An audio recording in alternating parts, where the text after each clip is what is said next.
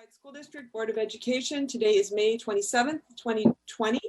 I'm going to call the meeting to order, and the first item of business will be an attendance roll call, please. On the attendance roll call, Student Director Garibo, Student Director Smith-Dahl, Director Torres,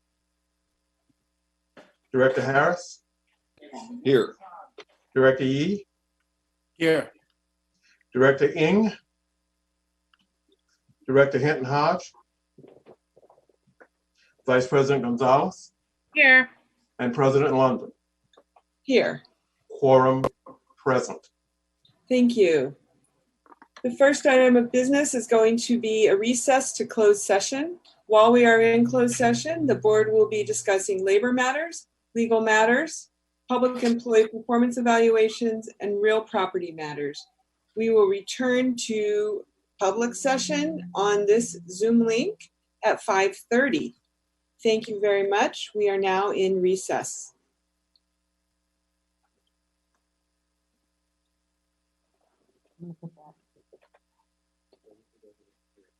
So I guess.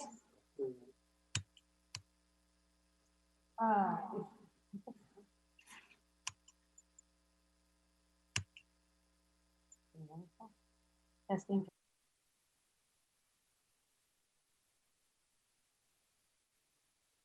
This is the Oakland Unified School District Board of Education returning from closed session on May 27th, 2020. May we have an attendance roll call, please?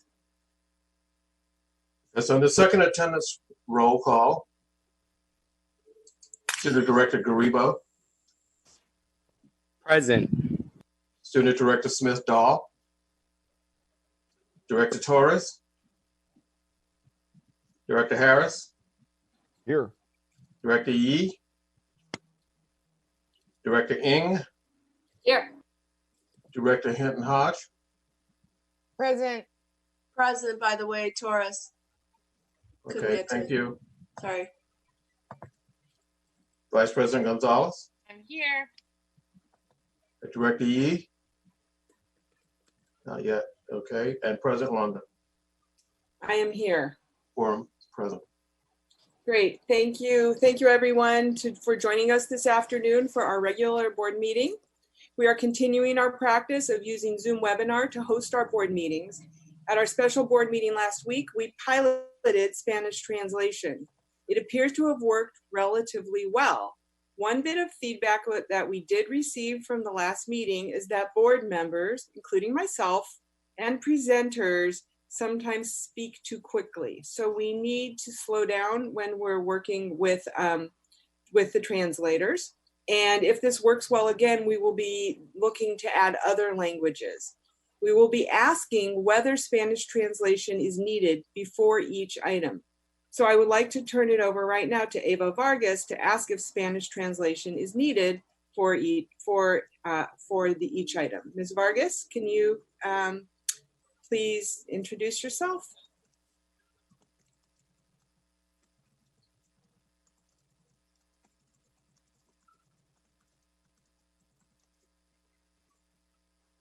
Perhaps she's not ready. I will continue and we'll come back. Hello, sorry, I'm sorry. I was Okay, unable. go ahead. Hello, good Is it afternoon. possible to Buenas open tardes. Is it possible to open your video also, Ms. Vargas? I'm trying. It doesn't seem like I'm able, unfortunately. Okay, Okay. I'm going to go ahead and give the message in Spanish now. Buenas tardes, damas y caballeros. Estamos poniendo a prueba la traducción al español para estas reuniones. Y para escuchar en vivo esta traducción, primero necesitamos saber si tenemos usuarios. Para avisarnos si usted necesita este servicio, por favor, oprima el botón que dice Raise Your Hand o levanta tu mano para que nosotros así sepamos si ustedes necesitan traducción. Gracias. Gracias. From our first online meeting, we made sure to take safety precautions. Of course, regardless of what platform we are using, we cannot anticipate what a speaker says just like we cannot during an in-person meeting. Indeed, at one of our first online board meetings, a member of the public made an incredibly racist remark and then hung up. While it only lasted a few seconds, such speech is not welcome at our board meetings, in our school, in our district, or in our community. If it happens at this meeting, I will do my best to immediately have the speaker's mic muted, but please know that doing so is not immediate as the microphone is controlled by staff and I need to ask them to mute the speaker. I would like to continue to express my thanks and appreciation to our employees, our families, and the entire Oakland community for how you have supported each other and come together during these unprecedented times. I would also like to thank everyone in advance for your understanding and patience as we continue to navigate this new technology. We are certainly all getting better at online meetings. There are still things that we are learning, testing, and trying to improve our systems.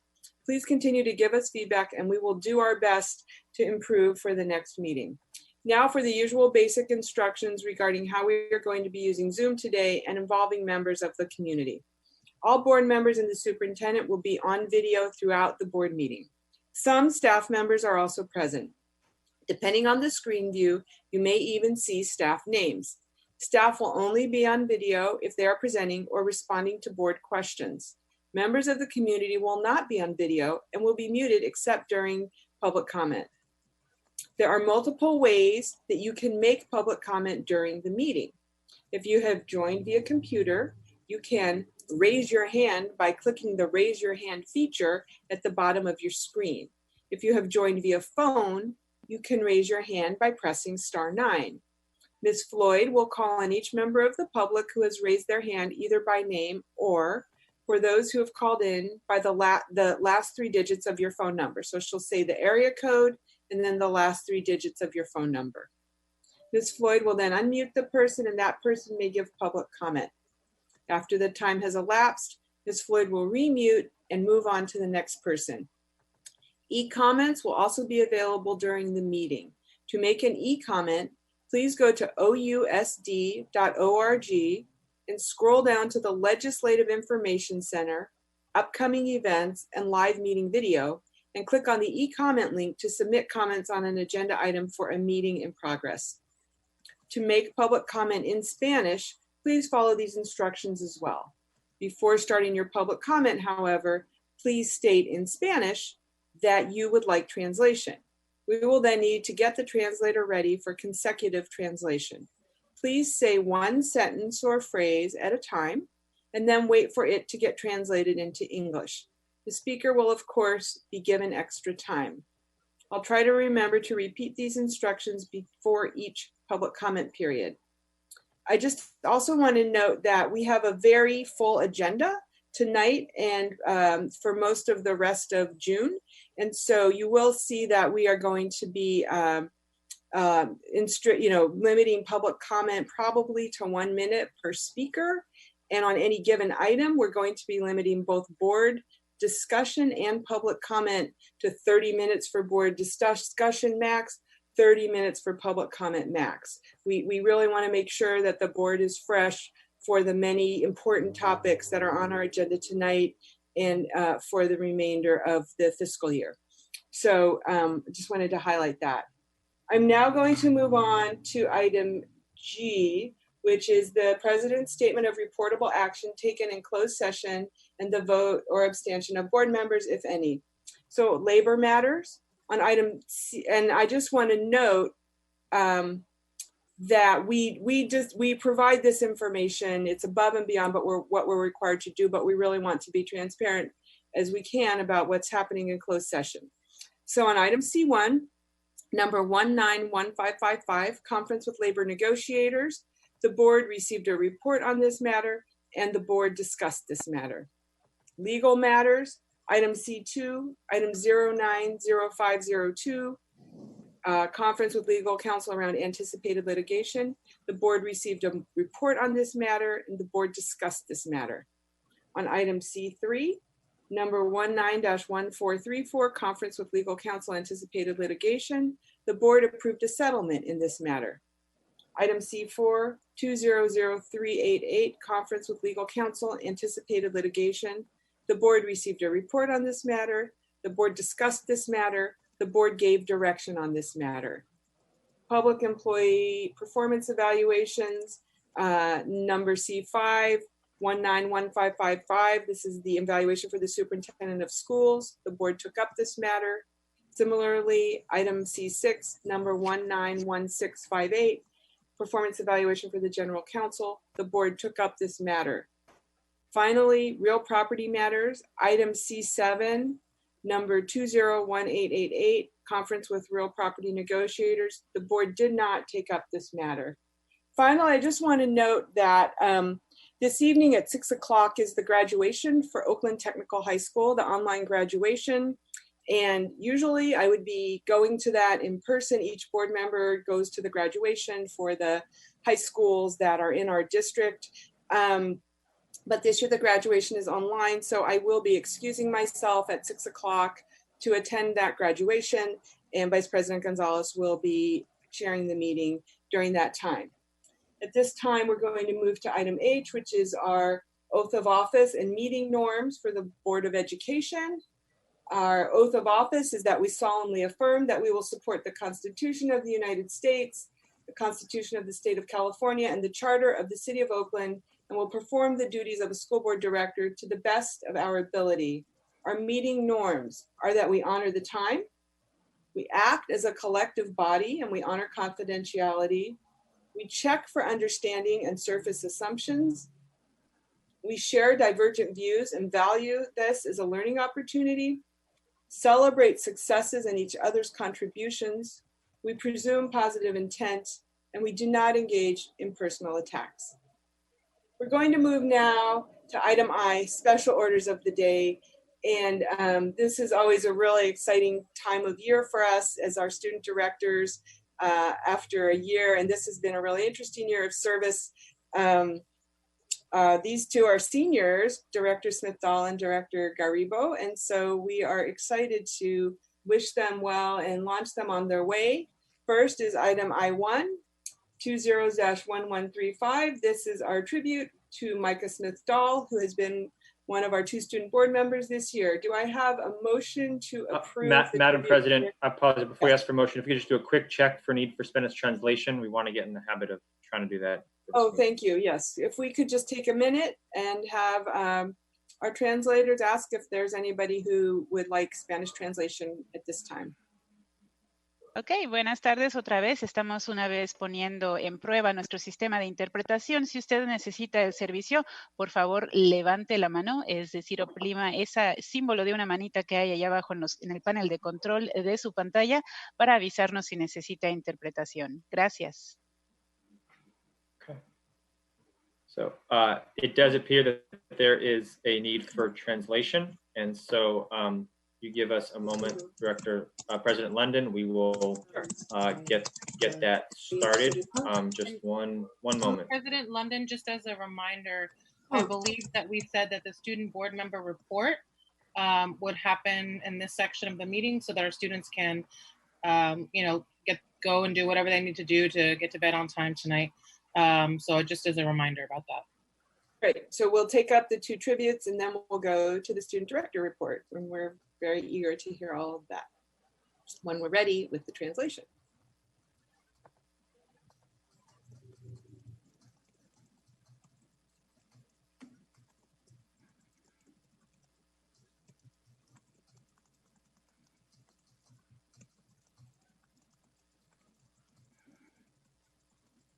Thank you for bearing with us.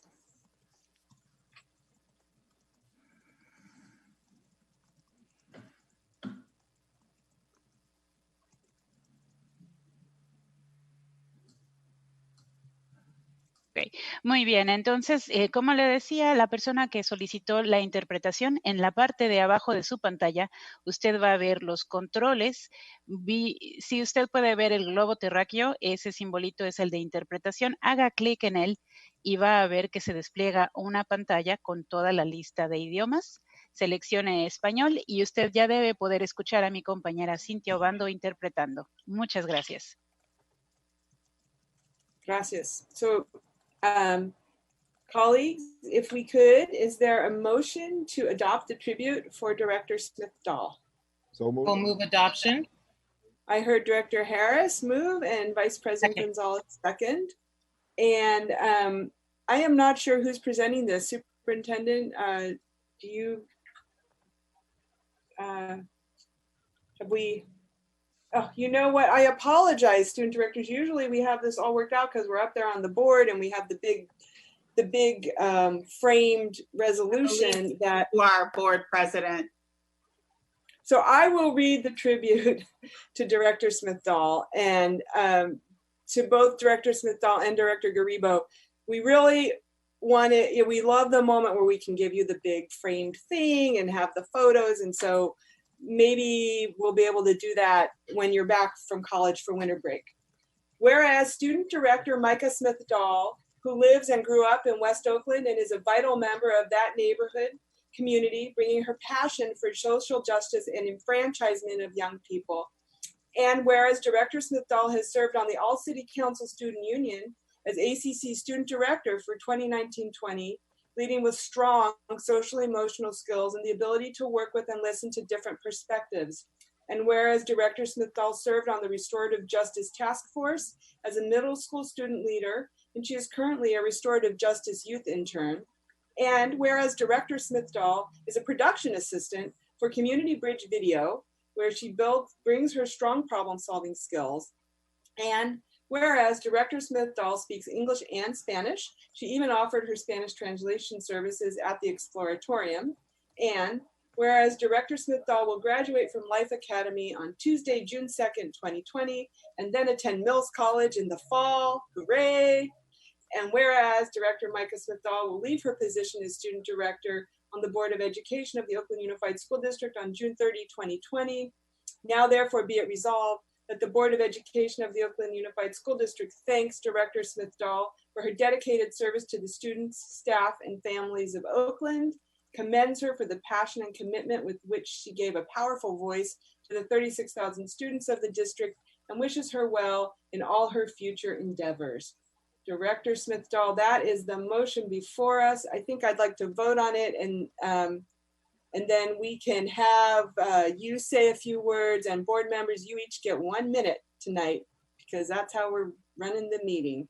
So Mr. Rakestraw, and we'll also take public comment on this. Mr. Rakestraw, can we call the roll, please? Madam Chair, you need to take the public comment before the vote. I need to take public comment first. Okay, so then I'm going to reverse that. Let's do the 1 minute from the board members. We'll hear from Director Smith-Dahl. We can hear Ms. Smith-Dahl, when would you like to speak? Would you like to speak after everybody else or now? What's your preference? After. Okay, so board members, you each have 1 minute. I think we have a new timer tool that we're going to be using tonight. Who would like to start? I'm going to just go down the screen and start with Director Hinton Hodge as I see you. Wonderful. Congrats. Fully unmute myself in my 56 seconds. Congratulations. I know you since you were a little thing. And you have just always been amazing. You've always been very present. Someone who has just been, I think, has an incredible amount of emotional intelligence on top of intellect. And so I think in what has been a really tough year of service for many of us, you grounded us. I'm really grateful to you because I actually wrote as a result of the actions that you would take. I was very moved, and I'm kind of a sluggish writer, don't really like to write very much, but I was incredibly motivated by your courage, your words, how you stood up around things. And really, I just know you as, you know, like a West Oakland girl, right? And so there's a lot of other parts to the story. So thank you for your service, and thank you for just standing strong, and may the ancestors continue to bless you. Great. Let's go next to Director Torres. Can you hear me? So congratulations, and I'm really proud you went to D5 High School Life Academy. I'm so grateful that you're on the board to represent District 5, to show people what an amazing school that we have. Life Academy obviously started by one of our leaders, Preston Thomas, and it's been awesome to get to know you. It's been awesome to see you find more and more voice and strength on the board, and while carrying the load of school, while keeping that GPA up, while being engaged in the board and ACC, And then I really appreciated working with you and your commitment to disenfranchised communities and what we're seeing in this country that is happening to people of color still. I appreciate that you stepped up with BOP and the issue of police in our schools. And so I know that you will continue to do that work wherever you find yourself. And I hope to hear back from you about the next chapter and how you are making a difference to stop the abuse and to just keep things moving forward, not backwards, not sideways, but forward. So good luck to you in all that you do. And obviously reach out if you ever need anything. Good luck.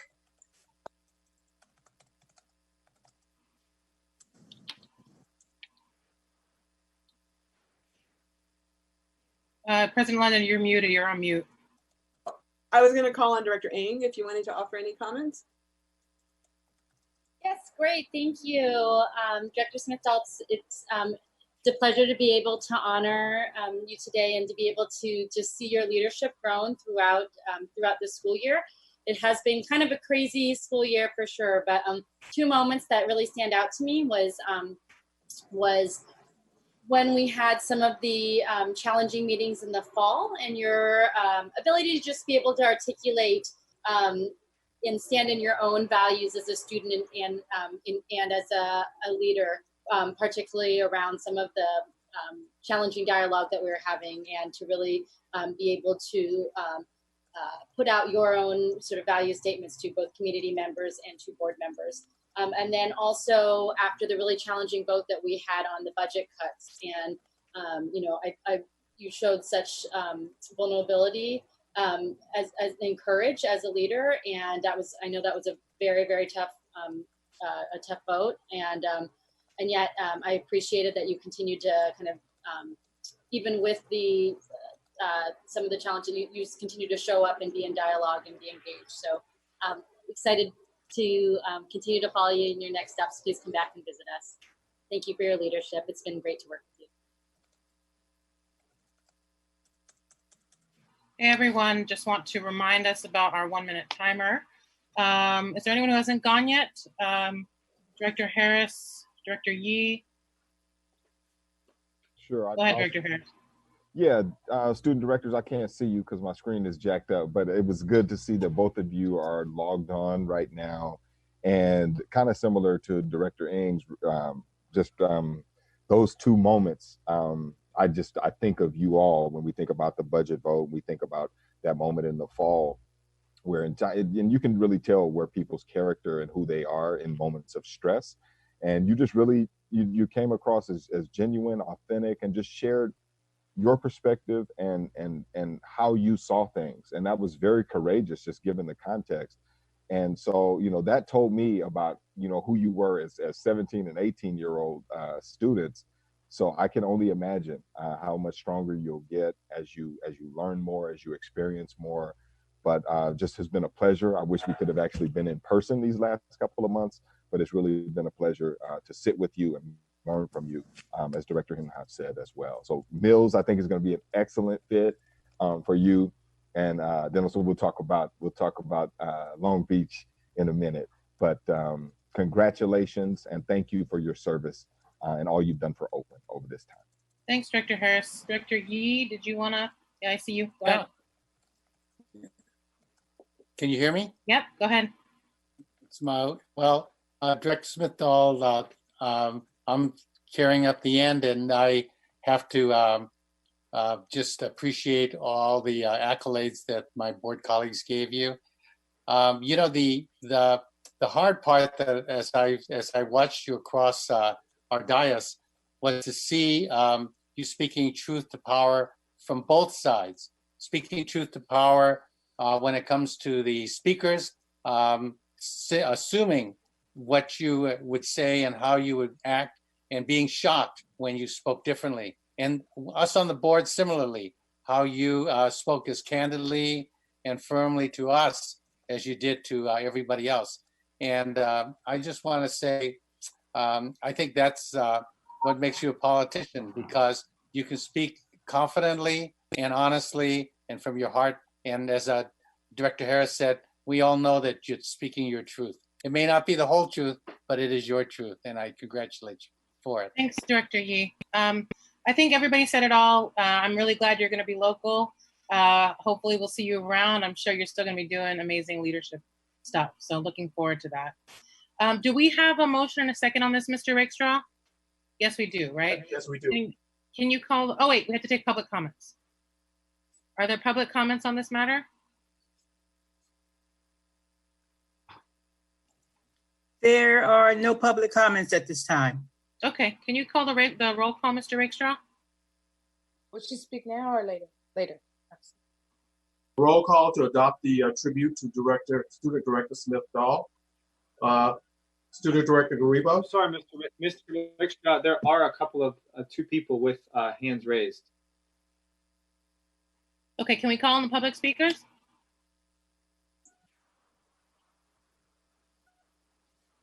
I'm not seeing those names.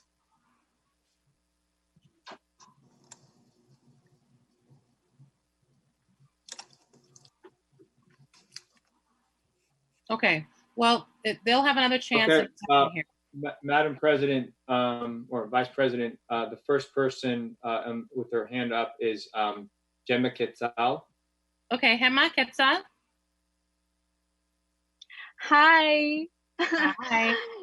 My name is Gemma Quetzal, former OUSD alum, and I just want to say thank you so much, Director Smith-Dahl, for your leadership, resilience, and just being the amazing person you are. I've known you for like a few years, and every single time that I talk to you, you really just enlighten me and teach me something new.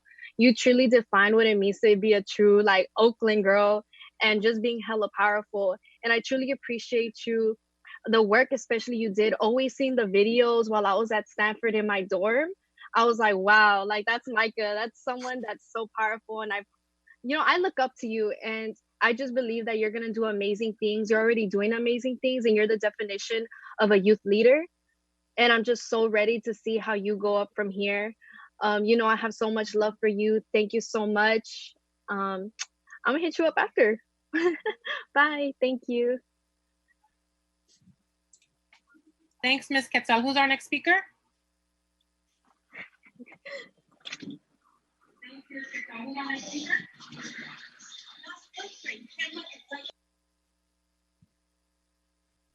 Is there another speaker? Sam Davis. Hi, Mr. Davis, go ahead. I'm sorry, I apologize. I was on mute. I just unmuted Miss Nakia Manning. Okay, Ms. Manning, go ahead. Can you all hear me?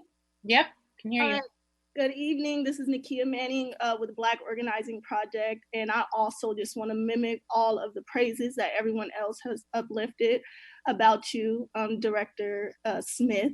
It has been a pleasure knowing you this year, and I just want to thank you for the truth in your voice, the leadership, the courage that you have brought to this board, the pushes that you have made, your conscious and moral decisions to stand in position of, centering community first, whether it's your immediate community or your larger community.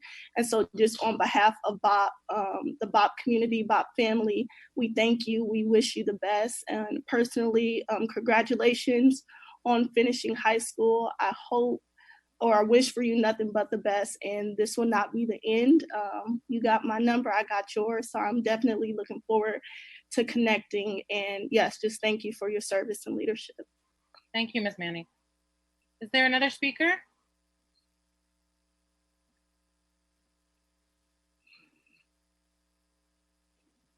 Okay, if there were no more speakers at this time, we can take a roll call on this item. Mr. Rakestraw? Sorry for the confusion, Madam Vice President. The next speaker is Sam Davis. Okay, go ahead, Mr. Davis. Hi, can you hear me? Yep. Okay, thanks. I just wanted to say congratulations, Director Smith-Dahl. I've known you since you were at Manzanita Seed, and it's just been amazing to see you up there on the dais and now virtually, but just speaking your truth and really having matured and grown into a woman who, represents her community. And so congratulations on everything you're doing. it's been a treat. Thanks. Thank you, Mr. Davis. Are there any other public speakers?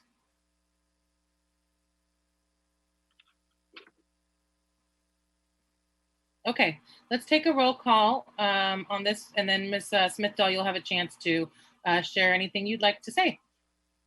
On the roll call to adopt the tribute to Student Director Smith-Dahl. Student Director Garibo. Yes. Director Ng. Yes. Director Hinton Hodge. Yes. Director Yee. Yes. Director Harris. Yes. Director Torres. Yes. Vice President Gonzalez. Yes. The motion's adopted. Ms. Smith-Dahl, would you like to say a few words? Yes, so firstly, I would like to start off by having a moment of silence, a minute of silence for Ahmaud Arbery and George Floyd. So I'm gonna start the timer.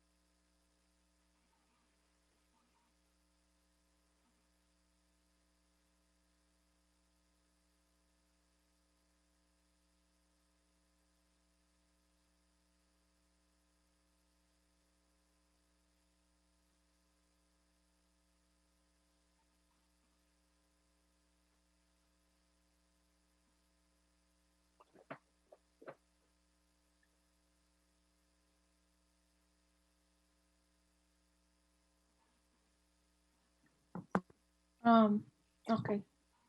Just remembering them and saying their name is so important. Yeah, but thank you guys so much for all the praise and praise and words of congratulations. I am extremely honored to have been able to hold this position this year and serve my community and be a voice for those who are, underrepresented and unheard mostly. Those students of color, students that are low income, students with learning disabilities. I have been so grateful to be able to be a voice for them and be in a position of leadership where often we aren't in these positions of leadership. And just being in this position has helped me to recognize my power as a young person. And I think also allowing other people to recognize what it is that we are capable of. And so I'm so grateful to be that motivation for others and as well as for myself. And yeah, I'm so honored in so many words. That's all I can say is that I'm honored. So thank you for the emotion and for the opportunity. Just overall, I would definitely stay in contact, just seeing and what opportunities that open up, staying in contact so that I can continue to uplift youth voices and uplift our young people that want to be leaders, and especially people who haven't been leaders or don't see themselves as leaders. Because me personally, I didn't see myself as a leader. So I am so appreciative to the people who saw me and saw the leader in me and saw what I was capable of. And hopefully I can continue to be that person that recognizes that in other people. So yeah, thank you. Great. Congratulations, Director Smith-Dahl. With that, we will move on to. Tell us real quick, are we going to be able to present resolutions and when we resume to our student directors, or do you know? I don't know if there's a plan for that. Madam Vice President, members of the board, we have undertaken the responsibility of getting them the usual frames and tributes, et cetera, and so forth. So that's in the works. Great, Mr. Rakestraw. Rakestraw. With that, we will move on to item I2, which is the honoring of Director Garibo. Is there somebody who would like to read the resolution for Mr. Garibo or Director Garibo? Madam Vice President, if we could just do another quick ask about the need for Spanish translation. Okay. Ms. Vargas. Of course. So, hello again. Buenas tardes, damas y caballeros. Una vez más, les estamos ofreciendo servicio de traducción al español y para avisarnos si ustedes necesitan traducción, por favor, levanten la mano. Es el icono de una manita así que está en la parte inferior de su pantalla. Una vez que también pueden buscar el icono de interpretación. Es un globo terráqueo que también está en la parte de abajo de su pantalla. Hagan clic en él y va a aparecer una lista de idiomas. Seleccionen español y ya deben poder estar escuchando a mi compañera Cintia Obando. Gracias. Gracias, Ms. Vargas. Board members, is there somebody? Vice President, we need a motion in a second. Is there a So motion? moved. Director So Torres. moved. Second. And I think I heard Director Hinton Hodge for a second. Is that correct? Director Yee. Director Yee for a second. Okay, great. Is there a director who would like to read this? Looks like Director Torres. Go ahead. Yeah.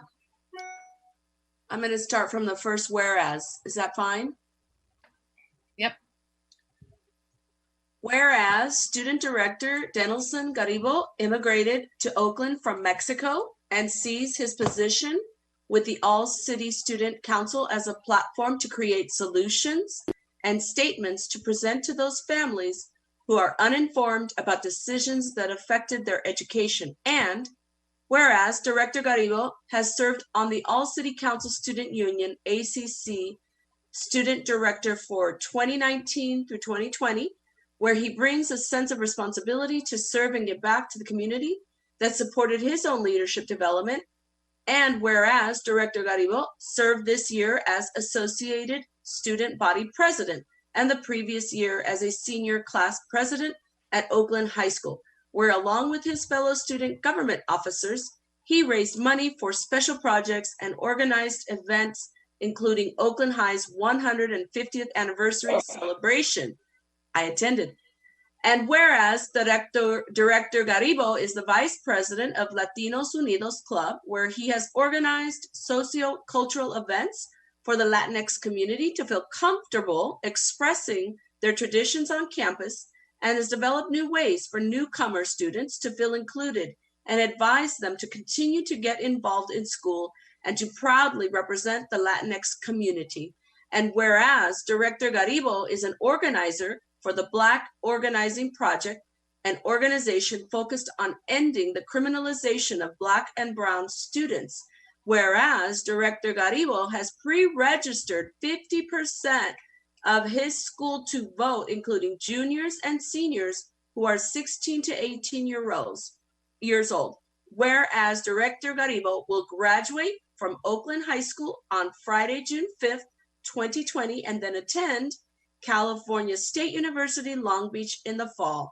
And whereas Director Garibo will leave his position as student director on the Board of Education of the Oakland Unified School District on June 30, 2020. Now, therefore, be it resolved that the Board of Education of the Oakland Unified School District thanks Director Garibo for his dedicated service to the students, staff, and families of Oakland, commends him for the passion and commitment with which he gave a powerful voice to the 36,000 students of the district, and wishes him well in all his future endeavors.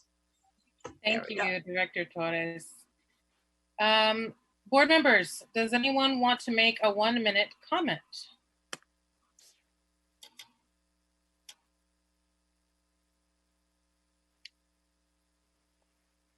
No? I'll jump in. Can you not see me? Yeah, go ahead. Director Garibo, it has been awesome also to be able to serve with you. And I just want to really appreciate your leadership as well. I think for me, the shining moments really have come in the last few months through the civic engagement work that you've been doing, and seeing you just lead so boldly, and especially through this time, of the pandemic on the youth vote work, and I particularly your testimony at City Council was you were just so on fire, and you were just incredible. And so the ways that you've been just really leading and so passionate about civic engagement work, even though, like you said, it wasn't going to benefit you, but you felt so strongly for this leaving a legacy, and for how it will benefit so many students beyond your time here. So it's just been so great to see you leading so boldly in that way, and really empowering other youth around civic engagement. And that's awesome statistic, 50% of your school. Right on. Thank you so much. Thank you. Thanks, Director Ng. Anyone else?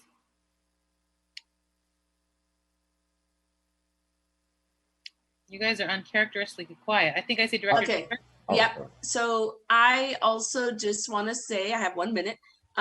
Thank you for, I think that the two of you were an amazing team, I have to say. Watching the two of you work so hard on the issues, while we also dealt with protesters at meetings starting last August. And that was hard for us. I can imagine that was hard for you. And you stayed really late, and you spoke really late into the night. And again, you know, that big juggle, and also being a big brother to your family members. I definitely wish you as well all the best. I know that you're going to continue to do the great things that we saw you do. And I appreciated your work with Bob on the police budget. And I think had we been successful, since the schools were closed, we would be saving about $3 million right now. And during COVID, that would have been great. So good luck to you. Take care. Thank you, Director Torres. Director Harris, did you want to say something? Yeah, I just wanted to just offer you congratulations. I mean, you're an amazing storyteller. You know, don't let that be missed. I've seen you tell stories about what you've seen throughout your just experiences in Oakland, and then your personal story. And you have an incredible ability to move people with that story. So just continue to trust that, and trust that you're naturally drawn to the idea of social justice, but not hollow social justice. You want a return on your investment, on your peers' investment. So just keep leading, man. You know, I'm really proud. Like you guys did make a great team, and kind of a lasting memory. I remember you two sitting in that room together. The first time I think you did a distant meeting, you know, one of these Zoom meetings, and it just showed, like, you know, how much you had each other's back. So just appreciating you both, appreciating you. This is your moment, Denelson, but just thank you. And enjoy Long Beach, man. That's a great town. I'm gonna look you up when I get there. Great. Is there anyone else who would like to make a brief comment? Go ahead, Director Yee. Thank you. Director Garibo, it's my first exposure to you really was after one of those events, and we were in that side room with the chief of police, and you know, I just saw your centeredness and your calm, your ability to listen and make your own decisions. And then I saw you express your decisions in advisory votes and advocacy at the board. And every time I knew that I was going to probably vote against your position, I felt accountable to you. And I knew that I would have to have a legitimate reason, and that it was important for me to respect the fact that we differ politically on some decisions, but we can still respect each other. I want you to know that I respect you, and I felt respected in this year. So thank you so much for that. And best wishes in your new year as a college student. Okay, anyone else? Yes. Go ahead, Director Hinaj. Thanks so much. Director Garibo, really powerful again. leading, what is the quote from Martin Luther King, right? Around like how leadership and character shows up in the midst of like chaos, in the midst of real struggle. And so again, as I was saying to Director Smith-Dahl, like you all really inspired me to write. And so please, just know that like people are watching you, right? And people are being moved by you and inspired by you. When you guys came back after what was a really like difficult time, like you guys showed back up, and what I remember was like you standing in the fire and facing people and speaking to them, not centering young people, and like that truth to power was really amazing.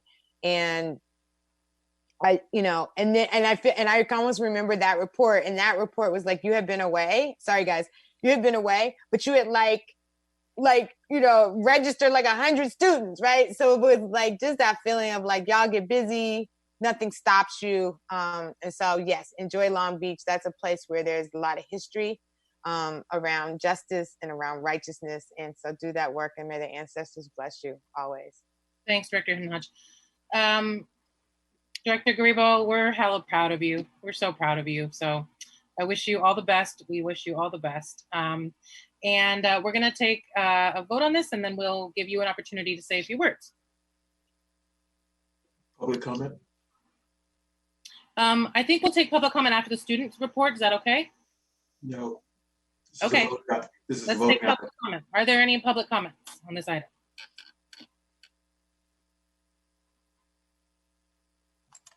Yes, Madam Vice President, we have several comments. The first one is Hema Gitsal.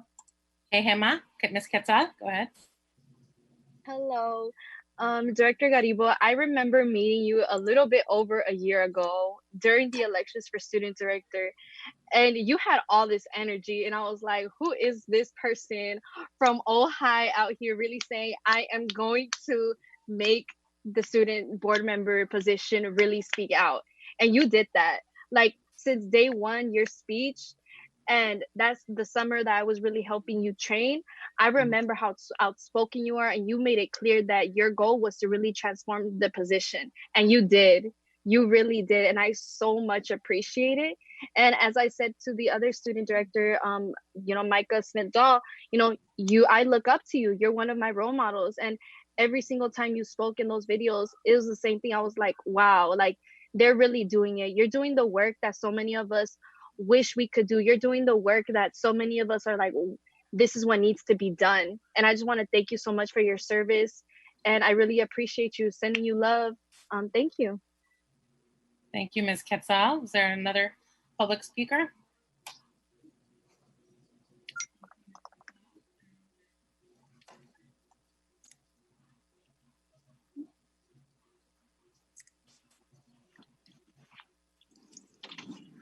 Are there more public speakers? Yes, we have Nakia Manning. Manning, go ahead. Hey, again, this is Nakia from Black Organizing Project, Director Garibo. I'm smiling right now. I wish we can be in person, but again, want to congratulate you for all of your endeavors, your efforts, and your accomplishments that you achieved this year. I want to thank you for your leadership in decision-making and pushing narrative and sitting in that storytelling that you lead with, which is rooted in the truth.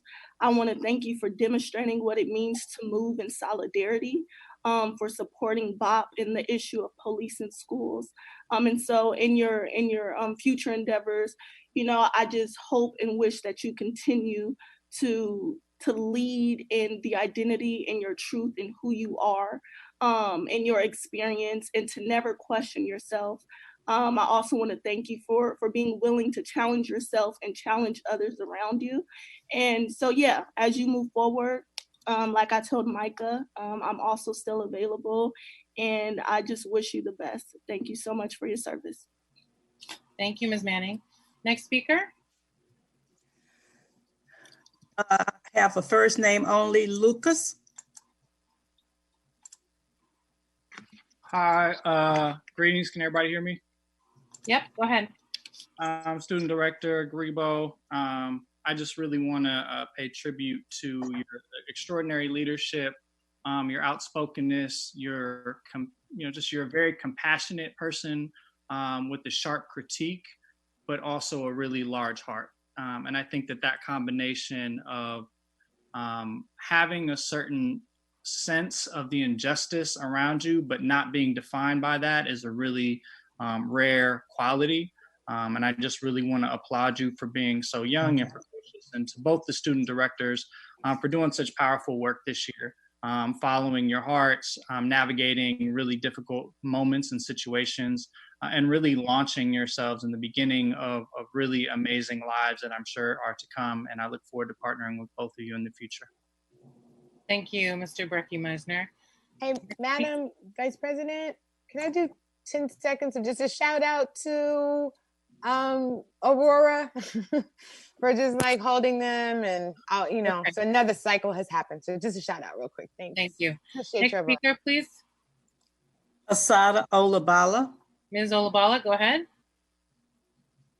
Yes, I just don't like the tone of making it seem like the process of how parents had to protest to get what they thought was serving the best interests of their children is some victimization that you had to go through. And so I don't mind you honoring these children, but don't downgrade that parents were doing the best that they could do to stand up for what they thought was and what they thought needed for their children. And that's all. Thank you, Ms. Olabala. Next speaker. Jessica Ramos. Ms. Ramos, go ahead. Hello to all of you guys. I'm Jessica Ramos, and I had the opportunity of working with Mr. Denelson and Miss Micah Dahl-Smith. I just love you both so much, and I just want to say that you guys are amazing, and I wish you guys the best. And I think all of All City Council wishes you the best, and we have the best opportunity to work with you both. And Denelson, you putting out the first gen Latinx community out there, and I'm so proud of both of you. And Micah, you're the best, and I wish you the best in Mills and in Long Beach. So that's all I have to say. Thank you, Ms. Ramos. Next speaker.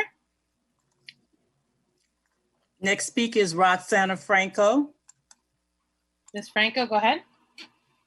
Good afternoon. My name is Roxana Franco, and I just want to give a big shout out to Student Board Director Denelson or Garibo, and also to you, Micah. I just want to say that it's been super humbling to work with both of you this year. Denelson, I just want to say that it's been amazing to see you take charge within the board, and it's been super incredible for you to not only exemplify resiliency, but also transform all the challenges that you've experienced into joy, and to fight for something so extraordinary, to fight for a broader and a critical mass of young people across the district. I wish you both the best. And I'm super excited for the next chapter of your lives, and super excited to also work with you in the future. And I have so much love, admiration, and respect for both of you. Thank you. Next speaker, please. That was the final speaker. Thank you. We'll take a roll call on this item, and then Mr. Garibo can say a few words. Yes, on the roll call to adopt the tribute to Student Director Garibo. Student Director Smith-Dahl. Yes. Director Ng. Director Ng. Director Hinton-Hodge. Yes. Director Yee. Yes. Director Torres. Yes. Director Harris. Yes. And Vice President Gonzalez. Yes. So now speech. Speech, Mr. Garibo, if you would like to. Vice President Gonzalez, when you said short words, I have a different definition of short words. But, I just want to thank everyone for those kind words. And most importantly, like what Micah said in the beginning of this, uplifting George Floyd's name For those who don't know, George Floyd was a 46-year-old Black man from Houston who was brutally killed by Minneapolis police. He was an innocent Black man and is a prime example of the constant criminalization of Black people in this country. George Floyd was perceived as someone who had committed the nonviolent crime of forgery. After his contact with police, George Floyd died. This is a story that we know too well in our own community here in Oakland. The moment of silence that Director Smith-Dahl uplifted was for all the Black and brown bodies that have been taken from us by this oppressive police system stemmed in racism, and especially anti-Blackness. This just goes to show why the work of the Black Organizing Project and many other organizations is so important. We do not need police in our schools. Schools are a place to advance our education and not spaces where youth of color could be susceptible to a state violence. Thank you. Now I will go ahead and share some final remarks in my role as student director. First and foremost, I want to thank my family for giving me the motivation I need to continue to fight for an equitable education. I wouldn't be here without their support, efforts, and an appetite to give me a better life and successful future in this country. Most importantly, I want to give my gratitude to all the students that voted for me and kept me accountable every time we were faced with difficult decisions on this board, for believing in me and the power of student voice. I have grown immensely from being in this position. I recognize that education in Oakland isn't succeeding as it should. Education in our system is under-resourced, and more specifically, in our county and our city that has been particularly under-resourced for a long time. When I took this position, I came in knowing that I had a powerful responsibility to represent the voices of students with my presence, perspective, and advisory vote as student director. I have learned that it's very important to have representation in decision-making spaces. We as students should always be included in the decision-making process of our education. Student engagement is absolutely critical and necessary for the success of every student in OUSD. No one knows better about the student experience or the perspective of youth in Oakland than us. In my time as student director, I have learned perseverance, resilience, and the meaning of true solidarity. I have learned that in order for our district to properly serve students, we need partnership. When young people are meaningfully engaged in their education, they are able to succeed academically. I have been enrolled in OUSD for 12 years, and I can attest that students are more likely to stay in school and graduate when given the opportunity to exercise agency. I want the words that I'm sharing with all of y'all to create a positive impact in our district and to always remember to champion student engagement. Let's dismantle this system and eliminate the school to prison pipeline by securing a bright future for Black and brown youth. Students who live and attend Oakland schools have a unique perspective of the things that we find beneficial and the things that we would like to change. There are 36,000 students enrolled in this district. We as a board realistically cannot represent all those experiences. I want to take this moment and ask our board members, district leaders, and people that sit on any decision-making spaces to reflect how many of you know firsthand the experience of being undocumented in Oakland. How many of y'all know the feeling of being homeless or in foster care? How many of you carry the trauma and have needed a restorative approach to conflict? People of color face a unique set of experience and challenges. It's okay to not have experienced these struggles firsthand. However, it is important to recognize them and uplift the voices of communities who tend to be marginalized and pushed to the side. This is a good time to learn how to include those voices. It is deeply valuable for our students to be heard. Even though we cannot represent all our students, we can provide a platform for them to share what those experiences are and provide the help they need to overcome the challenges they encounter. This is the importance of meaningful student engagement. My advice to this board is to engage in deeper reflections on the role that you play in the lives of Oakland young people and invite them to have a seat at the table, not the menu. You have the opportunity to shape the lives and future of our youth. I want to thank everyone who supported me and guided me through this process. Thank you to the youth organizers and adult allies from the Oakland Youth Vote Coalition for making history in this youth-led historical movement and placing Oakland Youth Vote on the November 2020 ballot. I hold a deep appreciation for ACC, OUSD alumni, Office of Equity staff, and adult allies, partners, and leadership teachers. I'm giving my gratitude to multiple adults in these organizations with different backgrounds just to remind everyone that this movement requires partnership and support of youth. This is a community effort and will require Oakland voters to vote to give young people the right to elect leaders that reflect our values and that leaders who can uplift my voice. As students, furthermore, I want to give my appreciation to adults on this board for uplifting my voice, because by doing so, you were supporting undocumented students of color and helping me represent all the 36,000 students in Oakland. Lastly, I leave you with one final hope. I hope that all of the school board directors will work alongside students to ensure that Oakland Youth Vote is implemented with integrity and equity at the center. And always remember, ain't no power like the power of the youth, because the power of the youth don't stop. Thank you. Thank you, Director Garibo. Now go ahead. At this time, we're going to take up item K, which is a student board member report. And I think we've got 10 minutes set aside for this. So Mr. Seichow, please make sure that we have the timer going for the presentation. And then we will get after that to the CELA by Literacy and the CBOC committee reports.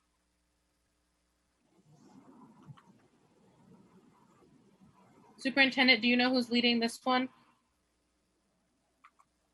Is it you, Director Garibo and Director Smith-Dahl? I think I am leading this one.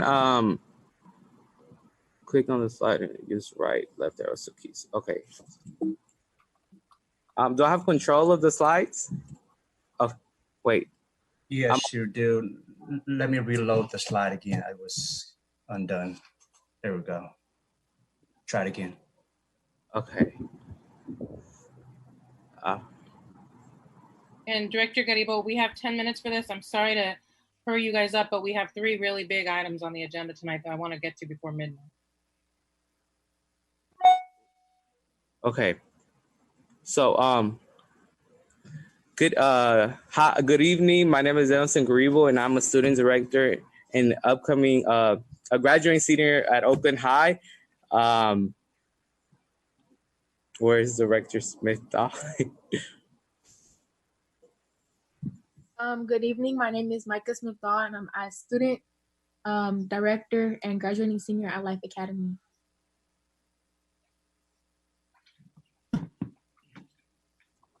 Good evening. Okay. Good evening, students, family, staff, community, and board members. We will present our accomplishments over the past 11 months, the highlights of the Youth Vote campaign and work during the past 3 months. We are aware that we have limited time, so we chose to highlight a few of our accomplishments, and we will just address a few slides. However, they are there to read. I would like for everyone to take a moment and read. This do be hard. Okay, here's our agenda for today and ACC's vision. So I would like for everyone to take the moment and read ACC Student Union vision to themselves as I read it out loud. All City Council seeks to create a positive change in our schools. We amplify student voice by serving as a bridge between adults, decision makers, and the student body. We are a diverse team of student leaders who represent or are elected by the masses of students at our schools.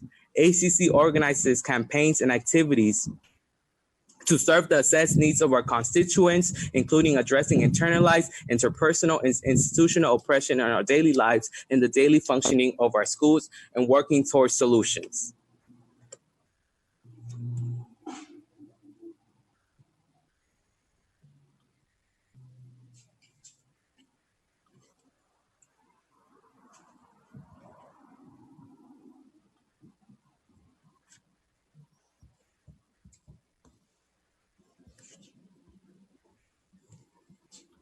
Is Natalie Gallegos and I have myself on mute. I'm sorry. Go ahead. Hi, my name is Natalie Gallegos Chavez. I am one of the LCAP student budget directors. I am a freshman at Oakland Tech. Making A through G real is about living equity in education. After 11 years, we continue to advocate for an educational system where all Oakland youth have A through G access and feel safe and valued. Our four main budget priorities areas support creating a culture and climate in OUSD where we can make A through G real in classrooms, in communities, and in funding of schools and scholarships on the ballot. We continue on our work with Marcus Foster to create scholarship opportunities for Oakland youth and our works with ACC community partners and governments to get Oakland youth vote on the ballot and organizing for schools and communities first to bring needed funding into our schools. We ask every adult who is listening to reflect on how you partner with young people in OUSD to make A through G real, and we'll continue to partner with this. My name is Lynn Lee. I'm ACC's president. I'm a 9th grader at Oakland High School. Our key accomplishment in spite of COVID-19 was that we are able to continue to advocate for our budget priorities, including RJ, continue our work conveying youth from 10 different high schools across the district, advocating for statewide funding, building coalition, meeting with leaders in circles, and end the year with key victories that we will highlight in later slides.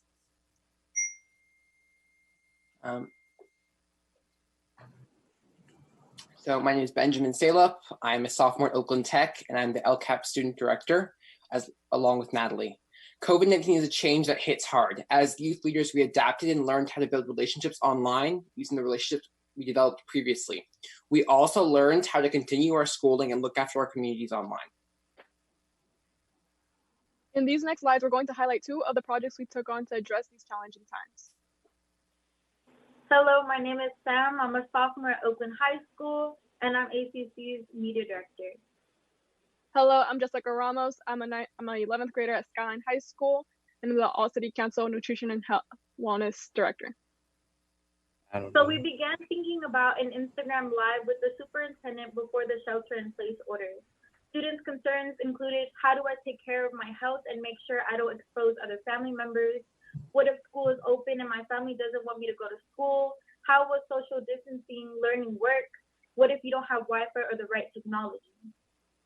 The superintendent's office felt it could not answer health questions, so we put together Health and Wellness IG Live with staff from OUSD Health and Wellness, Restorative Justice, and APISA, while building new partnerships with Alameda County Health Department and UCSF. The next 2 Instagram Live webinars were with the OUSD superintendent. Can you guys slow down a little bit so the interpreter can keep up? Yes. The IG Live sessions brought many things to light. Students appreciated hearing a student voice on the robocalls and were more responsive than with the adult voice. 2, the school community noticed that OUSD administration was taking a different approach and partnering with students and responding to their questions. 3, parents increased engagement with ACC and started following ACC's IG account and reposted on their platforms. Also, the impact of Instagram Live webinars extended beyond the live broadcast, and they are continued to be watched. The IG Live/webinars have been very successful at engaging students, supporting the district to communicate in new, clear ways and support youth-adult partnerships with middle and high school ACC. Partnerships between students and staff are vital and powerful for the school and Oakland community. Meaningful youth-adult partnerships must continue to be built across departments in OUSD, with OUSD staff and students as we move forward, learning how to do education in a new way.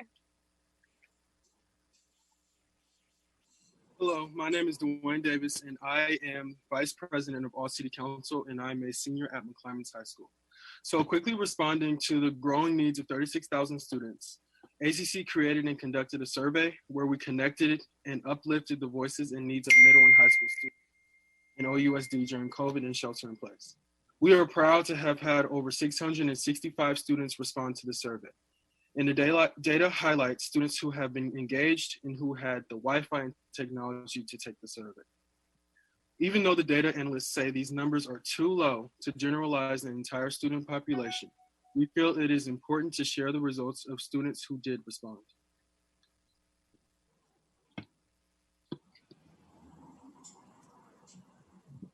we wanted to share a few highlights.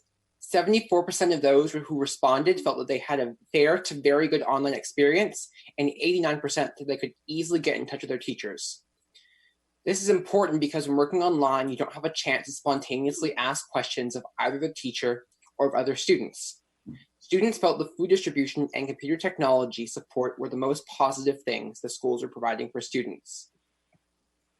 Some of the issues students felt OUSD staff should be aware of focused on the level of stress and frustration students are dealing with. Some of the reasons for this were inadequate technology or Wi-Fi, sharing computer time with siblings and other family members, having to work both in the home or out of the home to help support the family, a stressful home life, or needing the motivation of being in school with others and in-person teacher support.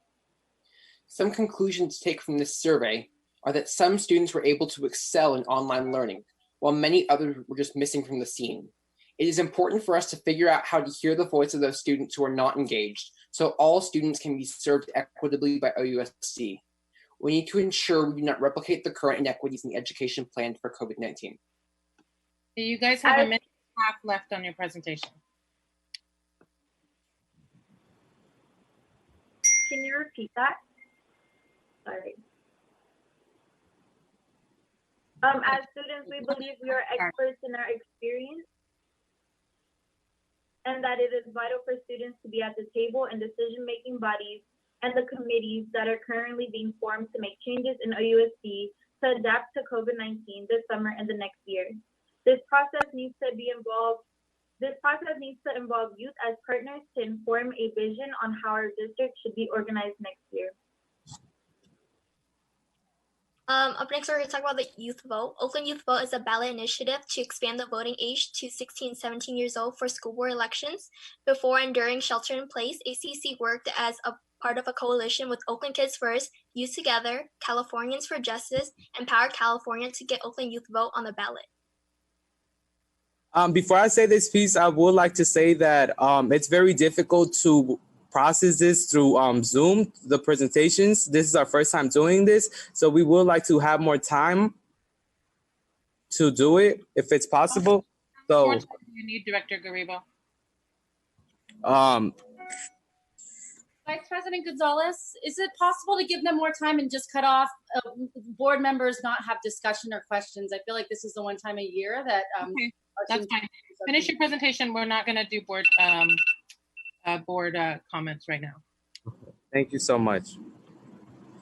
ACC had a central role pre-registering over 150 students to vote and talking to over 350 Oakland voters about the campaign through door-to-door canvassing. At the same time, we were able to assist in the collection of over 600 signatures for the Schools and Communities First ballot initiative, helping it get on the 2020 November ballot. All of this was accomplished because we are dedicated to student engagement on a larger scale. We would also like to thank everyone who supported the Oakland Youth Vote, from our coalition to the school board, to OUSD staff, to the city council, mayor's office.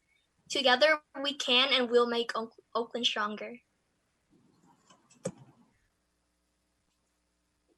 As LCAP student directors, we continued to represent and advocate for student voice in our ACC budget priorities at LCAP meetings. As part of our campaign, the LCAP Advisory Board wrote and presented a motion asking for clear materials to explain the budget cuts. While 450 peer RJ leaders held circles in schools across the district, we advocated for funding streams to continue to support the work that hosted the first Mom Language Circle led by Mom Speaking peer RJ leaders at Fremont High, and at the first trilingual RJ training that started a cross-campus peer RJ movement at Castlemont.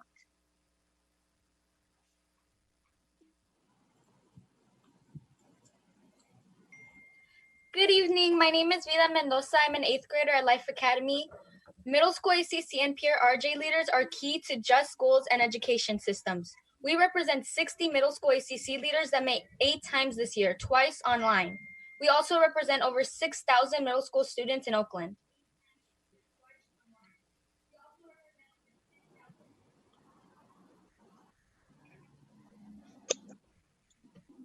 My name is Narali Bhakta. I'm an 8th grader at West Oakland Middle. for a few more days. We want to congratulate our 8th graders who are at their promotion with our love and support. We participated in trainings that developed our leadership skills while planning the Ethnic Studies Conference and the YPAR RJ in the Middle survey. Students were going to take the survey at the conference. When the conference was canceled because of the COVID crisis, we rapidly changed our gears and moved to work online. We continued to build community, co-facilitated games and movement training for teachers and staffs, and we participated as panelists on the Instagram live webinars. We launched our RJ survey last week that 150 students have taken so far. Our survey explores how RJ will support us in our education during COVID now and in the years to come. We want to thank the board for this opportunity, and we will share our recommendations from the RJ and the middle school survey after we analyze the results next month. This year, ACC focused on a students-led campaign on the importance of drinking water, including a student design contest with the theme, Water is Life. After schools closed, we focused on health and wellness during COVID-19, including a Q&A webinar. Next slide, please. These are the 3 winning designs of the Water is Life contest. For next year, we recommend continuing the work in the campaign and also prioritizing students' mental health.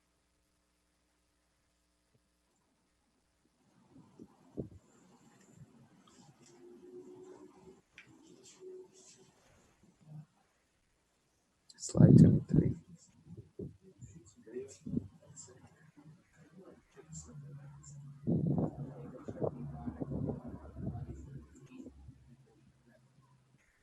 Thank you, ACC School Board and UGB, which will be continuing this work to build OUSD in a new way where equity thrives. We want OUSD to be an example of an equitable and restorative system that dismantles the system that keeps youth in Oakland uneducated. Knowledge is power. We are making sure all of our students have access to an education that helps them see that their dreams can be in reality.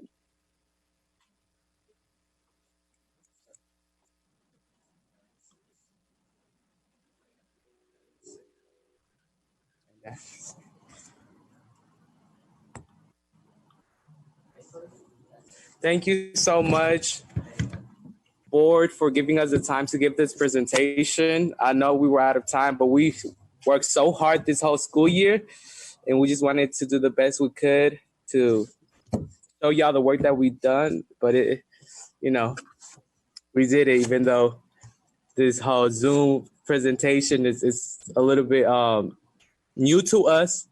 But you know, we did our best. This was our presentation. Thank you. It is new to us as well, student director. So you are not alone. Y'all did good. Thank you for the presentation. So unfortunately, we're not going to take board comments at this time. We are going to take public comments. Mr. Seychow or Ms. Floyd, are there public comments on the presentation? I see one hand so far. Hima Gitsal. Ms. Quetzal, you're up. Hello, school board. Thank you so much to all city council for all your work and leadership. I truly appreciate it. You all really exemplify what it means to be an Oakland youth leader. But I also want to really keep to tell the school board we need to be really conscious around the language we are using when we're talking about agenda items. I heard someone say that we have 3 big agenda items, and that's why they needed to be limited. And all I want to say is this is a big agenda item. Youth voice was it first, and so always keeping that in mind. Thank you, Director Ng, for really highlighting the importance of this and this time. But please keep in mind the language that you are having. This item, it is one of the most important items. Youth voice, as you all said, is important. Students first is an OUSD value. Thank you so much, all City Council Student Union, for your work. Thank you, Ms. Quetzal. Are there other comments from public speakers? There are no other comments. Okay. Thank you, students. Really appreciate all the work that you guys did this year, and it was a really crazy and hard year to do it. Thank you. You guys were amazing at City Hall, and I was so honored to be the first speaker at that event, and I look forward to seeing the vote. Turn it out. Okay, we're going to move on now to item I3, which is a celebration of our students who have earned the California Seal of Biliteracy. Ms. Knight, I believe you're on deck for this. Yes, good evening, everyone. I believe I'm going to get control of the PowerPoint.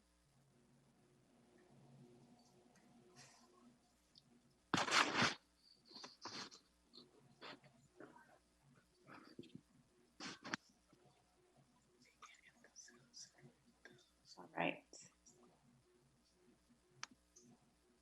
Okay, sorry about that. I'm learning how to do this part of Zoom. That was the first.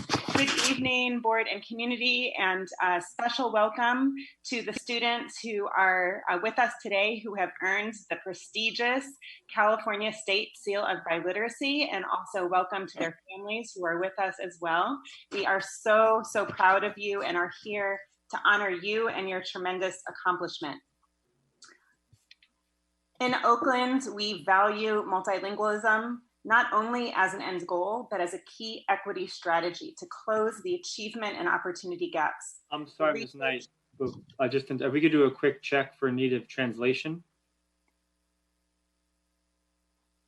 Let me, Ms. Vargas, let me let you do that 1 second. Okay. All right, Ms. Vargas, go ahead. Muy bien, buenas tardes, otra vez Eva Vargas aquí para informarles al respecto de nuestro servicio de traducción. Por favor, levante su mano, es un icono de una manita que está en la parte del control aquí abajo en su pantalla para que nosotros sepamos que usted necesita la traducción. Y si ya quiere activar la traducción, busque el globo terráqueo que dice Interpretation abajo, haga clic en él y se va a desplegar una pantalla que presenta la lista de los idiomas, seleccione español y en este momento ya debe poder estar escuchando a mi compañera Cintia Obando. Muchas gracias. Okay, gracias, Eva.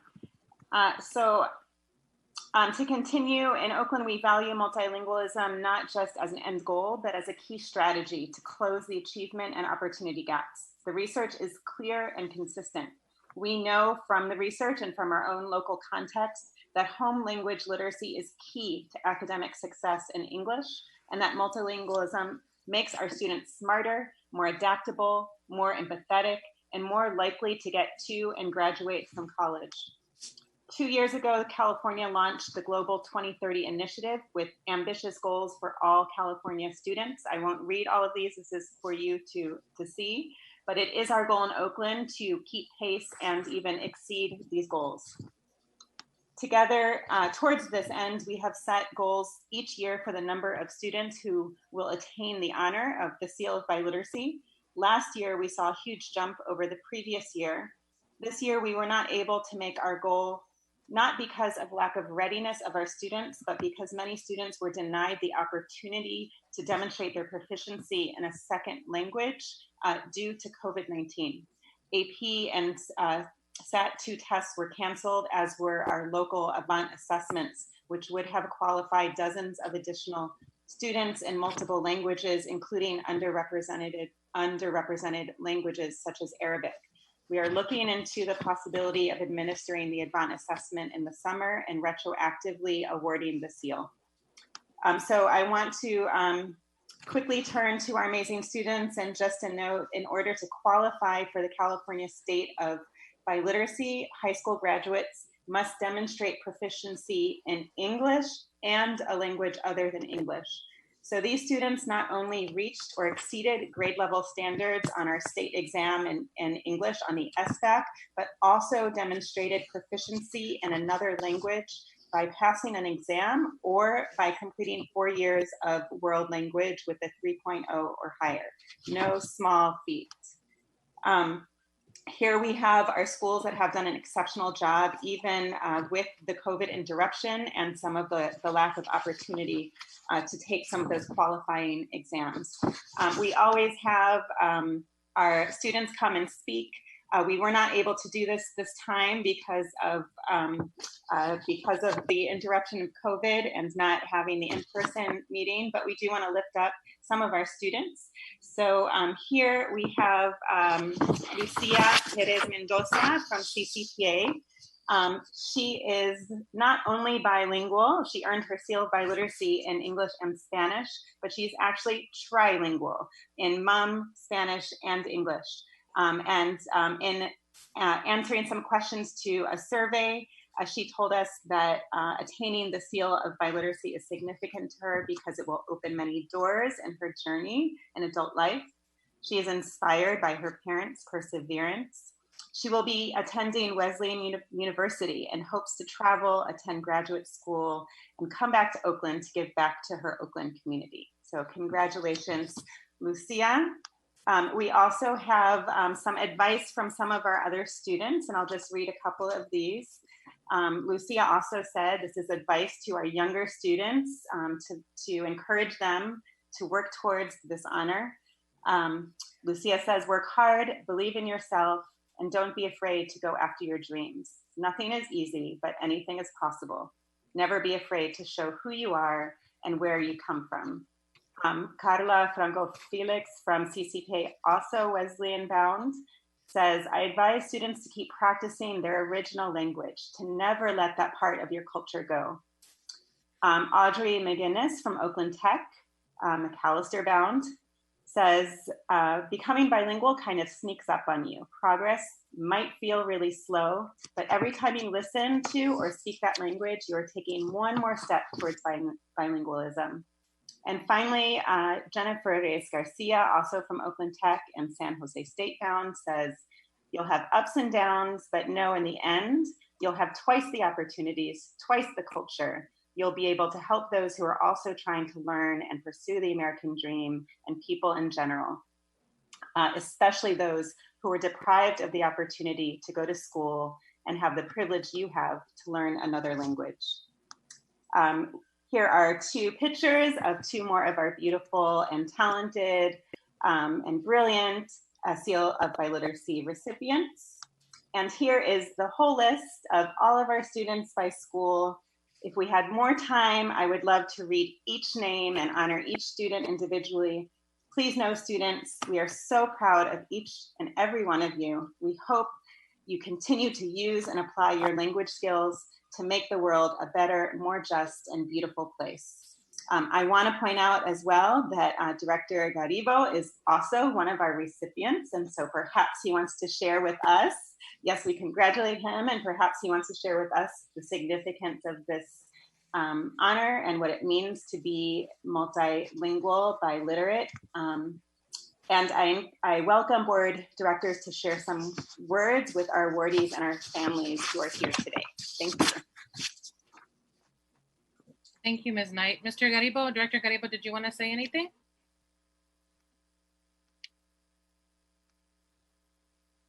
Hello? So sorry, y'all took a bathroom break. I was giving you congratulations for being one of our awardees of the Seal of Biliteracy. Congratulations, and wondering if you want to share any words for us in our community for why this is significant to you and our broader community. Hate to put you on the spot, but would love to hear from you. No, for sure. Thank you so much. This means a lot to me. It still feels crazy. I never expected me to master English, you know, arriving to this country at 6 years old and being bullied for not knowing English. And, you know, it just means a lot that I still managed to keep my, the language that my parents speak, even learning English, and did not forget it. And it just goes to show that it's so good to represent other languages. And, you know, I thank y'all for having a translator here to translate everything that's been happening with the board. And yeah, it's so proud of every student that's bilingual. And for those who are not bilingual, you can learn it. Any language is you can learn it. You just got to put your mind to it.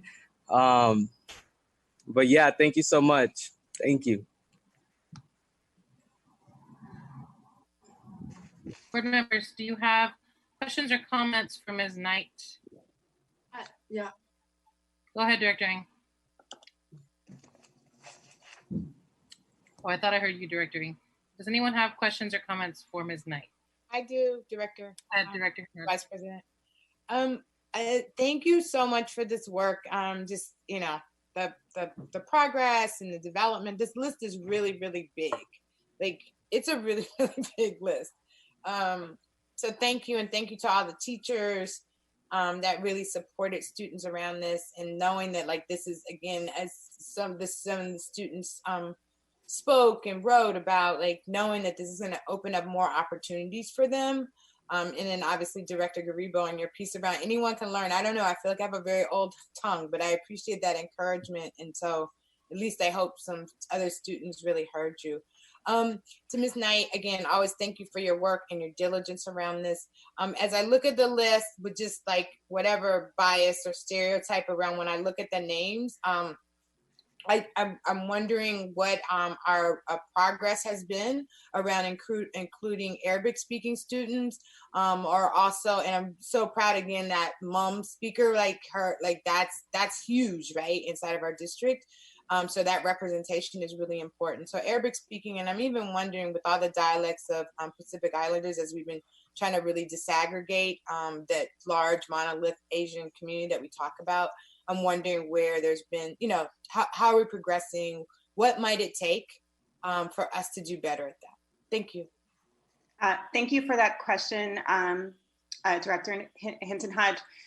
So we had and have a goal of particularly assessing our Arabic speaking students. I just want to point out, we have so many more students who have met the criteria or who have the skill, but have not been given the opportunity and the access to demonstrate that skill. It is an opportunity gap, right? And so we had a goal of providing an assessment called the Avant, which is available in Arabic and many other languages, including many of our Pacific Islander languages. We wanted to start with Arabic and had a goal of doing some Saturday testing sessions. And we were not able to do that because of COVID.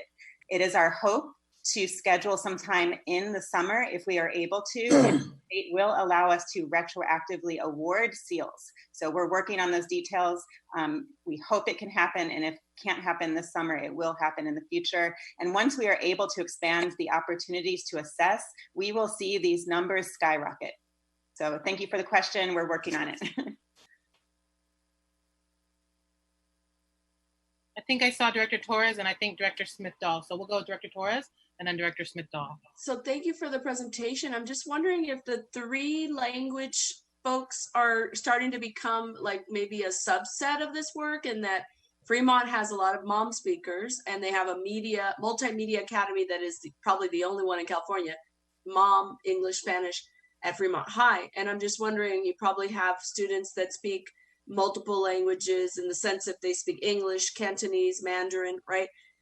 Or what have you. So I'm just wondering if there's any, I know it's bilingual literacy, but for us as Oakland, we have so much more diversity that I wonder if we're having, we're able to make a shift, if you will, to students who are just going to go for the 3rd language as opposed to the 2nd. And so that was one question.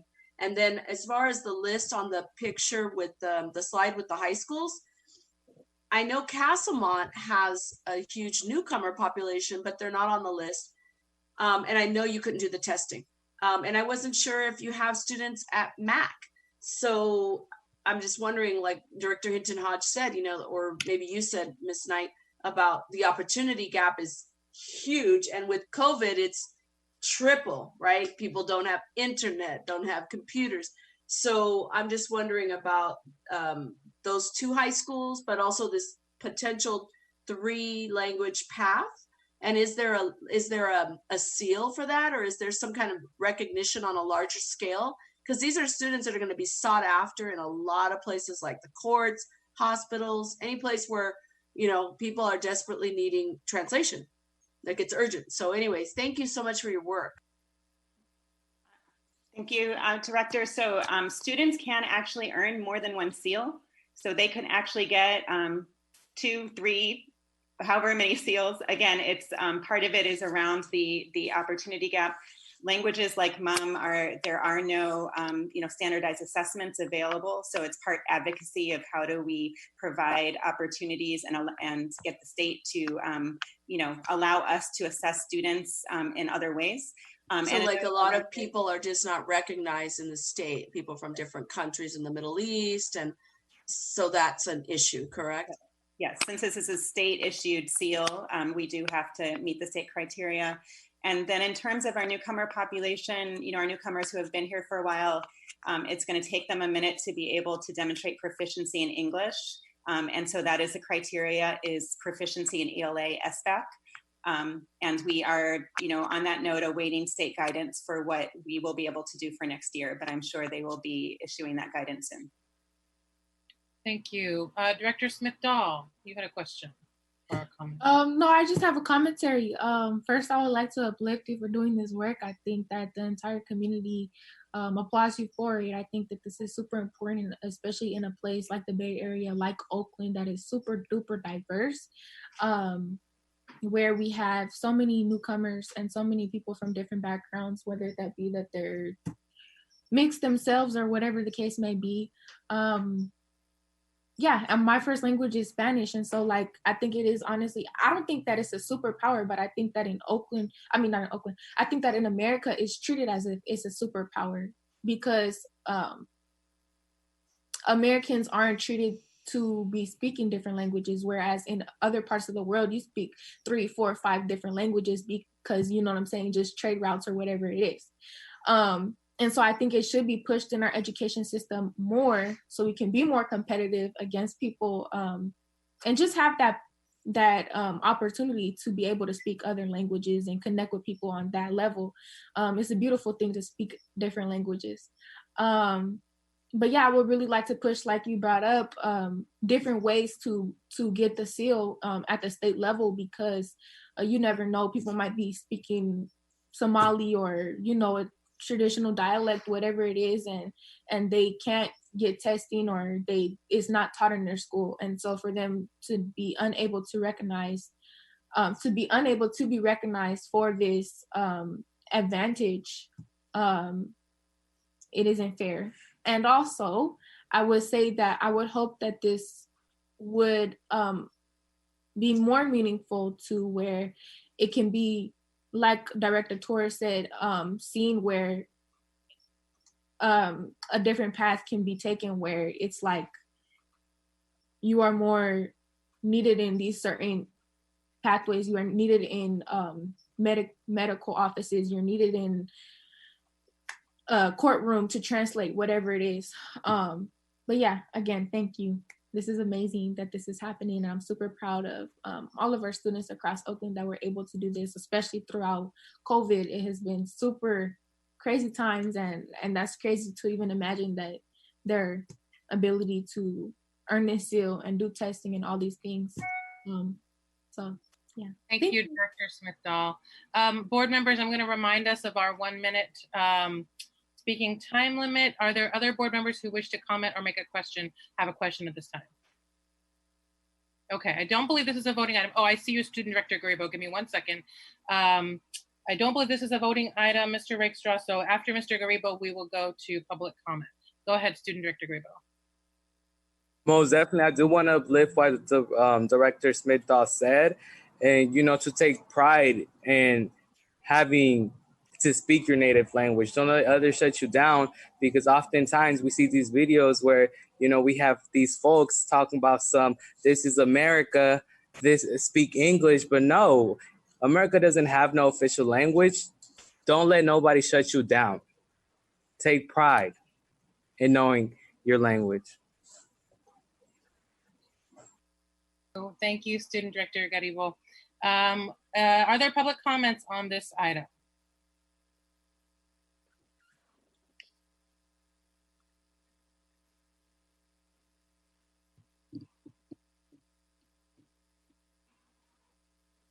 Ms. Floyd, you're on mute. Are there public comments on this item? I'm sorry, yes. We have 3 speakers so far. Serena Eisenberg. Ms. Eisenberg, you're up.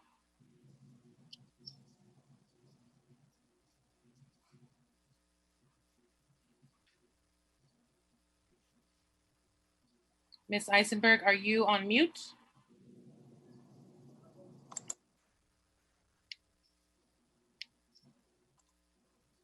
Ms. Eisenberg, it appears that you're on mute right now. Let's call the next speaker and we can come back for her. Next speaker is Asada Olabala. Okay, Ms. Olabala, you're up. Yes, this is so challenging for me because I cannot get a conversation with some action program that deals with the issue of the tremendous gap for learning for African American children. And I can't fall in love with anything until I can see African American children being served well. The other thing is African American children sit in a classroom with children speaking many languages increases the difficulty they have with trying to learn. It is extremely difficult for African American children to be in classrooms where they have so many diverse languages and they have to try to learn with that challenge of trying to understand all these languages. So I don't know what y'all gonna do to help Black kids, but you got newcomers coming here and you got people that been here and they can't get help. Thank you, Ms. Olugbala. Ms. Floyd, is there another speaker? Yes, Nydia Baez. Ms. Baez, your turn. Good evening, community and board members. This is Nydia Baez, assistant principal at Fremont. I just want to shout out the Fremont students that made this list this year and share how much we love them and share where they're going to be. So Maria will be at UC Davis. Madeli will be at Holy Names. Kevin will be entering the workforce. Karen will be entering the workforce. Deborah will be at SF State. Prota will be at UC Santa Barbara. Evelyn will be entering the workforce, and Janet will be at Berkeley. And I want to end with Ahmed, who, in addition to being a very powerful leader and newcomer at Fremont, he is one of our Arabic speakers, and he's the first student to qualify by satisfying all the requirements to earn the seal of biliteracy. So we're very, very proud of him. He will be at UC Davis this fall. So shout out to the ELMA team who helped to make that happen, especially Luvia Sanchez, who helped to administer the Arabic test. And we will have more students next year for our Arabic seal of biliteracy. Thank you. Thank you, Ms. Baez. Congrats to our Fremont students. Ms. Floyd, is Ms. Eisenberg still on the line? No, she's not. Okay. Okay, are there any other public speakers? That concludes the speakers for this item. Okay, great. I believe that that's not a voting matter. Thank you, Ms. Knight, for your work and for the report. We are going to move now to item I4, which is a report from our Citizen Bond Oversight Committee.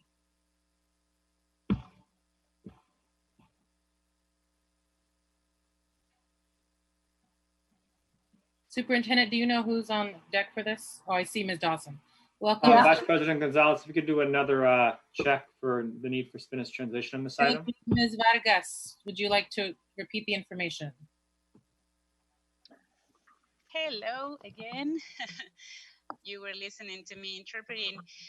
Muy bien, buenas tardes otra vez. Me estaban escuchando interpretar y les recuerdo a aquellos que apenas se estén uniendo a esta reunión que tenemos este servicio de interpretación y para activarlo, primero avísenos que necesita el servicio levantando la mano, es uno de los botones aquí abajo en pantalla y una vez que, para si ya quiere activar la interpretación, busque el globo terráqueo que dice interpretación, pulse en él y se va a desplegar una lista en donde usted puede encontrar el idioma español y quizá pueda escuchar mi voz ahí dentro. Muy bien, muchas gracias. Thank you, Ms. Vargas. Ms. Dawson, you're up. Okay, thank you. So I'm not quite sure why the video's not showing, but oh. Is your camera on? Start your video. Yeah, here I am. There you okay, go. All right. So good evening, board members, staff, and community. So I am presenting to you the 2017-18 annual report from the Citizens Bond Oversight Committee. And you'll probably realize that this is a year in arrears. This was actually posted at the end of 2019 to our website, along with the expenditure reports that went with it. So it's all there, and there is one change in this from that report, and that is that we received the financial report for 2017-18 in March of this year, which was in arrears, but we did get it from Ide Bailey, and it's going to be presented after I go over our report. So as most of you know, the reason for the Citizens Bond Oversight Committee is that the district passed measures A, B, and J on a 55% the strict accountability Local Schools Construction Bond Act of 2000. So it requires at a minimum a yearly report that is to be presented to the board. And so we, in this report, we gave background and we led up to September 2019 in this report, which actually covers a year and a half, a little over a year and a half. And the reason that we did this is because there was changes in the organization that we actually felt were positive. And we wanted to acknowledge the return of Tim White to the district and his real commitment to basically right-sizing and recognizing that there was some changes made that were taken, some measures under the previous administration that jeopardized projects that were on the original Measure B and J project list. And so in this report, we explain that, and the auditors also addressed that. Moss Adams, which were the auditors at the time, and that relationship was terminated in July of last year. And so that is the reason that the financial report was not done until a later date. So I just, the report really speaks to itself, and I don't want to spend a lot of time, but I do want to really recognize what Tim White brought, back to the district and the community. He brought a new energy, and he really understood, I think, the importance of being true to the community and the voters. And so he tried to go back and reprioritize projects and come to some consensus of how we could go forward with into this, where we are today, and possibly going out for a new bond in November. So, and listening to the student board directors going to Long Beach, Tim White went to Long Beach, I believe. So I remembered that about one of the conversations that he and I had, that he, at least for some of his college, went to Long Beach State. So that brought a smile to my heart thinking of Tim again. So we had some observations and concerns, and they came out of our oversight committee meetings with district staff, which we went through interim staff before Tim came back and during 2017 and 18. And we also struggled with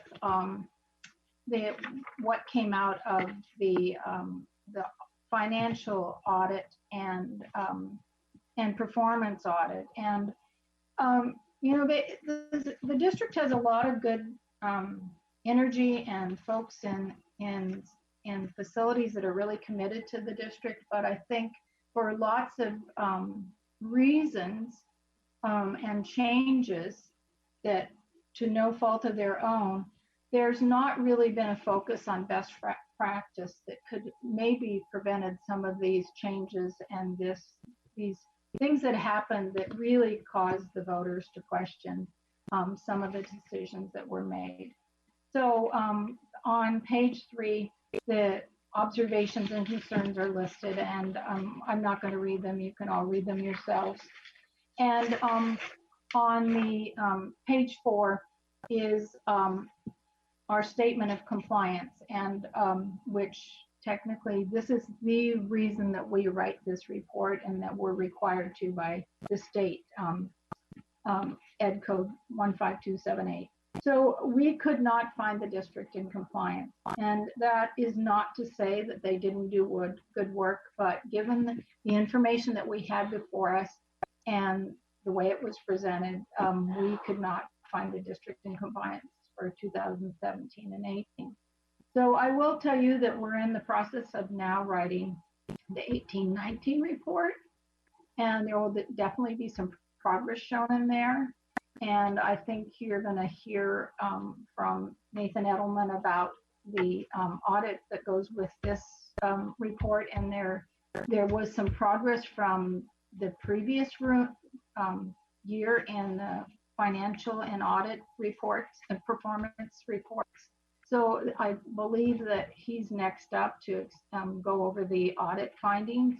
But with that, I'll say, you know, we're looking forward to moving forward into brighter days in the community on facilities projects, particularly in these trying times where, you know, we're all basically really saddened by what's happening to our schools and our facilities and our children, the kids in Oakland and across the state and across the United States, what's happening to education right now. So I will leave it at that so we don't take up too much time, and open for questions or comments. Thank you, Chairperson Dawson.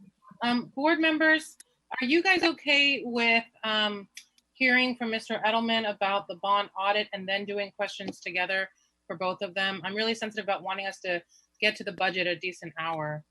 Can folks live with that? Okay, I'm not hearing any objections. So let's take public comments on this item and then we'll move to the bond audit with Mr. Edelman. Are there public comments on this item, Ms. Floyd? Madam Chair, I don't see any requests to speak. Oh, there's one hand now. Asada Olabala. Ms. Olagbala, your turn. Just very briefly, most of the audits are consistently the same, and they say something that's very important, that the audits are very limited in their capacity, and they don't speak to the effectiveness or the efficiency of how the money was spent. So we have to realize that the audits that are done, no matter across the board, in the city of Oakland as well as the OUSD, have very limited capacity to see the full threshold of how the money has been spent and whether it was effective or efficient. Thank you, Ms. Olagbala. Are there other speakers, Ms. Floyd? Yes, Jim Mordecai. Mordecai, go ahead. You're on mute, Mr. Mordecai.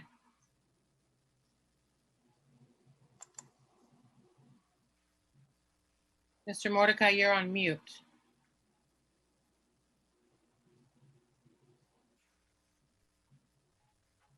See it. Okay. Now that I've been unmuted, the board will wish that I was muted because we were just presented with the fact that that unauthorized expenditure of school construction bond revenues took place. And Ed Code 15264 requires that unauthorized expenditures of school bond revenues are vigorously investigated, prosecuted, and that the courts act swiftly to restrain any improper expenditures. So my question is, why isn't the board in jail? Thank you, Mr. Mordecai. Are there other public speakers, Ms. Floyd? No, Madam Chair, that concludes the speakers for this item. Okay. So we will go on to item I5, which is the bond audit report, and then we'll take board comments and questions on both items. Welcome, Mr. Edelman. Okay, hello everybody. My name is Nathan Edelman. I am the independent external auditor. Good to see everybody. I have in the packet for you is the 18-19, excuse me, the 18-19 bond performance audit. A couple points. This is something called an expanded bond audit. You can think of the standard normal bond audit for a school district. The auditors will go in and really the question is, were the dollars used on allowable bond program projects? sorry, excuse me. In this expanded audit, as it happens when it gets late in the day for me, the expanded bond performance audit, we look at a lot more than just that. So we're looking at really the things that we look for. It's not just were the dollars used appropriately, but we reviewed the process for development and adherence of sorry, I don't know what's wrong with my voice. We reviewed the process for the development and adherence to construction budgets and to design budgets. We reviewed the methods used by the bond program management to track the available resources versus expenditures. We looked at the bond program policies and procedures to provide current, accurate, and complete information to key stakeholders. We looked at documentation about payment processing, including verification that only eligible expenditures were paid by bond funds, which is the standard thing that you would look at in any school district. We reviewed documentation about the policies about change orders and claims avoidance.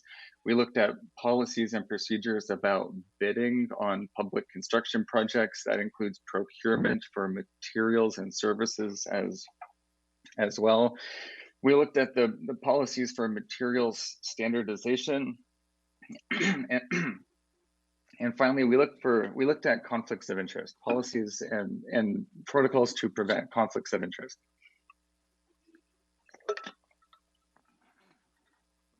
We were in total, so this was also an extremely thorough audit. You would also say in a I guess a typical school district audit, the auditors will come in and we'll pick samples that are intended to be representative, and we did that here as well.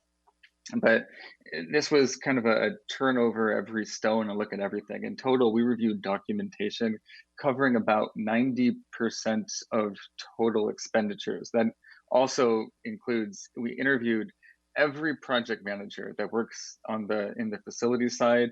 We spoke with the district's architect, there's the cost estimator, and we spoke with a number of other people just involved with facilities in one form or another. The findings, the results of the audit are detailed in it's kind of a narrative. It goes on for 49 pages. And we've already had a much more in-depth discussion with the CBOC. So I'm not going to go over all of the findings point by point, but in summary, a lot of the findings focus on policies and procedures covering items such as contractor selection, claims avoidance, expenditure reporting, developing and adhering to construction budgets. But policies and procedures, or I'd say lack of standardization, organization, is a overall finding that you'd see it gets repeated throughout the report. We have suggestions about financial and performance reporting to key stakeholders about lining up expenditures with timelines, as an example, to report that information out so that it's understandable by the people who need to make decisions. We have suggestions for the district to improve its documentation about charging salaries to the bond program, charging salaries to the restricted bond program for those purposes. We asked for throughout this, well, and then actually a couple other points. Another common thing that we find in Oakland Unified is missing documents. It's that we ask questions and no one can give us the answer. No one can find documents. There are some items that we're missing, and given the extent of the things that we looked at, that is kind of expected. In the back of the report, we do have some appendices that list out specifically which items could not be provided. And you can it gives you some context, but none of the items were of such severity that we were unable to complete the work. And given the number of things that we've requested, I know in the prior year, in the 2018 report, there were contract files that were missing or weren't provided to the auditors. There were bidding documents, I should say bidding packets that weren't provided to the auditors, and that wasn't the case. These are very specific, very narrow things within those packets that we couldn't review. We asked for a lot of information from a lot of people, and it was also a very compressed timeline from when we were allowed to actually start the work to when we had to finish it was much more narrow than we would otherwise like. And that was the case in 2018 also for those auditors. And it requires cooperation on both sides, not just that the auditors can go in and do the work. District staff have to be able to answer questions and to provide those documents. We got very lucky with the timing that we were able to finish all of the field work 99% before shelter in place went into effect. So that worked out well. Management, which in particular Tadashi Nakadawea, the facilities, I guess, acting facilities director at the moment, he was extremely helpful, and so were others within the bond program, to be able to answer questions for us and make sure that everyone was able to provide us the documents that we needed. And in fact, one thing that I did notice, oftentimes also within the district, there's turnover and there's lack of institutional knowledge, and people just don't have answers for questions that should be somewhat simple. But Tadashi has a lot of institutional knowledge, a lot of answers. And I think one reason why we were able to have success and actually be able to come to the conclusions that we have in the audit is because he could fill in those blanks. He could tell us what happened. He can explain something. And he and everyone else in the facilities department was very helpful in supporting that effort. So I know that's high level. I'm happy to dive into any one of the findings in more detail, or if Andrea, if you think there's something I should highlight, I'm happy to do that as well. I do have a question. Yeah. Which year audit are you speaking to? Are you speaking to 17-18 or 18-19? This is the 18-19, June 30, 2019 performance audit for the bonds. I believe the one that was shared with the board tonight was for 17-18, and the major finding that I could see was around the interfund transfers. I don't believe CBOC has reported yet on 18-19, and so I don't know if you have I don't know if you've prepared to speak to 17-18, but that is the information that the board has in front of us tonight. Oh, okay. For the 17-18, you're probably talking about the financial report, not the not the performance audit. Oh, I can actually pull that up real quick. But the interfund. Yes, financial audit. Actually, I don't know. Hold on. Measure J. Okay, on the financial audit. So one thing to point out for 17-18, as you know, Moss Adams did the performance audit, and I guess here it is.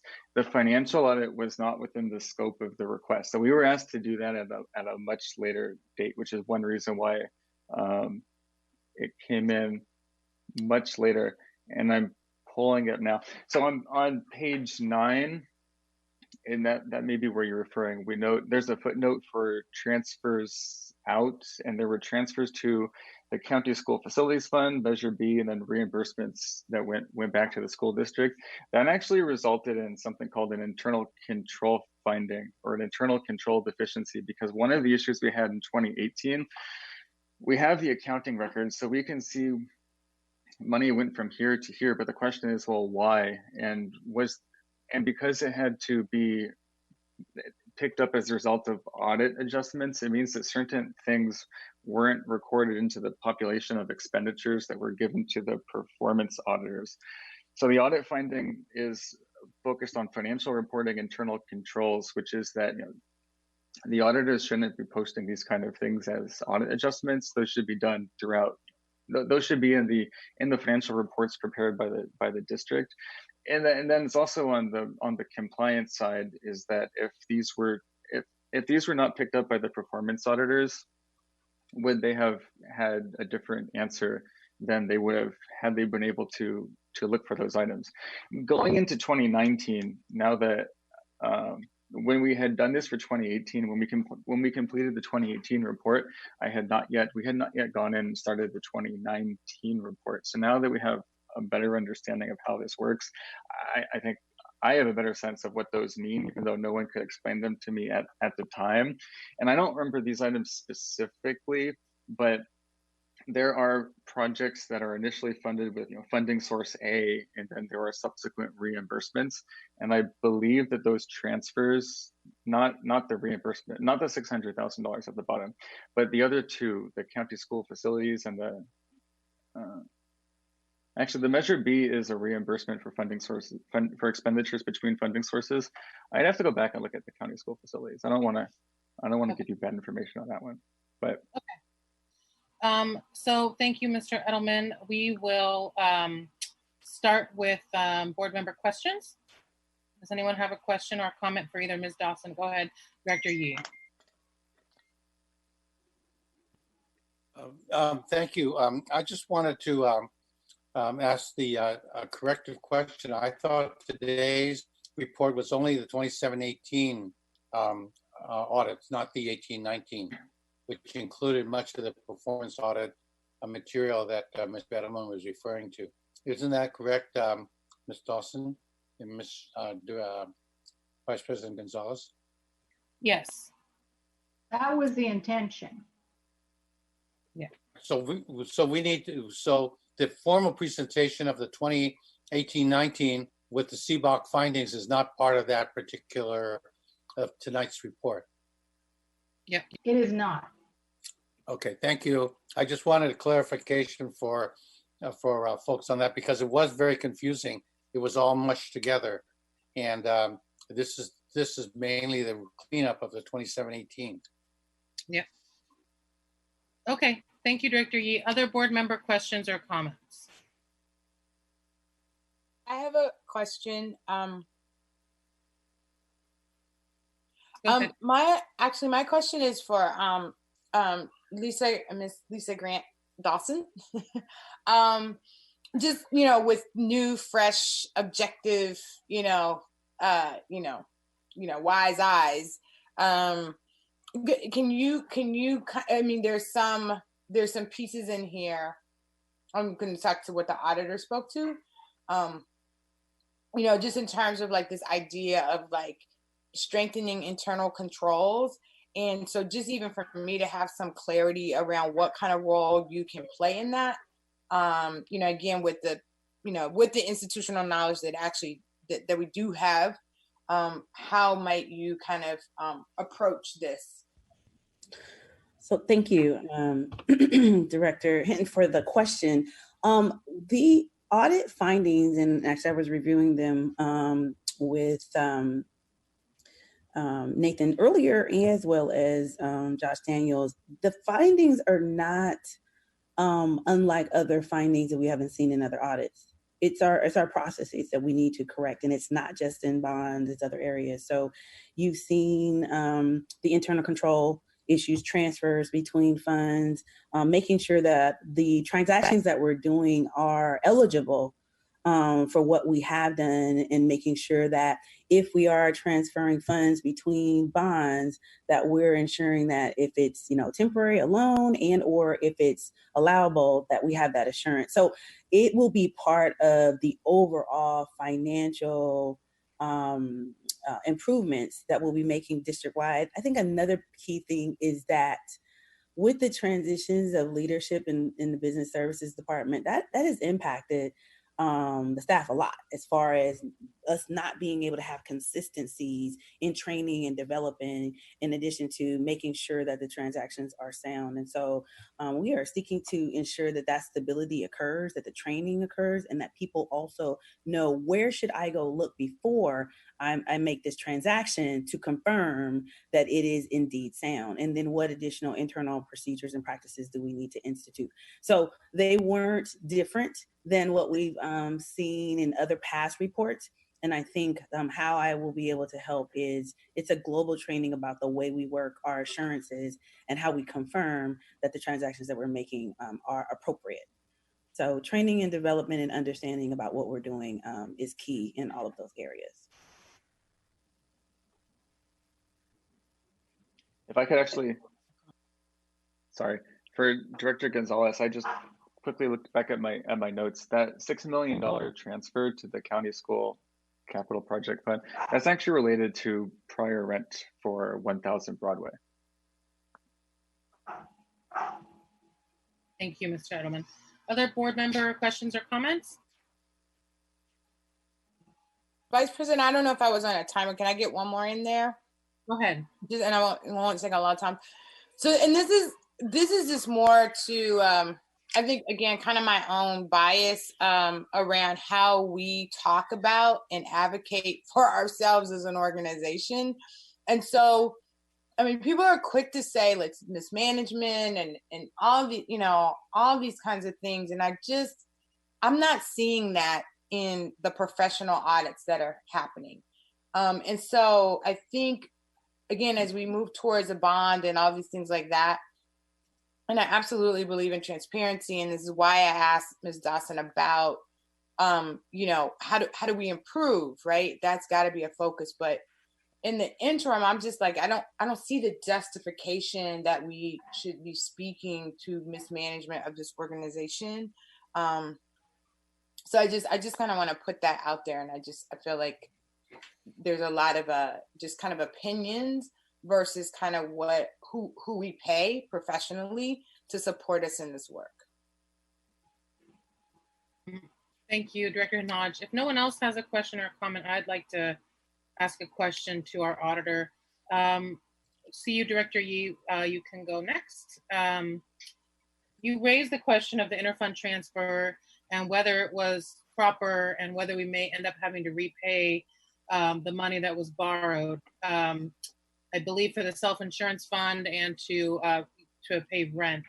And so if it is improper, why is it improper or potentially improper? And what is problematic about doing that sort of interfund borrowing without real clarity about whether it's permissible? Okay, that's a good question. I guess I'd say things in the financial audit for June 30, 2018. The finding doesn't say that it's improper. The finding says two things. It says that the accounting records didn't reflect it in accordance with generally accepted accounting principles, and that's actually important because that means that the people that would have looked at it to say, is that allowable for the bond funds? They didn't know about that because it wasn't within the population of what they looked at. And that would be the 2018 performance audit. Going into 2019, and we did look at this, and if that $6 million and then also that 600,000, those are related. That is this ongoing issue about 1000 Broadway. And I'm not in a position to say whether or not that is something proper or improper from a legality perspective. Is it allowable to be charged to the bond fund is one thing. Is there a path that can the district defend itself if it were in court? And then there's the policy. Is that a good use of bond funds? And I guess we don't question the policy side. We actually have that addressed in the 2019 report. There's a finding about it, and the recommendation is to consider this for future bonds. There's a trade-off between restricting what future management can do with bond funds versus having a more narrowly defined scope of allowable work. And that whole issue wasn't envisioned at the time when the ballot language was produced, when the bond project listing was created. So policy is one thing. In the 2018 report, we're not saying that it's improper. The accounting wasn't done right, but that was rectified. And the accounting is honestly not that big of a deal. Whether or not that's a good use of funds, that is a good question, and that is something that we just don't have an answer for that. That's the policy lies where the policy lies. From a compliance perspective, there is a path. Thank you, Mr. Edelman. I believe Director Yee was up next. Thank you. My comment was to address to Ms. Dawson and Mr. Edelman, but it's just a clarification around this being the 2018 audit, because the audit finding that you have here, Ms. Dawson, about the appropriate use of $3.47 million rent for 1000 Broadway and so forth, I think that discussion has been thoroughly discussed with reference to the 2018-19.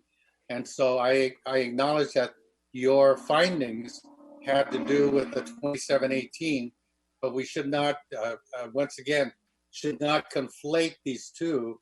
And unfortunately, because Mr. Edelman has been working both, sometimes I think the where each finding finds its home, it's important to clarify the discussions subsequent to the 27-18 audit. So any comments on that? This is for the public so that the public understands we seem to keep going over the same ground about 1000 Broadway. So Andrea Dawson. So there have been charges to either Measure B or J for 1000 Broadway for at least 3 years. So it goes back to 16, 17, 17, 18, and then 18, 19.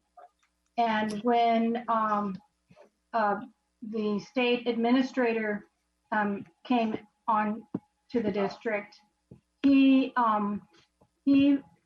made a statement that he felt that it was legal to use bond funds to on the 1000 Broadway project because the rent was basically interim housing until a project was done for the administration. So it's been ongoing for, this is why it comes up every year, because the bond funds continue to be used for rent at 1000 Broadway. And they were used for the moving folks around to different facilities. So it's something that we as a committee have always felt it wasn't the intention of the bond to spend year after year money out of the bond for rent without a clearly identified project.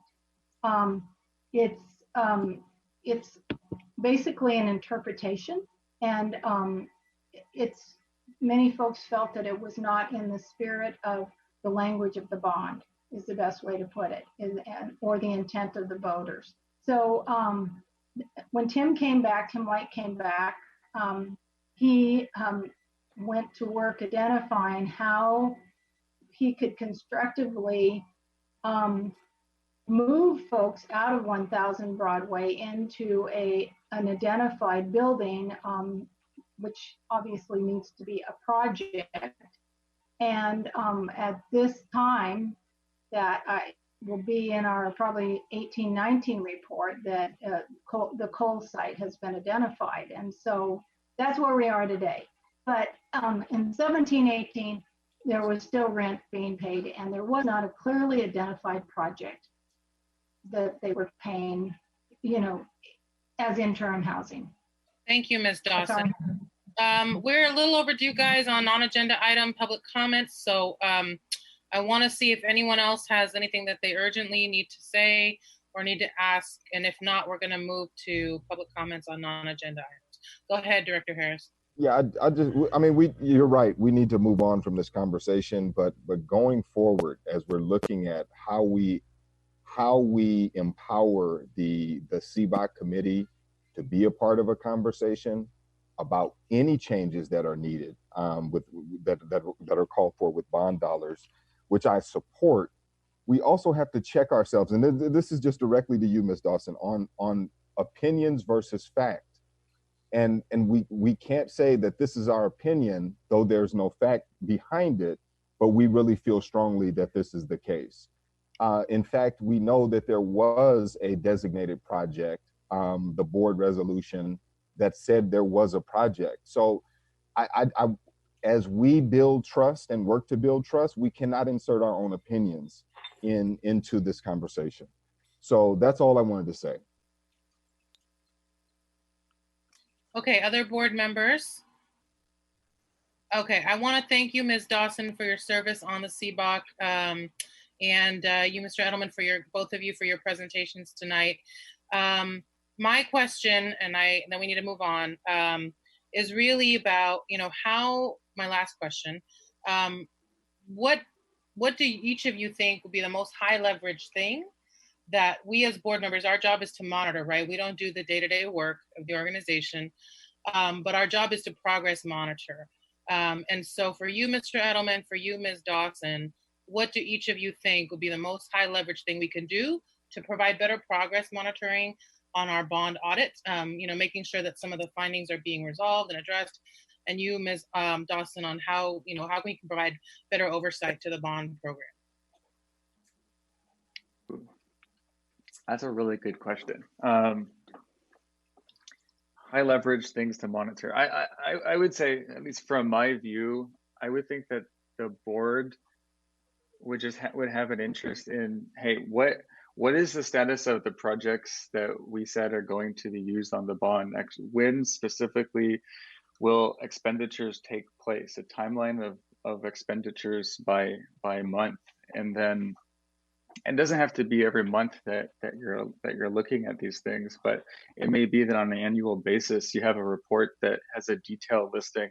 Here are the projects that have been completed, or here is the current status of projects in place. And if there is some kind of you have the original approved budget, if there's some kind of a claim or cost overrun or time overrun that materially increases the use of district resources, I would think that is something that would be of interest to the board. Why did that happen? Thank you. Ms. Dawson, did you want to share anything?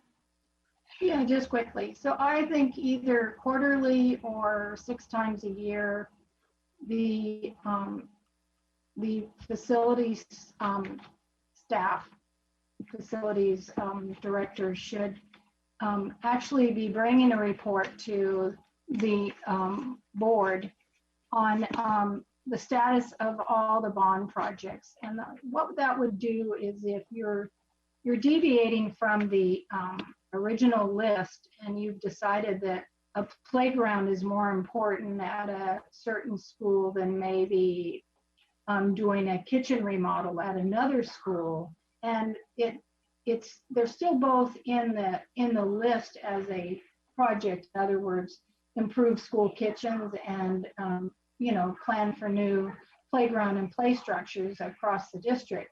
Then at least you have a conversation, and you know that they dropped one project for another because they're of the funding, and so you're trading because your needs are changing over time of the bond. And I think that's really what has been missing, is some clear reporting to that nature that shows the milestones on the projects and what's new and what's been dropped off and for what reason. Okay, thank you. Excuse me, Ms. Vice President, I want to actually piggyback, because I noticed that you got a volunteer to speak and you got a contractor to speak. And so I would like our CFO to speak and answer that question that you just raised, because she is actually authorized to respond to that type of question. And I saw Director Torres's hand, and it seems like Director Hinaj also wants to weigh in, but President London, I'm going to hand the reins back to you. Welcome back. Thank you. The Oakland Tech graduation was excellent. 456 grads, lots of great stuff, performances, dances, speeches, and I really hope that this class of 2020 has an opportunity to come together, because it's been hard for them. They've had a lot.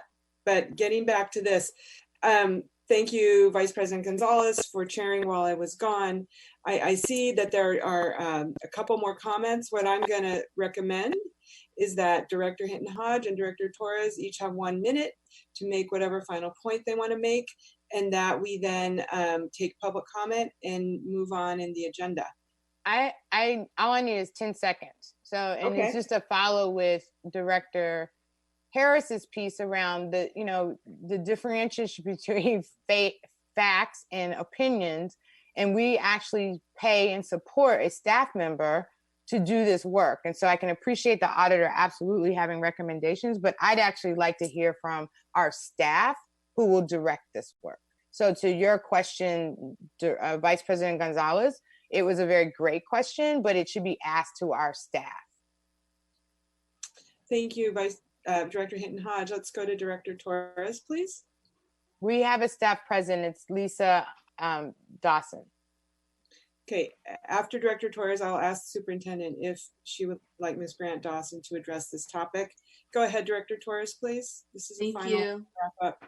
Thank you. I was just going to say that in regard to what I heard Ms. Dawson saying at the very end, and in regard to what I have been communicating to people who have asked me point blank, can you give us a dollar amount for a project X or project Y? And I say, that isn't my job to give a dollar amount. There are professionals that we hired to do that. However, Mr.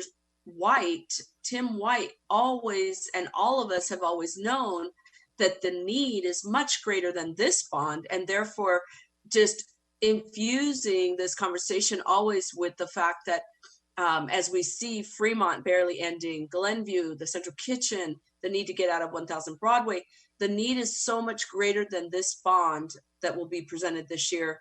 Therefore, the needs and the list of projects goes for the next bond after that and the next bond after that. And so I think giving the broader scope just puts it in perspective so that there aren't feeling as though the list is created and then the list gets politicized and then things fall off. It's really about multiple bonds over multiple years. And I think that helps to really put this in perspective. Thank you, Director Torres. And just to amplify on that, that's why we adopt a facilities master plan. Exactly. Before we go to public comment, Superintendent, did you want Ms. Grant Dawson to speak to this or at all, or are we? Can you repeat the specific question for Ms. Grant Dawson to respond to? She commented on a question earlier, so that would be helpful.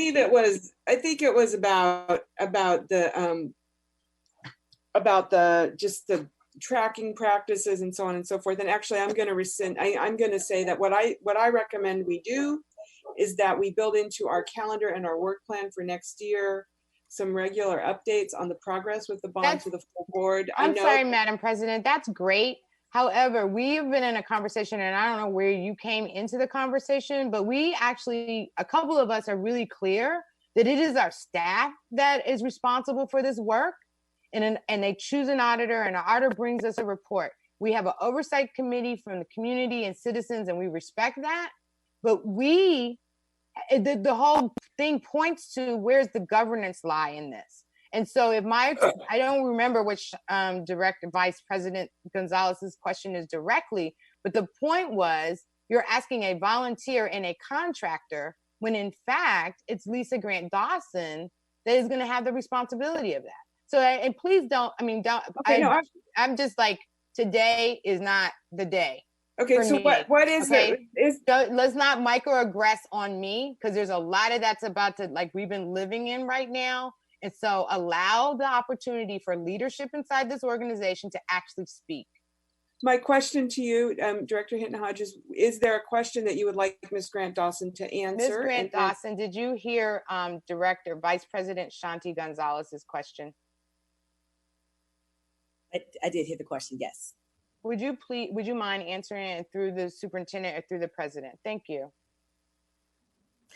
So I would say that regarding Ms. Dawson's, so you're surrounded by Dawsons tonight, comment, I completely agree. And from what I've looked at, we will definitely, in addition to what President London said, need to build a structure for the updates and changes. Definitely agree that if there is a change in scope, whether it comes during a board meeting or based on other construction or other facility needs and changes, that we do need to have a consistent methodology to provide those updates. And so very happy to work to see which format and protocol that we can do that in. And again, if it's a quarterly or semi-annual update, through working with the Citizens Bond Oversight Committee, I do plan to attend those meetings and sessions and do have different protocols that I've established over time to make sure that these conversations stay on the forefront and we're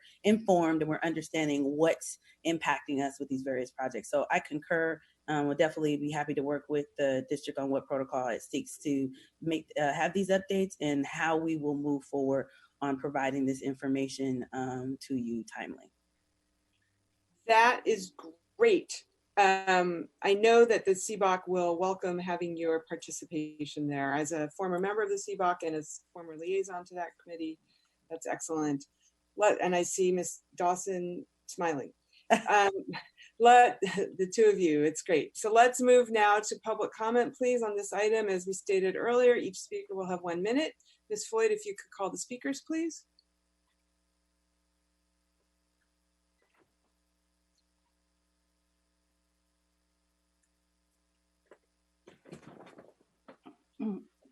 I just unmuted myself. I didn't hear my name, but this is Asada Oligbala. Director Hinton Hodge, you are absolutely correct. And thank you for the statement and calling for what needed to be done. I don't disagree with the statement, however, about management, because if management was doing correctly as it relates to our board around money, we would not have on the agenda tonight 103 consent items that you're going to rubber stamp.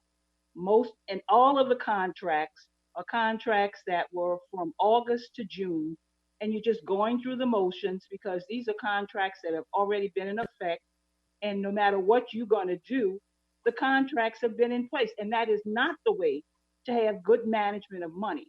You should be reviewing contracts, deciding on the appropriateness of those contracts, and then saying yes or no, and then the contracts are granted after that. And that's not what happens. That's not good management of money.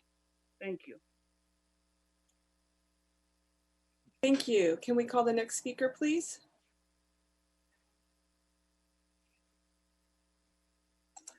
Next speaker is Carol Delton. Good evening, everybody. Carol Delton. So I'm really glad that Ms. Grant Dawson is here. And I did want to say, though, when I look at the staff list for the finance department, I do see a lot of very familiar names and people that I have heard speak and gotten to know a little bit over the years. Our controller had left for a while and he came back. So the top person has changed, but there are many experienced staff. And I think what is needed is more training and procedures so that when a person does leave, their expertise does not leave with them, and it could be broadened so that more people have more knowledge. And I hope you're here for a long time, Ms. Grant Dawson, but maybe the next CBO can come from within. Thank you. Thank you, Ms. Dalton. Can we call the next speaker, please? Next speaker is Samina Usman. Hello, my name is Samina Usman, and I'm the Government Relations Coordinator for the Council on American Islamic Relations. I am urging the board to consider the inclusion of Arab American Studies in the ethnic studies curriculum, or the model. I appreciate your comments, but this is not the item on ethnic studies. That item's going to come up at the end of the evening.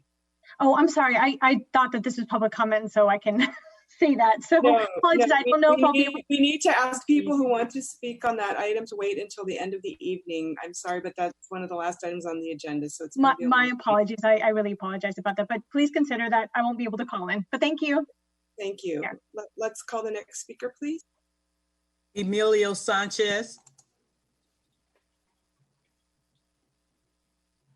Good evening, board, superintendent. Thank you for allowing me in. I just wanted to comment that I think an oversight committee is essential. It shows to the public that we, we are serious about oversight with the funds. These are funds that, the public is putting forth. And so outside independent oversight committee just keeps us going with the proper systemic reports being done. We know we have multiple projects that are still need to be done, and we need to make sure that we keep our community trusting us, and so we show them we have structures of oversight of the valuable funds that our citizens are putting forth. Thank you very much, Mr. Sanchez. Are there further speakers, Ms. Floyd? Yes. Jim Mordecai.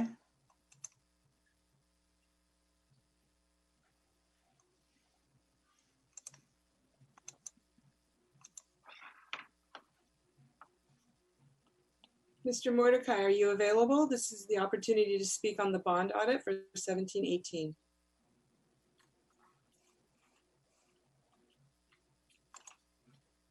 Mr. Mordecai, you're on mute. You need to unmute yourself.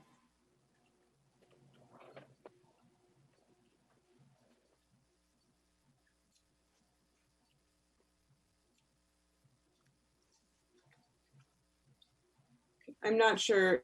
Mordecai, you're still on mute.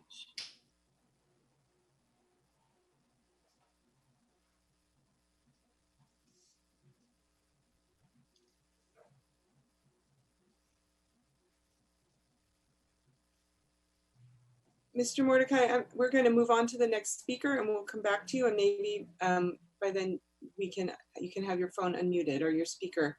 Can we call the next speaker, please, Ms. Floyd? Next speaker is Mike Hutchinson. Thank you, Mike Hutchinson. You know, overall, Measure J has largely been a failure, especially when it comes to oversight and management. And the reason I say failure isn't because there hasn't been some good projects that have been at least started with the Measure J money. But when we refer back to the original 10 projects on the original Measure J list that the voters approved, we see almost none of those projects completed. We see the central kitchen in Glenview Elementary still not completed. We see Fremont High has only just started. And one of the schools that was on the original list, which was McClymonds High, which in the meantime has had a problem with lead and then was closed down a month earlier than every other school this year because of a toxic spill found there. We need to do much better, and I blame the school board for mismanaging these dollars. We won't approve you more dollars. We need better management instead. Thank you. Excuse me, Madam President, that is incorrect information for the record. Thank you, Ms. Director Hinton Hodge. Are there additional public speakers, Ms. Floyd? I think we have Mr. Mordecai back. Mr. Mordecai, are you available to speak on this item?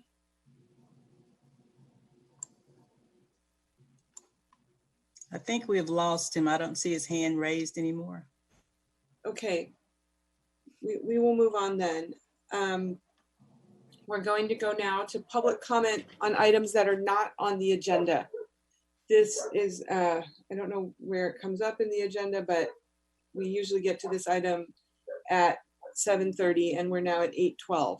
So if you want to speak on an item that is on the agenda tonight, even if it is much later in the agenda, we ask you to please wait until that item has come up on the agenda. Otherwise, we are now going to move on to public comment on non-agenda items. You should raise your hand. Ms. Dawson, we thank you very much for your participation this evening. We'll ask you if you can close your screen when you get a chance. And so you can raise your hand if you want to speak on an item that is not on the agenda. Every speaker will have 1 minute. We will take public comment for up to, I believe we take public comment for up to 30 minutes. Can we call the first speaker, please? First speaker is Osada Olabala. Yes, thank you. I don't see my timer. Somebody put it up.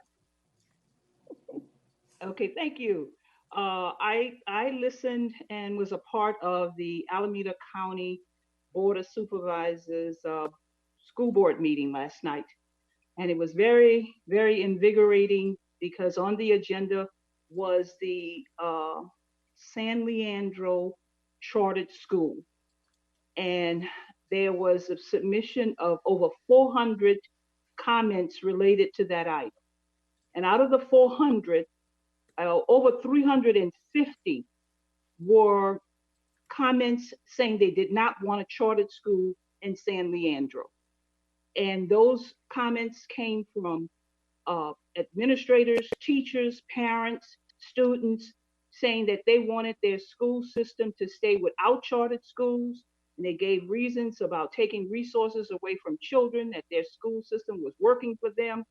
And I just wish that we could come to a better understanding about charter schools like San Leandro appears to have done.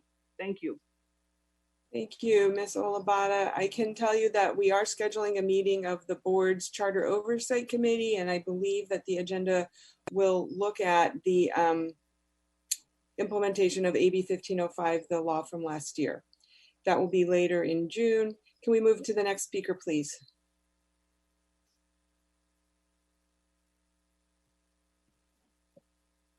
Ms. Floyd, can you unmute yourself? Next speaker is Mike Hutchinson. Thank you, Mike Hutchinson. So I would request that the board president not allow directors to make comments after I speak about whether what I say is factual or not. It's highly inappropriate and goes against the board's own rules. But in a larger sense, I'm not surprised. So Open, my organization, joined with members of DSA, OEA, SEIU, and the Oakland Not For Sale to have a protest for Jody London's house today, because we are tired as a community of not having access and the school board moving everything to Zoom calls when we know that large parts of the community have no access to these calls or aren't able to access the translation. So we are tired of not having access, and we're tired of the school board not listening to our demands.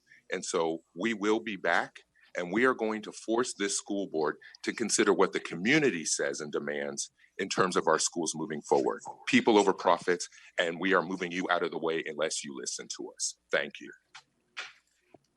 Thank you, Mr. Hutchinson. Can we have the next speaker, please? Next speaker is Carol Delton.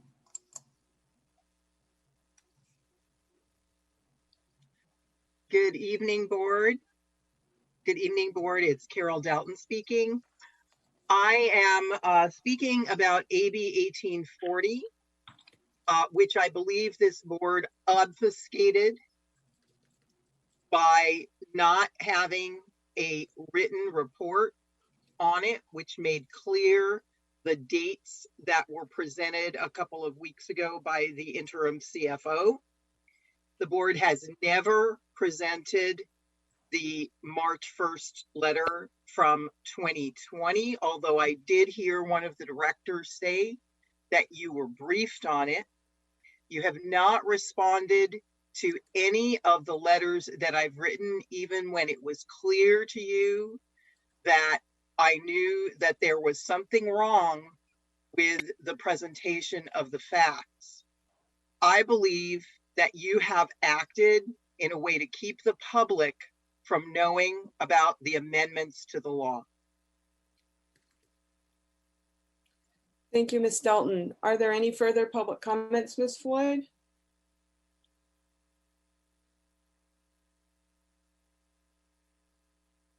Ms. Floyd, you need to unmute yourself if you're speaking. We have Mr. Mordecai back.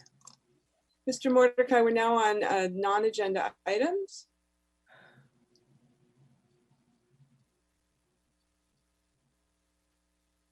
Mr. Mordecai, is your microphone working?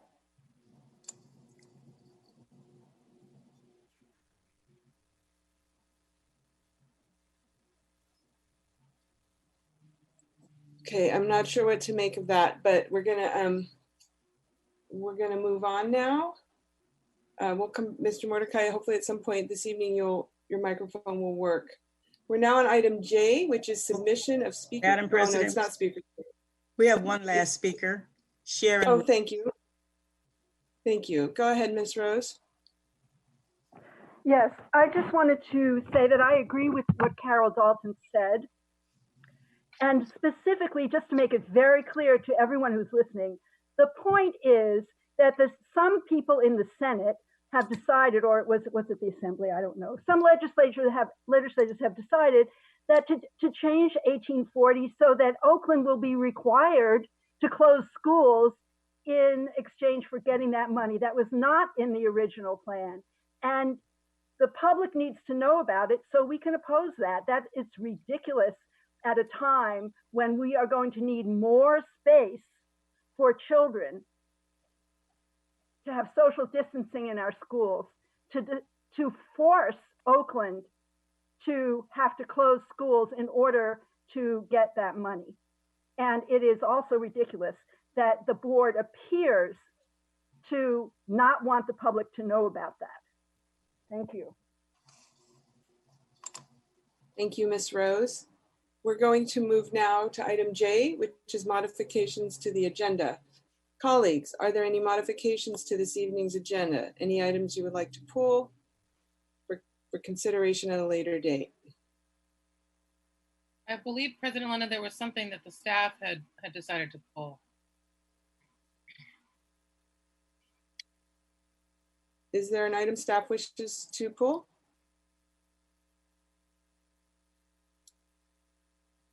I'm not hearing that. Okay. We're going to move on. Item K was addressed. Item L is the president's report. I just want to reiterate my congratulations to all of the students who are being promoted to another grade, who are moving from elementary school to middle school or middle school to high school, and particularly to our seniors who have had an incredible experience. It is like none other, and we congratulate you. We're very proud of you, and you have made it through this year and your entire high school career with some things that most haven't. And we really appreciate you, and we wish you good luck and hope that you'll go off and do great things and come back. And if you are eligible to vote, I encourage you to do so. And I also want to thank all the families and all the staff. We're coming to the end of the school year, and we really just want to thank everybody for pulling together in this really challenging and unprecedented period that we are in. I hope that, I know that superintendent will talk about this, but our food program will be continuing over the summer. There continue to be resources available, and we will be working very hard to make sure that we are ready for the opening of school on August 10th, whatever that will look like. But I hope that people do get a chance to somehow unwind, even if you're unwinding at home, like I know I will be. That's my report. Thank you. We'll move now to item M, which is the superintendent's report. Thank you, Board President London. Good evening, board. Good evening, community. I will have the bulk of my report. I promise it will be short-ish. But I first just wanted to give my kind of celebratory remarks to all the high school students that are graduating. And there have been actually numerous virtual graduations today. So I just wanted to share with the public some of those. At the last presentation, I shared all the different schedules, but I wanted to highlight the ones that are happening today, Thursday, and Friday. So we had virtual graduations for Met West today, Oakland Tech, Dewey, Rugsdale, Sojourner Truth.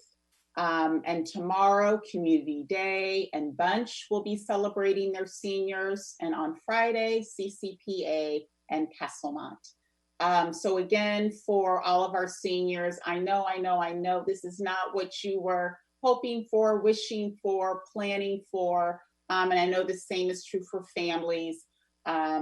You know, when I go on my walks, I just see, as many of you, just so many signs in your yards, all kinds of drive-by celebrations, people just using whatever level of creativity to honor students. So we do hope that we'll be able to figure out a way to have a celebration in person when we're able to, but wanted to take this opportunity to salute you and to tell you congratulations. Also, I just wanted to offer, in case our student directors are still on the line, just how much I deeply have appreciated getting to know each of you. I'm so proud of you. It's been an honor to work with you, to serve with you, to attend many of your meetings, to see your resilience, your courage, your integrity. You are so well prepared to do wonderful things in college and beyond. And the similar way that you've developed a relationship with Hema, our former student director. It was lovely hearing you on the call. I do hope you will stay in contact with the ACC and just help to raise the next group of student leaders that will be in your position next year. So thank you. Hats off to you as well. All right, so I am going to focus primarily on an update on where we are with our closing our digital divide, which we're calling our partnership with the city, Oakland Undivided, and also going into how we're approaching fall planning. I have a lot of slides in the presentation that are in the appendix so that you can reference more detailed information, but I won't necessarily be going over it in the presentation. Next slide, please.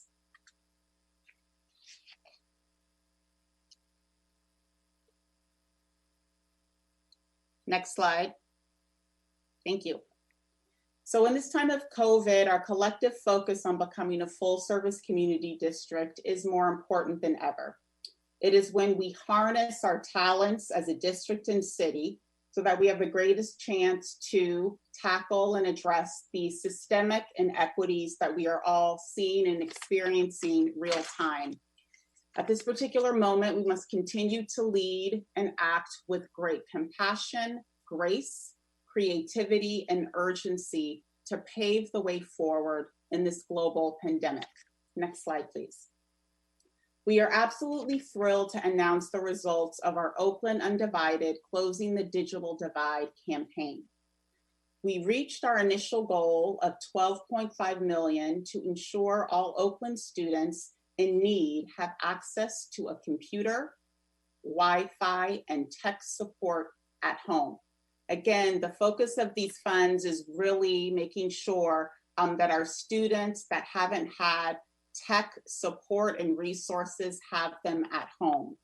The support of the city, Tech Exchange, and the Oakland Ed Fund opens a huge range of possibilities for our educators and our students. We still have much work to do to address some very real and deep inequities around the long-term digital access. But this is truly a remarkable $5 million to ensure all Oakland students in need have that will make an immediate impact to many Oakland students. We always have to think about sustainability in this work. That is why we are continuing to raise the money to support ongoing costs to support this investment. Just yesterday, we received an additional $500,000 donation to support these ongoing costs. We know the annual cost to maintain the one-to-one at-home program is about $4 million per year. And we are working hard now to do our best to raise those funds so that we can continue this program ongoing. Additionally, the campaign is exploring other priorities based on what's been lifted up from us from various students and families, which is the need for citywide broadband, tech support for teachers, OUSD college-bound graduates, and additional classroom computer needs. Next slide, please. I am also excited to announce the expansion, our board president just referred to this, for our food program in the summer. To date, we've served nearly 2 million meals since the shelter in place began. I encourage you all to continue to look at our website. We keep that updated with the recent stats on the impact of our food program, where we are with our tech distribution and distance learning as well. We will be offering summer school with both online features and paper packets. There will be credit recovery opportunities for targeted students and extended school year for students with IEPs. A lot of people have been asking questions about student participation levels during our distance learning time. Linked to the presentation, you'll find a spreadsheet that outlines student participation by school site. I just want to highlight some of what we've learned thus far. First, there's been substantial variation in participation rates during distance learning by school. Overall, schools that have had a higher rate of students with technology needs had lower rates of participation. Providing paper options helped participation slightly, but there is a clear barrier there, which is why we have been so focused on providing students devices and hotspots as a foundational resource. We also know some school sites were able to make a faster and smoother transition to distance learning than others. And we've been able to gather teacher feedback to inform supports that we need to provide around professional learning and other school supports as we plan for the upcoming school year. Finally, numerous wellness checks with students and families conducted by school sites, the Office of Equity, the ELMA office, and our family engagement team have highlighted the reality that providing technology is important but insufficient. And our students spoke to this during the ACC report earlier this evening. We must continue to deepen our focus around student and family connectedness during these unprecedented times, as well as differentiate our methods of supporting student learning. Again, I encourage you to review the individual site data to learn more about the numbers of students who've participated during distance learning. Next slide, please. Tonight, I want to share a little more about our approach to opening school next year.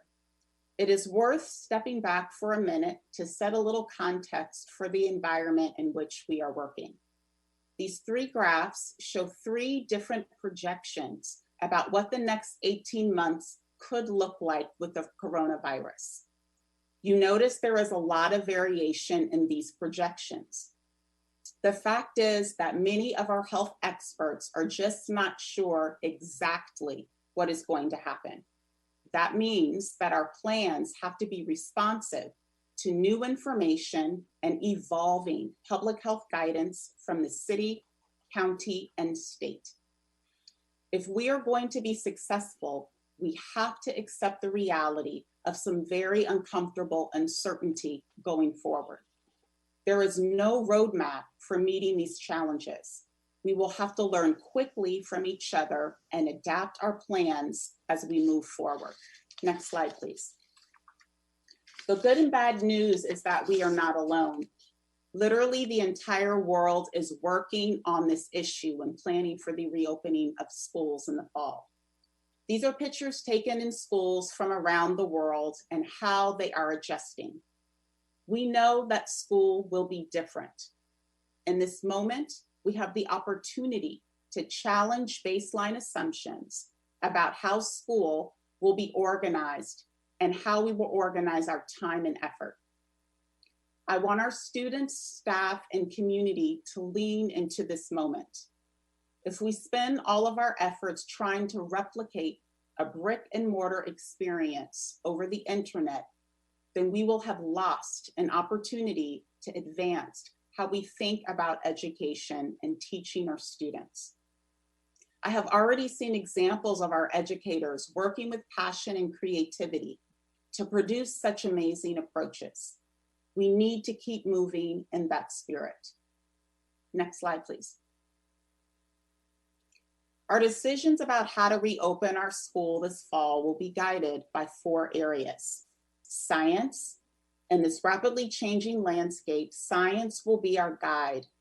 We will look to the most up-to-date information and use it as our foundation. Safety. The safety of our students, staff, and community is our next guide. We will not go back to in-person instruction until we have been able to establish the necessary conditions aligned to physical distance guidelines. Staff support. Increased support for our staff to learn new approaches to supporting themselves and students through these challenges will be critical. And finally, and most importantly, student learning. The first 3 guides will set the conditions for student learning. We will need to be nimble and creative in holding our students in the center of all of our plans and actions. We also know that our students and staff will require space and support to feel connected and safe. We will help provide that support. Next slide, please. As we look at our 4 guides, we will continue to learn more about each one. We will learn more about the medical and science fields advance. We will learn from our educators and systems around the world. We will also learn from our own practices. In fact, I want to appreciate our academics department and many of our teachers for building in a week to reflect on distance learning to get better for our students as we plan for the fall. That is part of the reason it is so important for our community to fill out the surveys and attend some of the town hall meetings that are upcoming. We need to continue to listen and learn throughout this time. Next slide, please. Next year will not be straightforward.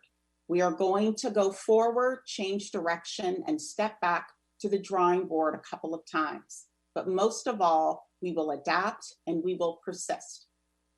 That said, we are approaching the possibilities of opening our school next year for online and in-person education with great care and deliberation. This visual underscores what has been said about the importance of public health and safety as our primary guides. Given those requirements, we will also review any legal and human resources concerns to determine how we move forward. You then see technology, operations, facilities, finances, and community, which will inform the next stages of planning. On some basic level, these are the skeletal pieces and components of our system. For example, if our students just don't have access to technology, that has an impact on the planning of our programs. If the county says that our schools can only be in 25% of our facilities capacity, then that has an impact on how we plan and model our program for next year. If our budget is cut by 30 million for next year, that also will have a profound effect on what kind of model we're going to be able to build and offer for our students. So I'm just giving you those examples as some of the real obstacles and constraints that we have to plan around and be creative in terms of how we actually resolve. So once we establish that skeleton, we can see if there are partnerships to help build our resources. We can also start getting creative and our problem solving to address the constraints that we see. We could have just thrown up our hands and accepted the fact that many of our students did not have the technology needed. But instead, we crafted a vision and pursued partnerships that will help us close this gap. Next, we will look at how we can provide the best possible education program and social-emotional wellness supports within our current realities. We have a great team working on how to improve our academic offerings, and we know we are a national leader in socio-emotional learning. I am excited to see what those teams develop, even in a limited amount of time.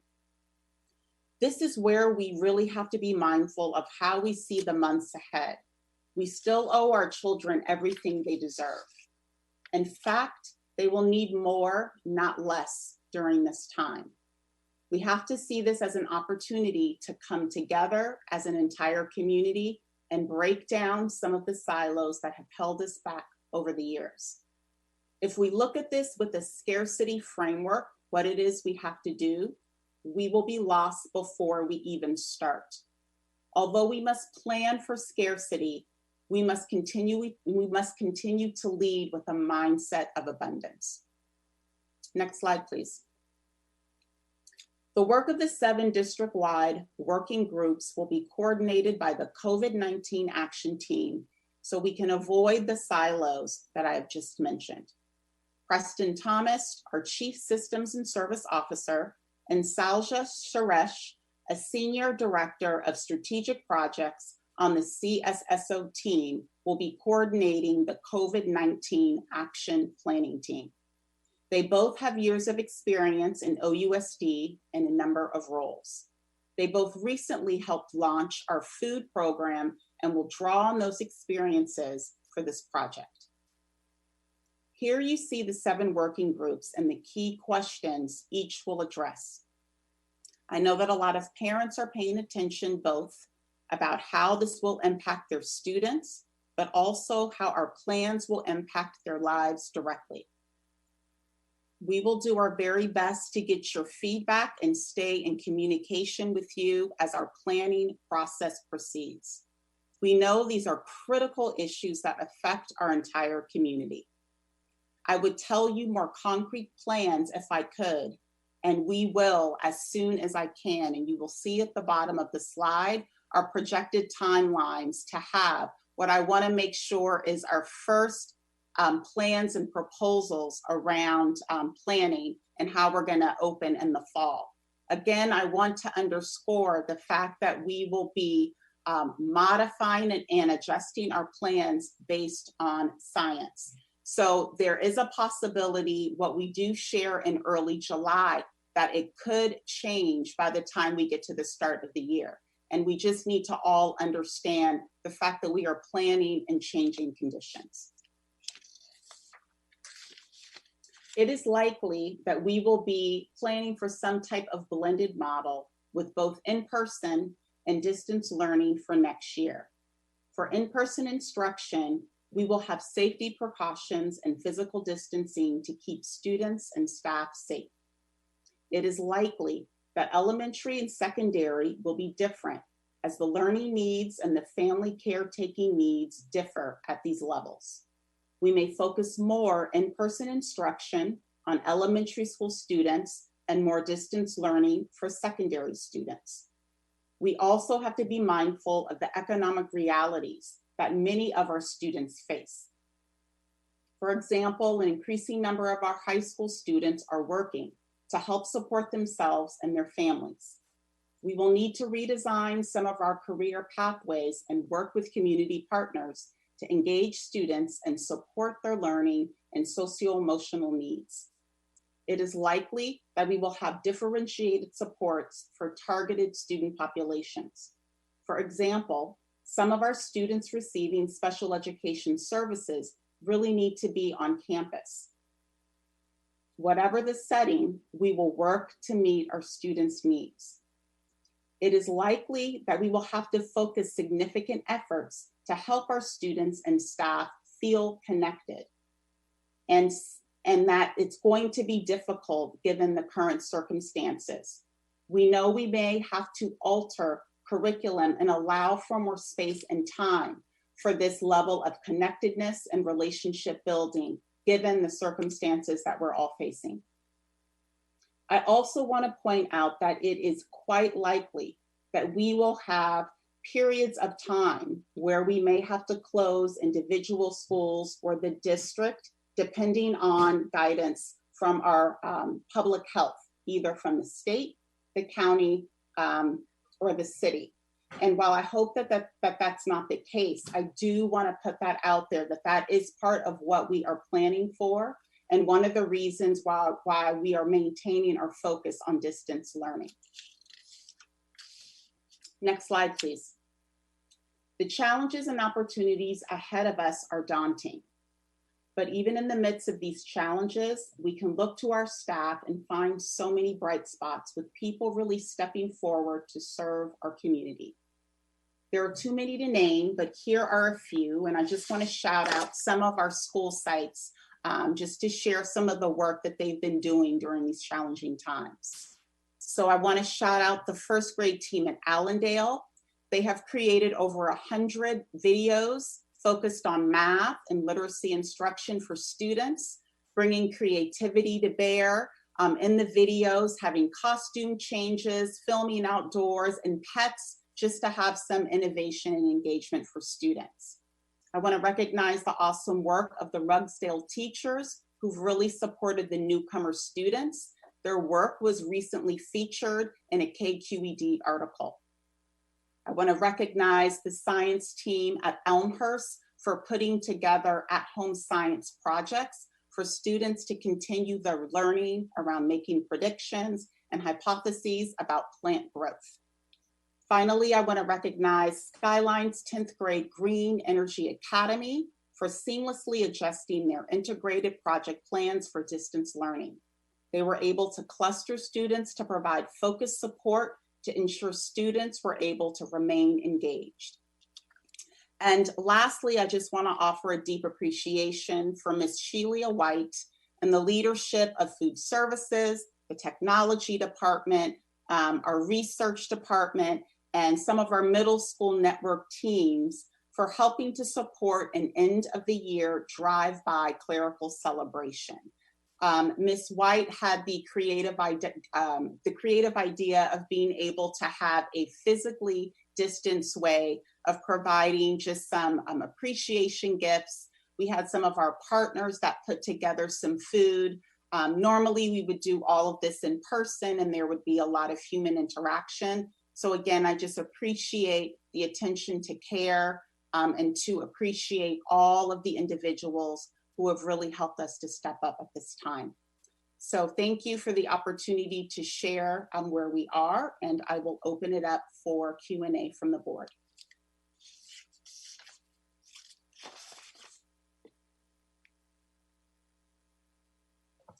Jody? Members, at this time, we will go to public comment. Oh. At the suggestion of the Vice President, I am going to start by limiting board members to 1 minute. We have 30 minutes set aside total for board comment, and then we will have 30 minutes set aside for public comment. Those are the rules that we laid out. I see that, Mr. Harris, I appreciate that. So anyway, we're going to start and just see if we can do this in less than 30 minutes. We'll start, Director Torres, do I see that you want to go first?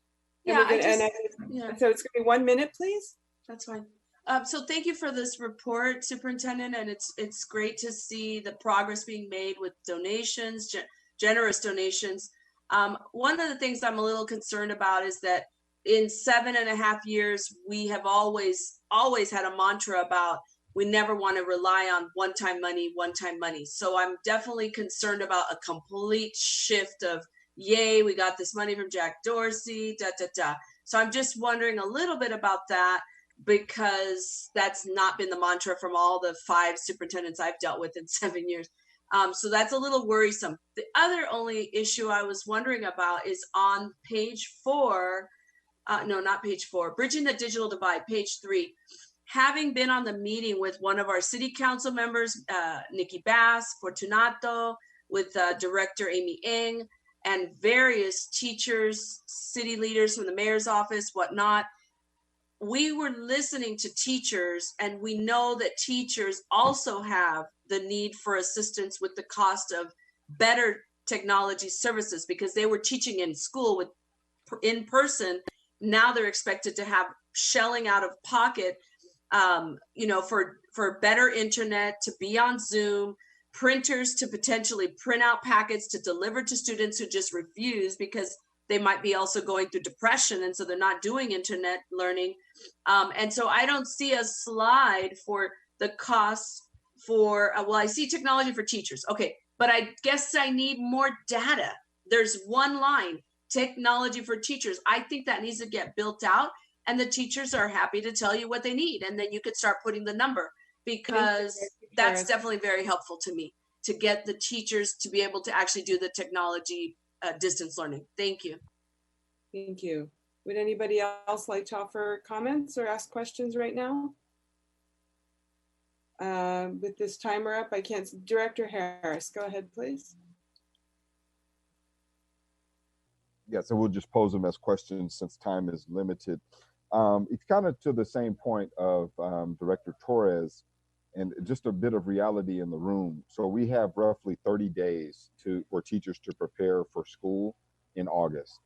And like, we need to start looking at what the cost impact is going to be to professionally develop our workforce to work in a post-COVID environment. So numbers at this time are imperative, and we obviously have no time. So I'm wondering, when is that going to happen? And then how much is it going to cost? The last question I'll pose right now, you mentioned there may be ways and opportunities to look at the high school opportunity differently. I'm wondering, pointedly, can you look at ways to leverage the measure in reserve along with state and federal dollars to create some robust opportunities for high school students? So can we start thinking creatively about that? Those are my 3 questions. Thank you, Director Harris. Anybody else? Director Hinton Hodge, Director Yee? I have something. Ed, please. I'd like to see disaggregated data along race and diverse languages soon. The piece that Director Harris just brought up around, teacher training, and I'm going to hit the third rail here, which is we don't really do evaluation, right? Like robustly inside of our system. And so I am very concerned that we don't even have a baseline of, where teachers are at or what they need. I know you see it. I know you know it. And so I just have can we lean into, is this a moment to really look at how we measure teacher instruction and teacher quality, knowing that they're about to do some stuff that's really hard? And then the last thing would be, and this is to my board colleagues, actually, I have 6 seconds, is that we need to look at the decentralized model, because this staff is really burdened with not having a curriculum and going through a process that they're having to vet with teachers, et cetera. And so there's something out here. Sorry. So I don't have time for this, obviously, but I'm just saying, like, I think that we're handicapping staff right now because they don't even have, they don't have evaluation, nor do they have like a standardized curriculum. Thank you, Director Hinton Hodge. Director Yee, Director Ng, did either of you want to? Can I just remind you, please keep yourself muted if it's not your turn to speak. Director Ng or Director Yee, did you want? Go ahead, Director Ng. We're just giving out questions and then they'll be responding. Is that what we're doing? Yeah, we're trying some different things to move us along this evening. Great, thank you for the presentation. Along the lines of alternative resources or leveraging other resources that Director Harris was talking about, I had emailed staff around some outreach that I had received around leveraging ACES dollars, since after school is likely not going to be traditional next year, working with the state to see if after school dollars could be flexed to provide additional complementary supports during the school day. I'm curious about the communications over the summer, because folks are starting to reach out to me about what they can expect from the district and from school sites if schools are going on summer break, how they can stay updated and informed. Whether or not school sites are being asked to make safety plans at their schools. Excuse me, if they're getting tasked with work groups around safety plans. My time is up. I had one other point around. Go ahead, please. You started a little late. Okay. Superintendent spoke really eloquently at the last meeting about all of the needs around mental health and wellness. And a constituent had emailed me disappointed that there wasn't a work group specifically for mental health and wellness. And so just wanted to know how to, my assumption is that it's going to be addressed in all of the work groups in some way, but how I would be able to respond around making sure that there is a wellness recovery plan for our district that's being focused on. Thank you. Thank you. Director Ng, Director Yee, go ahead, please. Thank you, and I appreciated the report. There's 2 observations that I had. One is I wonder if we are going to be able to provide the social emotional learning as well as the academic catch-up, as well as the Common Core within the traditional school day.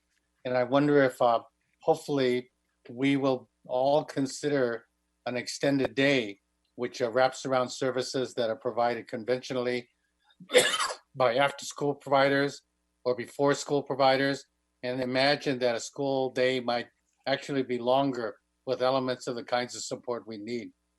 That's the first. And the second is on page 22, I really appreciate the identification of the role of foster youth case managers in reaching out and supporting youth with needs.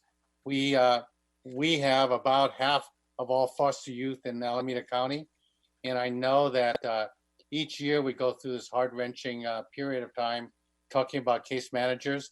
But having been on the Foster Youth Advisory Committee, I want to share with my board colleagues that they've been doing a tremendous job keeping track of those foster youth.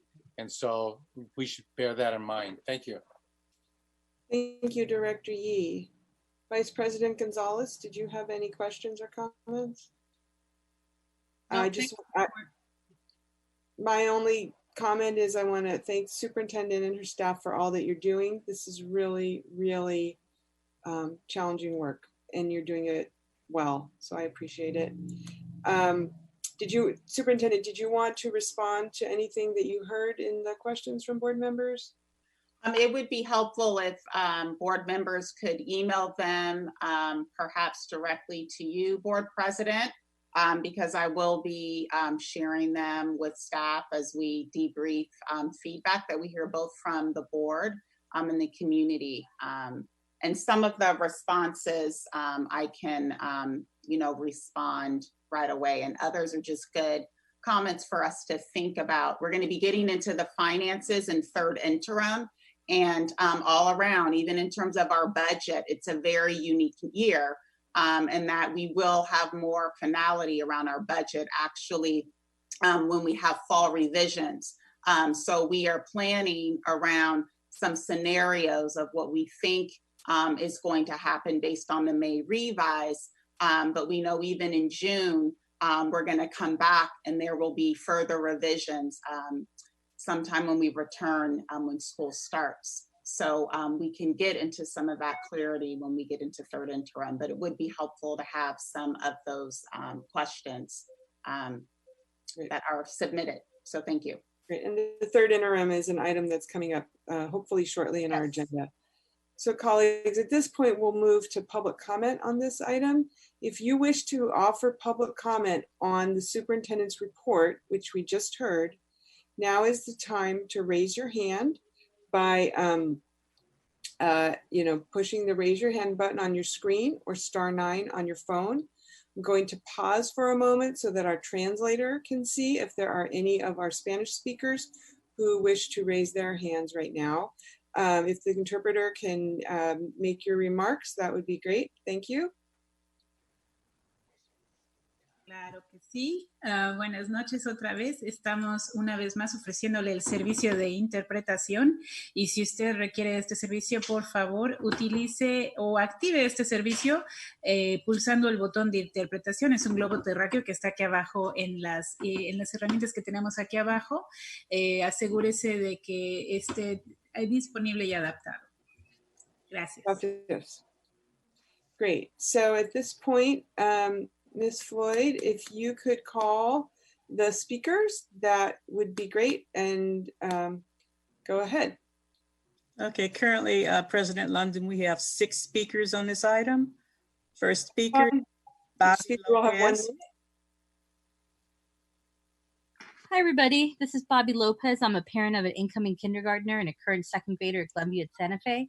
I really want to thank the superintendent for her framing of the issue of a thoughtful return back to the classroom, and also really thank Board Member Ng's comments on mental health wellness. I want to briefly comment on caring teaching students with special needs and medical needs in the era of COVID. Fundamentally, I as a parent have been grappling with the question, how do we do individualized learning plans in the time of COVID? So my kid had a 504, but no longer because he's at or above grade level, but he has a medical condition that is listed as vulnerable to COVID. So I ask you for the following considerations. Some students may need more time to continue a distance learning component, and social emotional really needs to be a priority. I think that's all I'm going to say, but I really thank you for your consideration, and just know that there's a group of students out there who are exceptionally vulnerable to what's going on. Thank you. Thank you very much. It's nice to hear from you. Can we go to the next speaker, please? Next speaker is Stacy Gordon. Hi, my name is Tracy. I'm a parent of 2 elementary school children attending a school that is scheduled to be closed permanently tomorrow because of the superintendent's blueprint for quality schools. And I hear what you say when you say you're willing to modify plans based on science. Well, top public health experts in the state, including the chairs of the public health departments at UC Berkeley and UC Davis, says that crowding more kids into fewer schools is moving in the opposite direction of what needs to be done, especially during a global pandemic like COVID-19. This is not just about dollars. Our children are real human beings and they're very vulnerable to this COVID-19. You need to stop permanent school closures. You are risking our children's health by cramming our children into fewer schools like sardines. It is not okay. Thank you, Ms. Gordon. Can we go to the next speaker, please? Next speaker is Ishmael Armendariz. Hello, can you hear me? Yes, Hi, we can. good morning, good afternoon, board and Superintendent Johnson Trammell. I kind of want to talk, I don't know if the intent, I don't want to make a comment about the intent, but I do want to make a comment about the impact. I find it a little bit disappointing that the superintendent has all these plans about the return to school, and it would behoove the district in the future to include us earlier in that process. The reality is that nothing will happen without us collectively bargaining our safe return to school. Nothing will happen. No models will be developed without us agreeing in that in the collective bargaining process. So we do look forward to co-constructing the safe return. We do look forward to co-constructing the models in which we come back through the collective bargaining process. Thank you. Thank you. Can we call the next speaker, please? Next speaker is Angelica Hunko. Good evening, board and superintendent. I'm Angelica Hunko with Public Advocates. I'm speaking today primarily as a parent of a second grader and a future kindergartner. Three things that I just want to highlight. One, really thinking about a plan for how we're communicating with school communities and perhaps supporting school leaders with what they should be communicating and doing that regularly to get engagement from school communities. That's something that's not clear right now in the framework. But there's a lot of anxiety as we enter the last day of school about what's next, and just receiving district level updates without communication from school leadership. It doesn't feel sufficient. Really thinking about the transition, I sympathize with the incoming kindergarten parent, but how will new students bond with their teachers, and how are we going to plan for that? And then finally, I just really want to thank my daughter's second grade teacher, Ms. Burns, who since the beginning of April has been meeting on Zoom for an hour with her students, providing math instruction up to grade level, and also providing time for social emotional connection among the students. I know she went above and beyond, and I feel really grateful to have had her as a teacher. Thank you, and thank you to the teacher. Can we call the next speaker, please? Next speaker is Asada Olabala. Yes, thank you. I am deeply concerned about all aspects of this, but primarily the science and safety. And what struck me as a burning issue is the fact that here in California, there are only 5 cities that have city health departments. And Berkeley and San Francisco is 2 of the 5. And the fact that we depend on the county of Alameda to give us what we need in terms of science and safety is very worrisome. We need a city public health department, but we don't have it. But I don't know how we're going to deal with the overall culture of how people are not taking this matter of safety seriously. When you look across the country, this issue of safety is not being embraced as it should be. But carry on and do the best that you can do. Thank you for your comments. Can we call the next speaker, please? Next speaker is Mike Hutchinson. Mike Hutchinson. Again, I'm not sure if Board President London heard the demands that many of us were making in front of her house tonight, but one of them comes directly from SEIU 1021. And they are asking everyone to support their ask of the school board and school district to guarantee that their members have PPE when they're asked to go into work.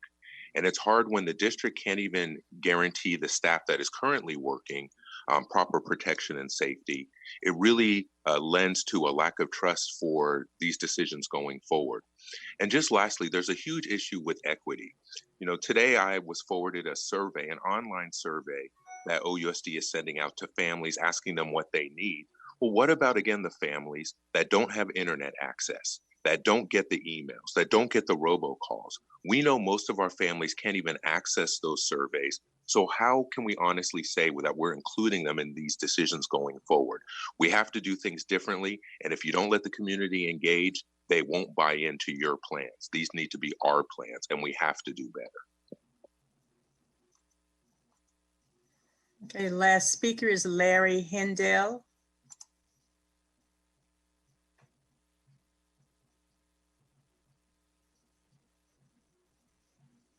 Mr. Handel, if you're available, you should unmute yourself if you'd like to speak on this item.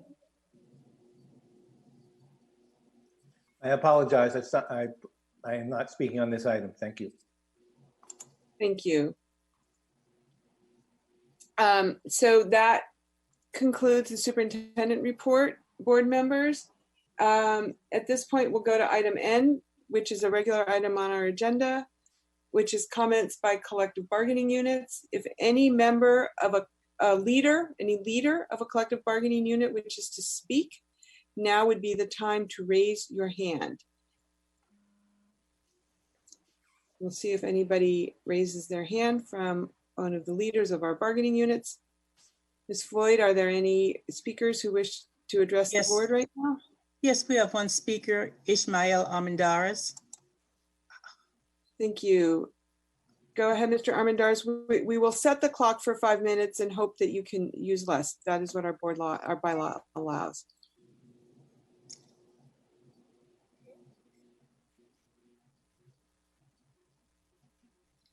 Mr. Armendariz, are you available? This is your time to speak.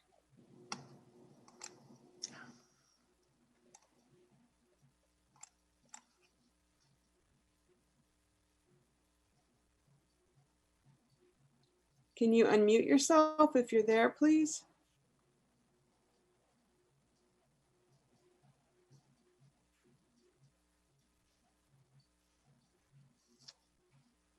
Madam President, I think Mr. Armendariz unraised his hand, or was somehow that was done for him, and so.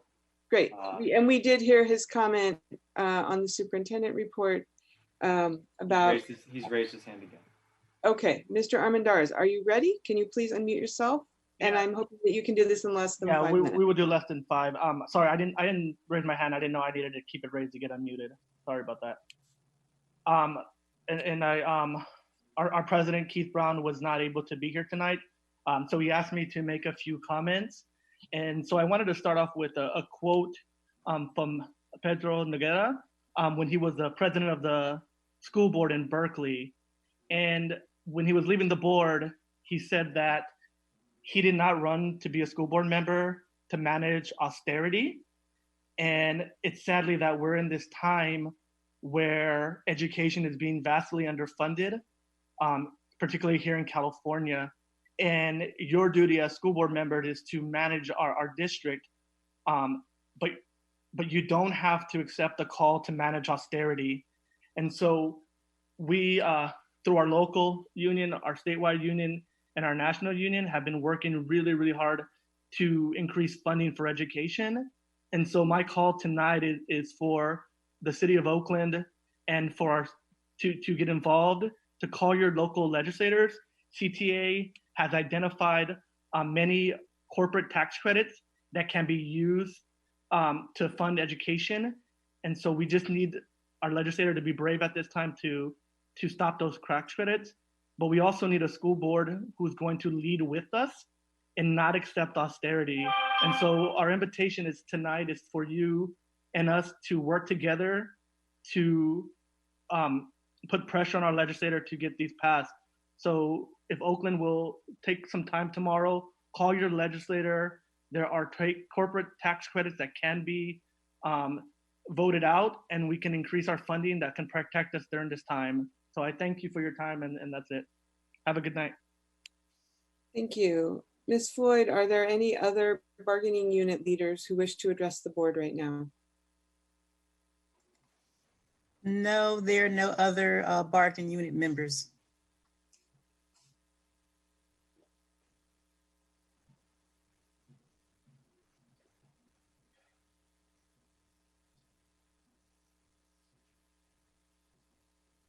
President London, you are on mute.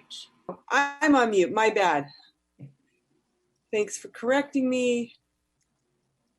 colleagues, what I was saying to myself is that with your indulgence, I'm going to skip item O, which is public comment on agenda items A through N. We took public comment on most of those agenda items as we moved through the evening because many of them were voting items. And we'll come back to the consent report. And at this point, I'm scrolling down. I want to go to the third interim budget report. If you're following along in the agenda, this is our first item. Oh, God, this is a long agenda. I wonder if Chairperson Harris on the Budget and Finance Committee, if his report is brief, it might be good framing for the third interim report. That comes up under new business. This is item T1 on page 76. Director Harris, are you ready to offer a report? Yes, I can give a brief report. Let me just bring it up here on the screen. And I'll just run through it. And Director Gonzalez, I believe you're right. Vice President Gonzalez, I believe you're right. So if you can see my screen, I'll just briefly just give this update. And these are the things we learned and explored at the meeting. The first thing is that the May revised update. You see here that the government anticipates a 10% reduction, which ends up being, there's some math here we'll go over, but a 2.31% reduction from that 10, which leaves us 7.9% of a reduction, or a $30 to $35 million reduction from next year's budget. This reduction will be in addition to the board's March decision to reduce the budget by nearly $22 million.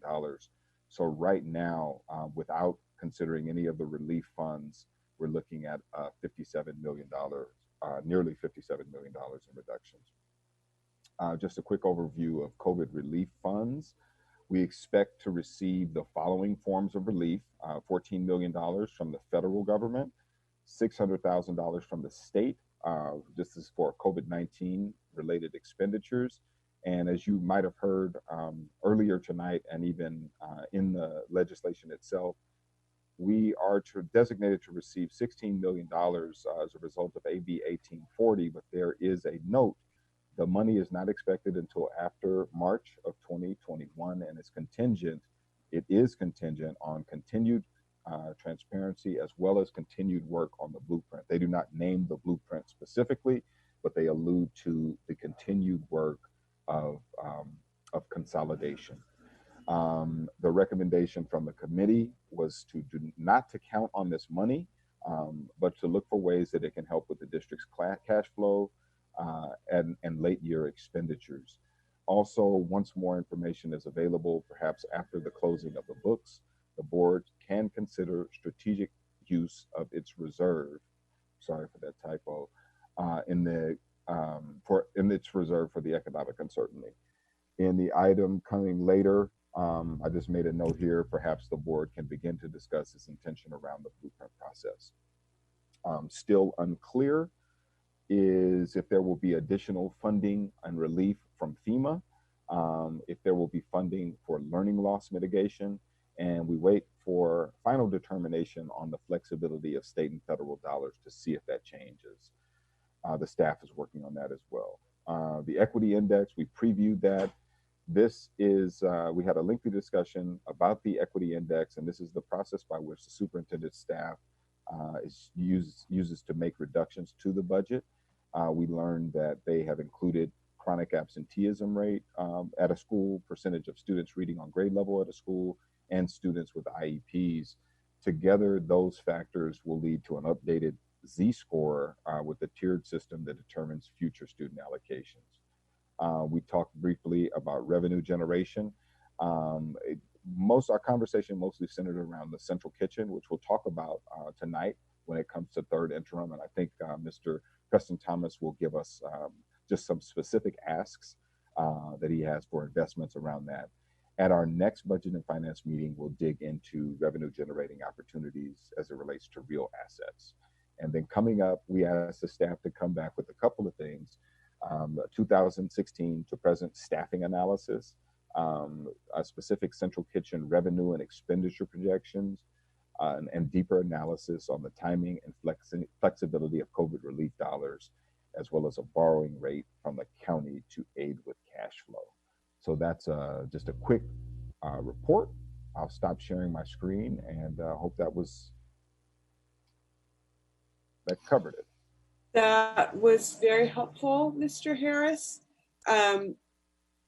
This is only a report. So colleagues, given that most of the information in this report is going to be taken up in the third interim, and that is a discussion and voting item, I'm going to move us right along to item T2, 200441, which is the third interim financial report. I would like to welcome, I'm not sure which of our financial leaders is going to speak, maybe both of them. Looks like it's Ms. Cazares, so why don't you take it away? Thank you very much for your work. I know it's been quite a lot of change to manage. Thank you. Well, I'm going to get us started, and then when we hit our multi-year projections, I will pass on the work to our new CBO, our permanent CBO. All right, so with that, I'm going to go ahead and get us started. So if we can move on to the next slide.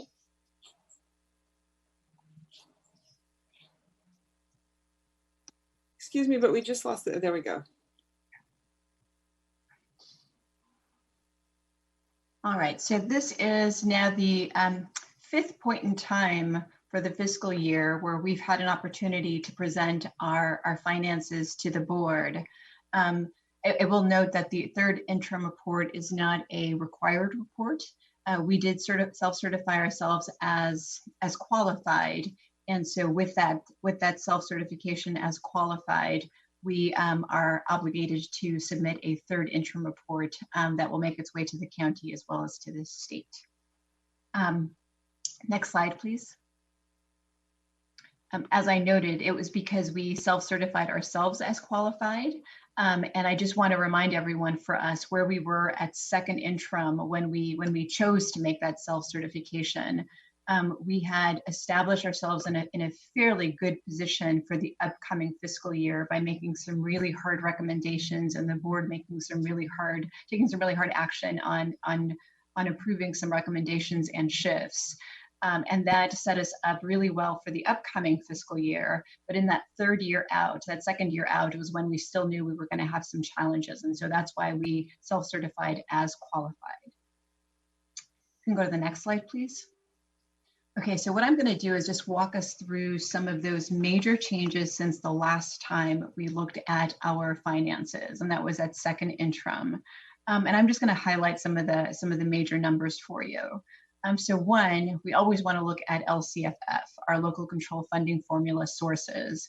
It's our primary source of funding, and so we always want to know that we are talking about our LCFF dollars and recognizing when there are some shifts. And so from second interim to third interim, we submitted our P2 attendance report.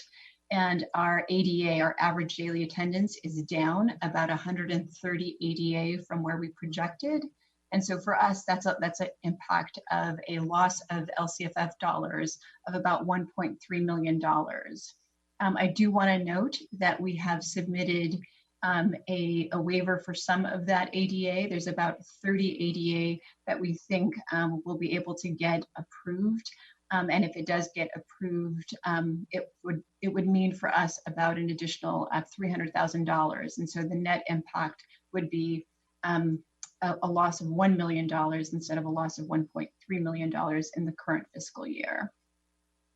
Another notable adjustment I want to highlight is the $1.2 million of revised state and federal awards that you see on the unrestricted side.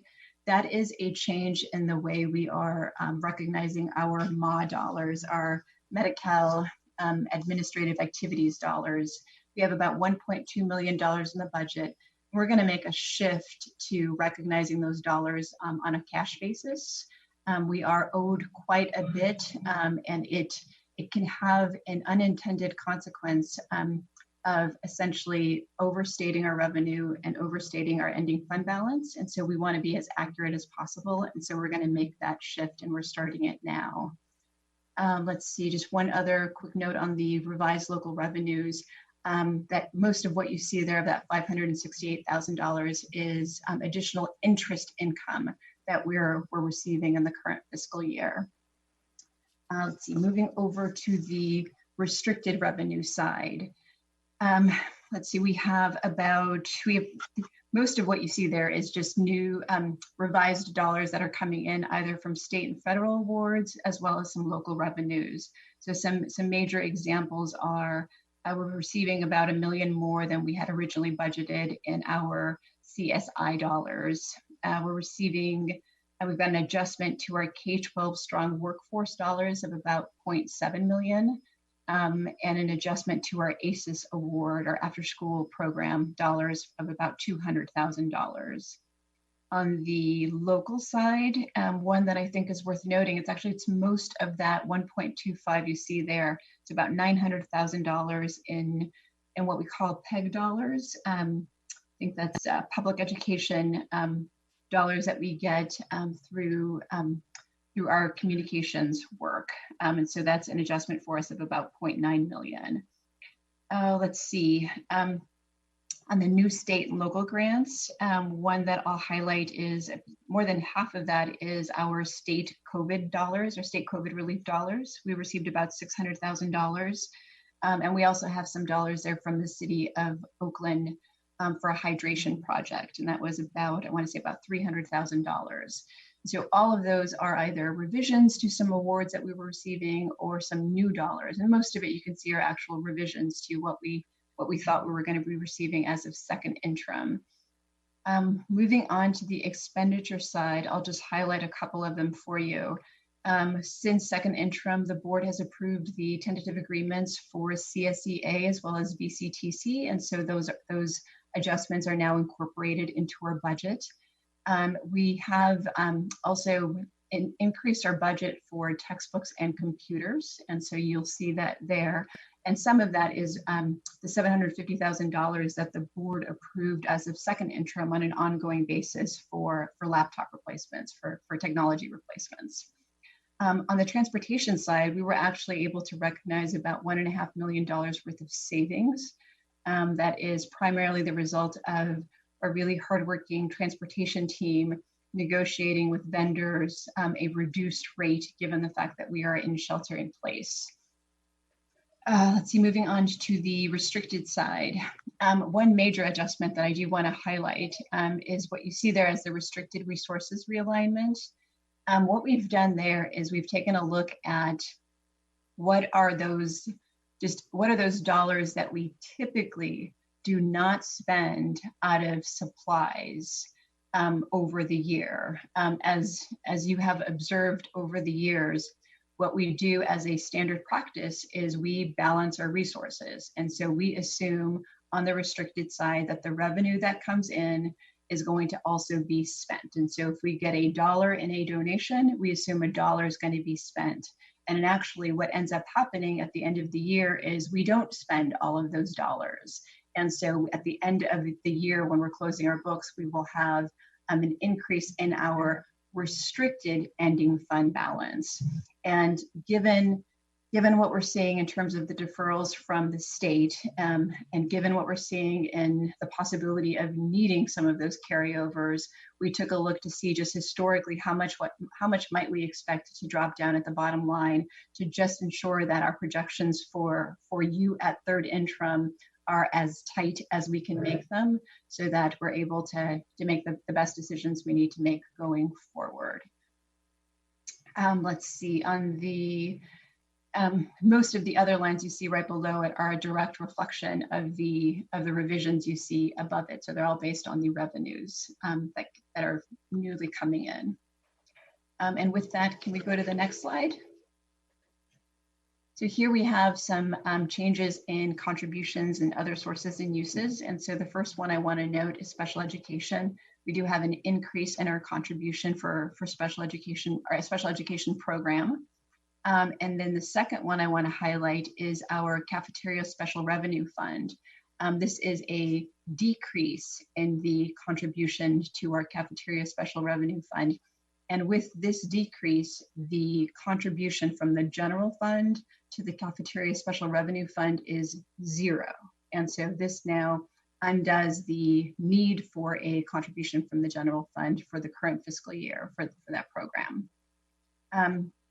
see all of those adjustments. You can see the impact on the increasing and decreasing the fund balance. Want to just remind us about the audit adjustment that we see there for that $3.5 million, which is also set aside as part of our ending fund balance for health and welfare. And then with that, if we can go to the next slide, please. Thank you. So here, as always, we set aside a portion of our ending fund balance for revolving cash. You see the restricted ending fund balance, which, as I noted before, now sort of will better resemble where we typically close books. And I want to highlight for everyone, because I think this is a really important point to take home, is that those dollars are legally restricted. And so they might drop down to the ending fund balance, but that doesn't mean we can do anything and everything we want with them. They are overwhelmingly parcel tax dollars, and those parcel tax dollars have restrictions on them.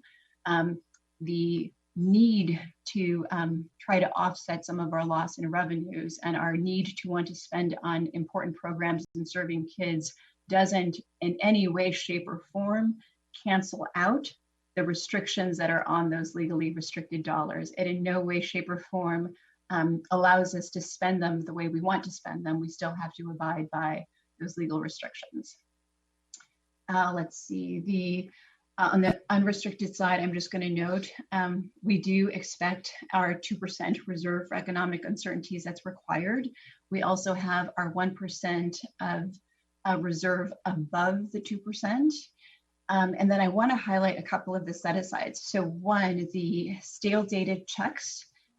Staff has actually made great progress in getting us to the place where we might be able to release some of those dollars. At the second interim, I shared with the board the process that had been developed between fiscal services and our legal department. And that process has been agreed to. And we now have a website where we list off all of our stale dated checks to allow for, I believe it's something like 3 or 4 weeks of posting. And then eventually we're actually expecting by the second or the third board meeting in June to be able to bring to you whatever checks at that point have not been claimed, so that the board can take action and we can start releasing some of those dollars to the bottom line. Let's see, and then the last thing I'll highlight here is you'll notice in the unassigned ending fund balance, it's $303,000. And I want to note for you that the difference between where we were at second interim versus now, as we shift the conversation over to the multi-year projections, as of second interim, we were anticipating an unassigned balance on the unrestricted side of 2.7 million. The 2.7 million, and now we're down to about 303,000 on the unassigned side. And you're going to see similarly that play out in the out years. For FY 2021, in our LCFF sources as of second interim, we were expecting $390 million total restricted and unrestricted. And you'll see momentarily that the drop from 390 million to where we are now. And you'll also get to see the impact to the bottom line, where at the end of FY 2021 at second interim, we were anticipating an ending fund balance of about 8.4 million. And you'll see now that I'm passing on the baton to our permanent CBO, the dramatic shift that the May revise is going to be causing to our finances in the upcoming fiscal year. And so with that, I will pause so that we can transition over to Ms. Grant Dawson.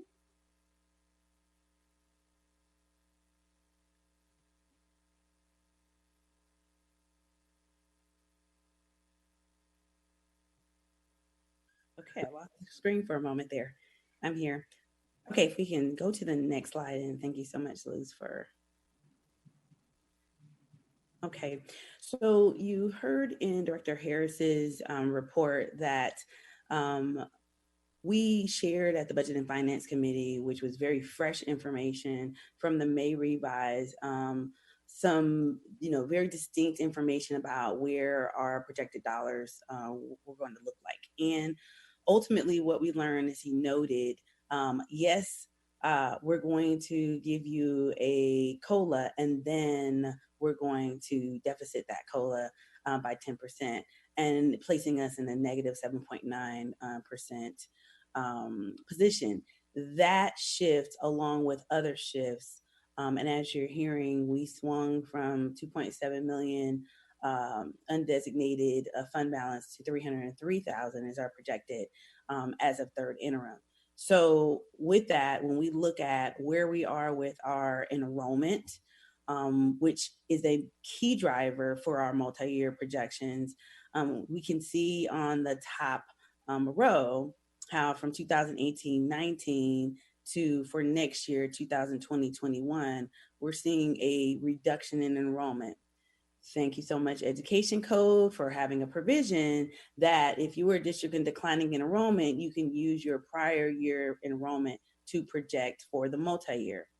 Currently, and as we shared in the Budget and Finance Committee, in the out year 21-22, that projection is based on a normal school year.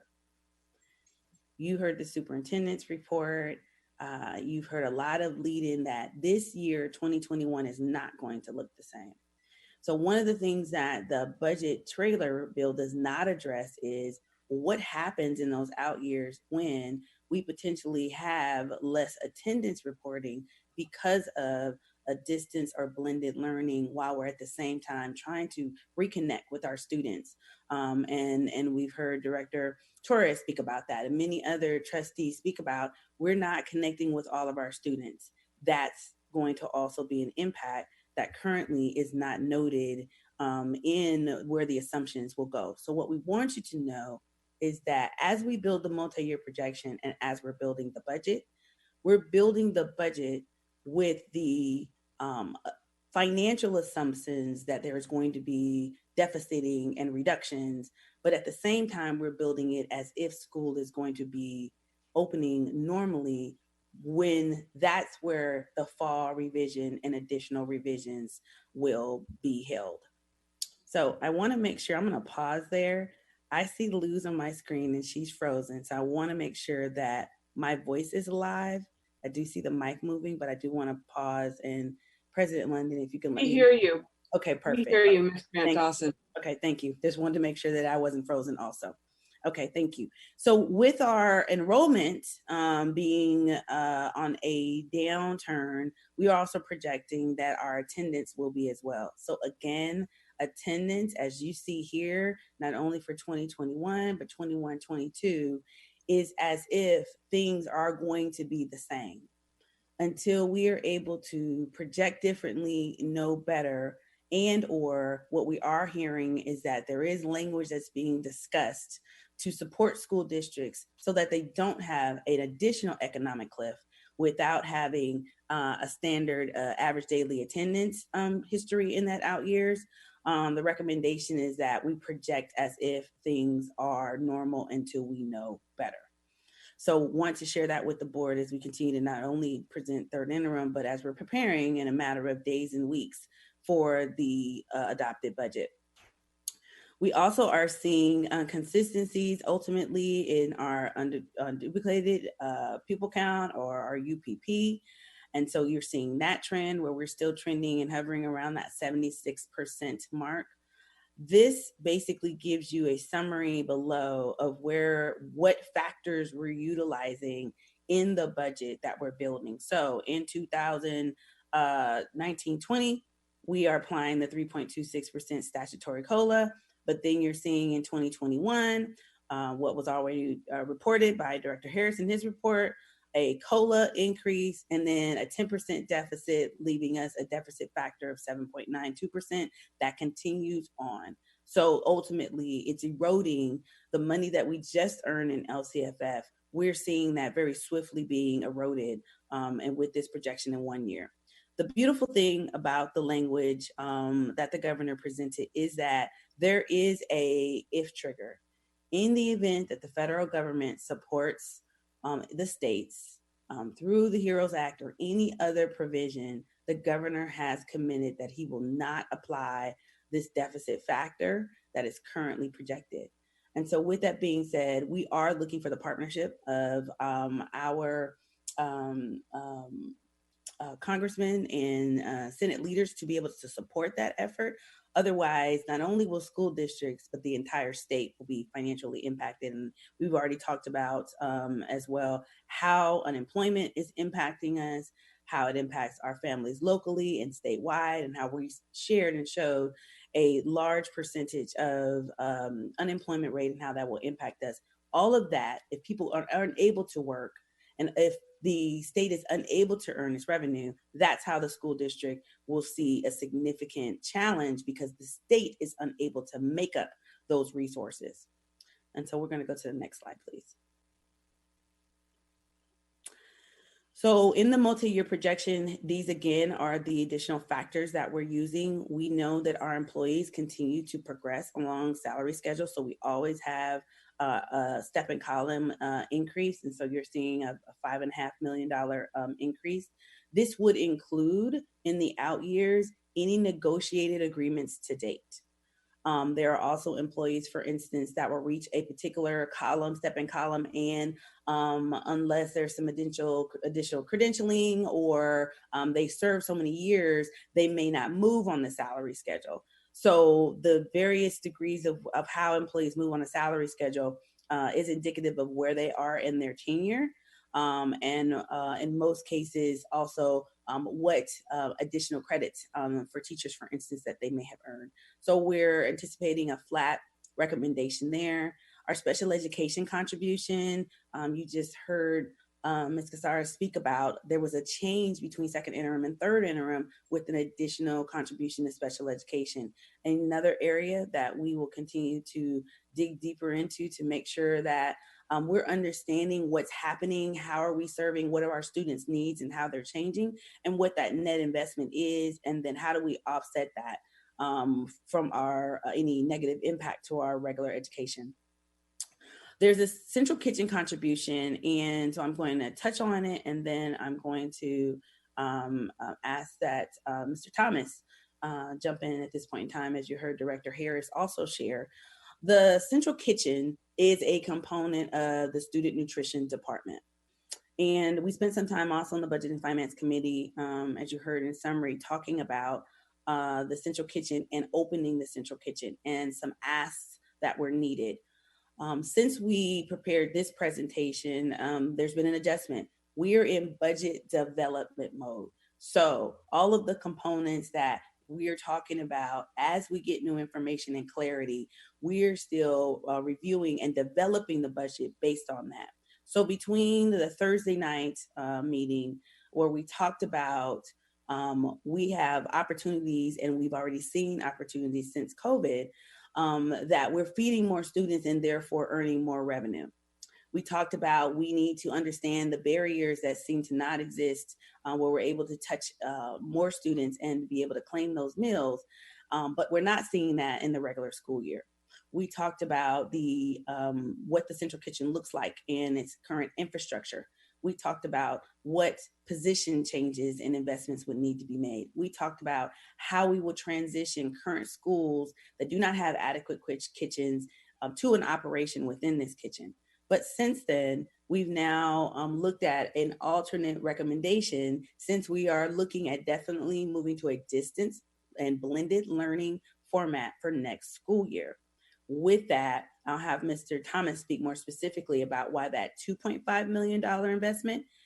You also just heard Ms. Casares talk about currently there is no general fund contribution required for student nutrition, which deserves a pause and applause for that work to be able to reach that place.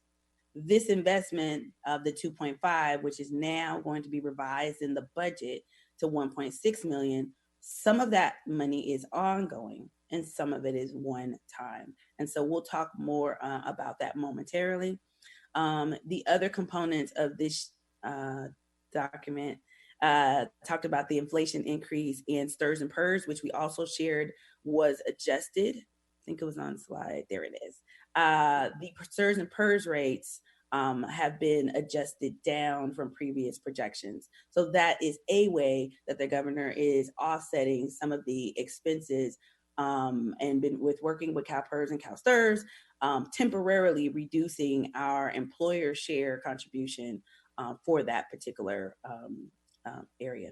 So I want to touch on the central kitchen component. And so if Mr. Thomas is available, he'll delve a little bit more about that change that I mentioned from 2.5 that we're projecting today. And as of over the weekend, we revised that adjustment to 1.6 million.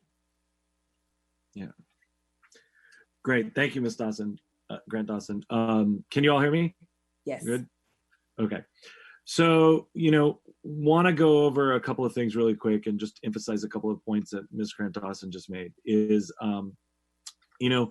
the third interim is another snapshot in time. And you can see that the contribution from the general fund has dropped to zero. It really recognizes kind of the dynamic and changing environment that is existing within Oakland. That there's tremendous need for families. Some of our neighborhoods that are most impacted by coronavirus are also the same neighborhoods that are impacted the most by unemployment. And so, this shifting environment is going to cause us to rethink some of the things that we may be needing from the board in terms of funding. And I just wanted to say what some of those things are. The state and federal guidelines are constantly shifting around what food distribution can look like. And the federal government and the state government have moved rather rapidly to really remove some of those barriers that Ms. Grant Dawson spoke to so that we could serve more families quickly. The second piece is that we have a lot of partnerships with philanthropy right now that are supporting some of the efforts, and some of that includes the sugar tax from the city of Oakland. And then we're not exactly sure what the funding is going to look like that will come from SB 117, the CARES Act, FEMA disaster relief. All those things are currently in the process of being applied to.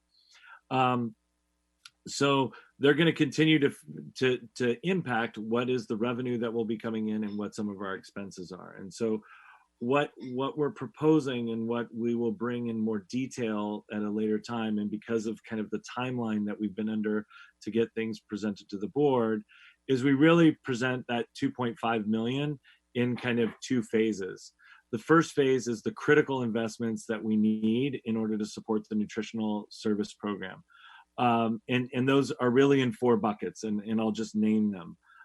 The central kitchen staffing, as you can see behind me, I have an image of the central kitchen. It is real, it is there. It's about $625,000 in terms of skilled, specialized positions that you need to run a manufacturing kitchen of this side. And that's specific to the central kitchen. There's also critical infrastructure that is around the trucks, and rather than purchasing trucks, we would present that we would move to leasing for about $145,000. Then there is critical compliance staff and some of the supervision that would be needed at some of the distribution sites. And so there is a bucket of about $700,000 for staffing that's not directly related to the central kitchen, but is in terms of launching supports around the school, the distribution throughout Oakland, and then some one-time funding that would be for equipment and startup costs for the central kitchen. That would total 1.6. And then we would wait to see what was happening with participation rates. We would wait to see what the federal guidelines are from the CDC, from the FDA, from state and county guidance around what food distribution and school opening would look like.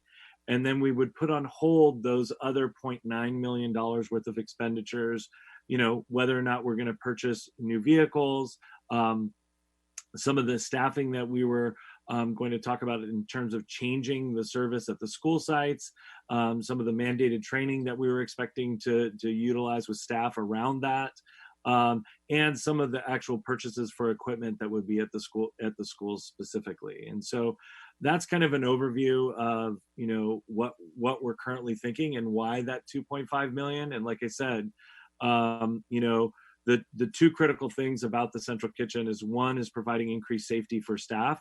There's far more space there in order to provide the physical distancing that's needed to produce the meals.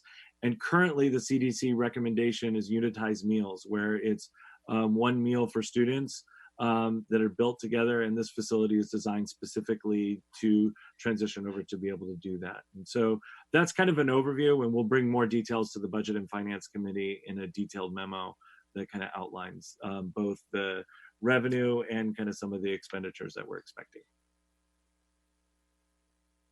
Thank you. To the staff, I very much appreciate this information. I'm also aware we still have quite a few items on our agenda, so if we could conclude this presentation shortly, that would be very helpful.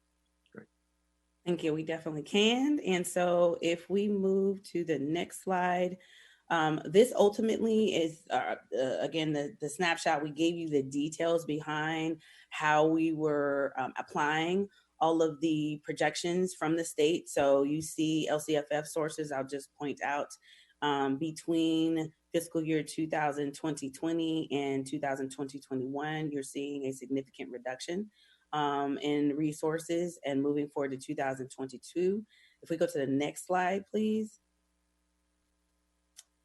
Okay, here's the slide that if you look toward the bottom, where it says spending reductions, part of the spending reductions in the work that the board already did is included. The approximately 21 million that the board already approved in reductions is in the multi-year projection.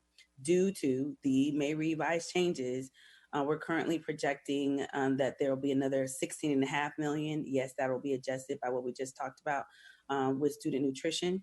That the district will need to make the budget whole, as in, we talked about, we ended with $300,000 of unassigned dollars at the end of, that's the third interim projection. And you'll see in 2021, we're seeking to hit that same mark of a $300,000 unassigned ending fund balance, with all of the 2% reserve as well as the additional 1% reserve included. And so with that, some of our next steps will include that list of spending reductions, which we anticipate we would be able to start acting upon with the fall revise. If we can go to the next slide. And so what do we have next? We will be waiting for this budget to be adopted by our state government. We will be looking at new investments. So there's a Budget and Finance Committee, as Director Harris talked about.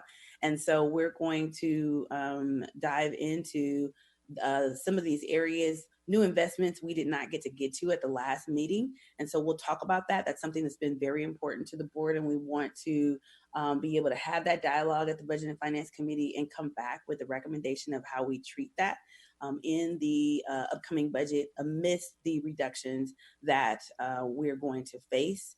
And then the demographic study has something that's also been discussed very consistently, that we need to be even more accurate and knowledgeable about where our students who are reserving and what areas of investments do we need to make and where. And in addition to that, that will include the projected budget reduction that we'll be reviewing with the senior leadership team, the Budget Finance Committee, and then on June 10th, we'll be back to the full board with that information. And I believe that is the last slide. Yes, thank you. Thank you. That was a lot of information, heavy information. Colleagues, we're going to move now into discussion on this item. We're going to start. I think I'll start by giving each of us 3 minutes. Madam President. Dr. Hinton Hodge. Madam President, I believe Yes. we need a motion and a second on third interim. Can I have a motion to accept the third interim report? Second. Moved by Director Hinton Hodge, seconded by Vice President Gonzalez. We'll start with comments. I revise it. We're going to start with 2 minutes for board members. Go ahead. I thought you were being pretty generous there. Yeah, I know. I'm Over back to being Scrooge about this. 5 minutes on the clock. No. We're going to 2. We're going to 2. Mr. Seychell's resetting it, whoever's doing that. You go ahead now when you're ready. I just want to appreciate the work and as always, I don't think that we can cut our way to solvency. And so just looking forward to, again, some kind of more creative ways that we look at, even in this time frame, generating revenue. We did the surplus property piece, like just wondering if like that level of business can kind of go and help us along the way. I know the central kitchen feels, kind of scary for people, but I definitely want to acknowledge staff and working with the consultants. I think it's Leslie, just around really coming out with a solid business plan. So I hope that will get, shared out a lot more.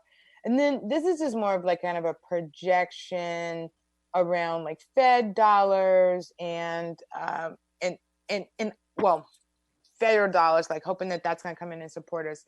But the other thing is that, and this is just speaking to the achievement gap, and I don't know if Dr. Aguilera or even Grant Dawson, you can speak to this, or the superintendent, was that the task force around the achievement gap in the state, the governor was projected before Corona to actually give, put money and resources towards the achievement gap and limiting that. And so there was some clear recommendations. So I'm going to assume that all of those things are going to, those monies are going to kind of go away. But I'm wondering if staff is tracking any of that, because then I think based on this gap that we know is about to, get exponentially larger, is there any pressure at the state level? Is there any conversation about them earmarking some dollars to support districts as we try to fill in the gap? And I even feel like Director Harris kind of spoke to that, like we've got to know what that's going to cost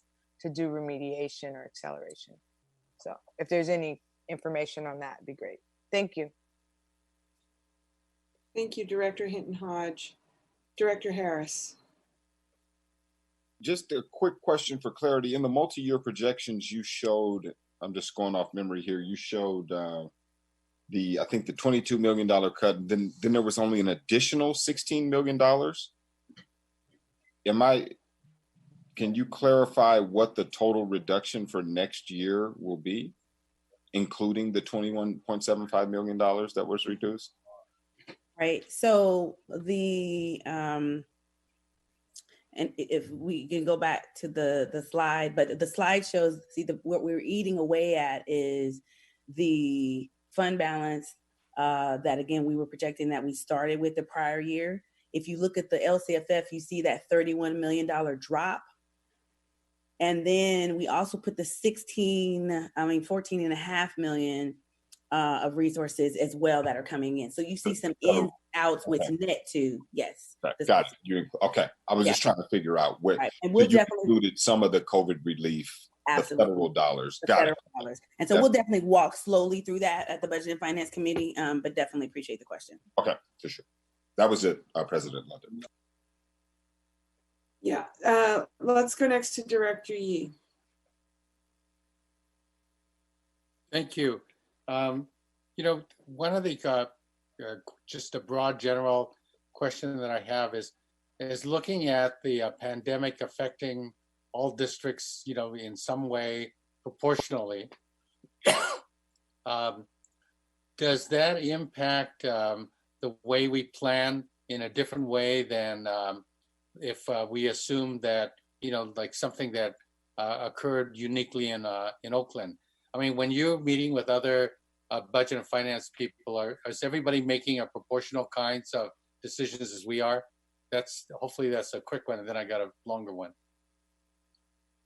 So the answer is yes, but the key thing that is different from Oakland than any other district that I've been on any national or other call with is everyone is budgeting for a major deficit in student nutrition, and Oakland is not. Okay.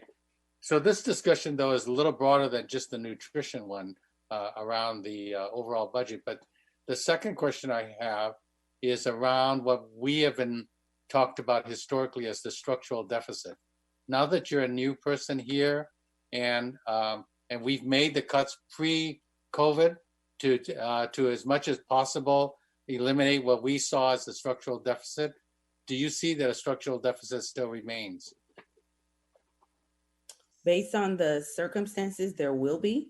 So it's circumstantial. So the fact is that the board timeliness and making the reductions that you did, you literally did beyond banner work than you thought you were probably doing back in January and February. Because had you not done that, then the reductions that we would have been quoting would have been much larger, right? It would have been that 21 plus the 16 and a half.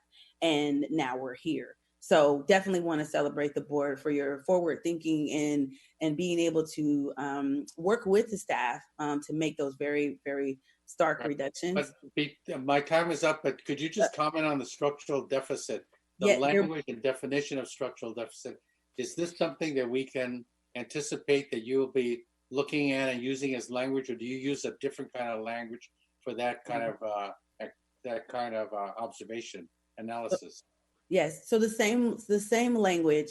However, when you're looking at 2021 and we're seeing a reduction in revenue, what we currently have built in a number is that's the amount that we'd have to reduce so that we wouldn't have a structural deficit.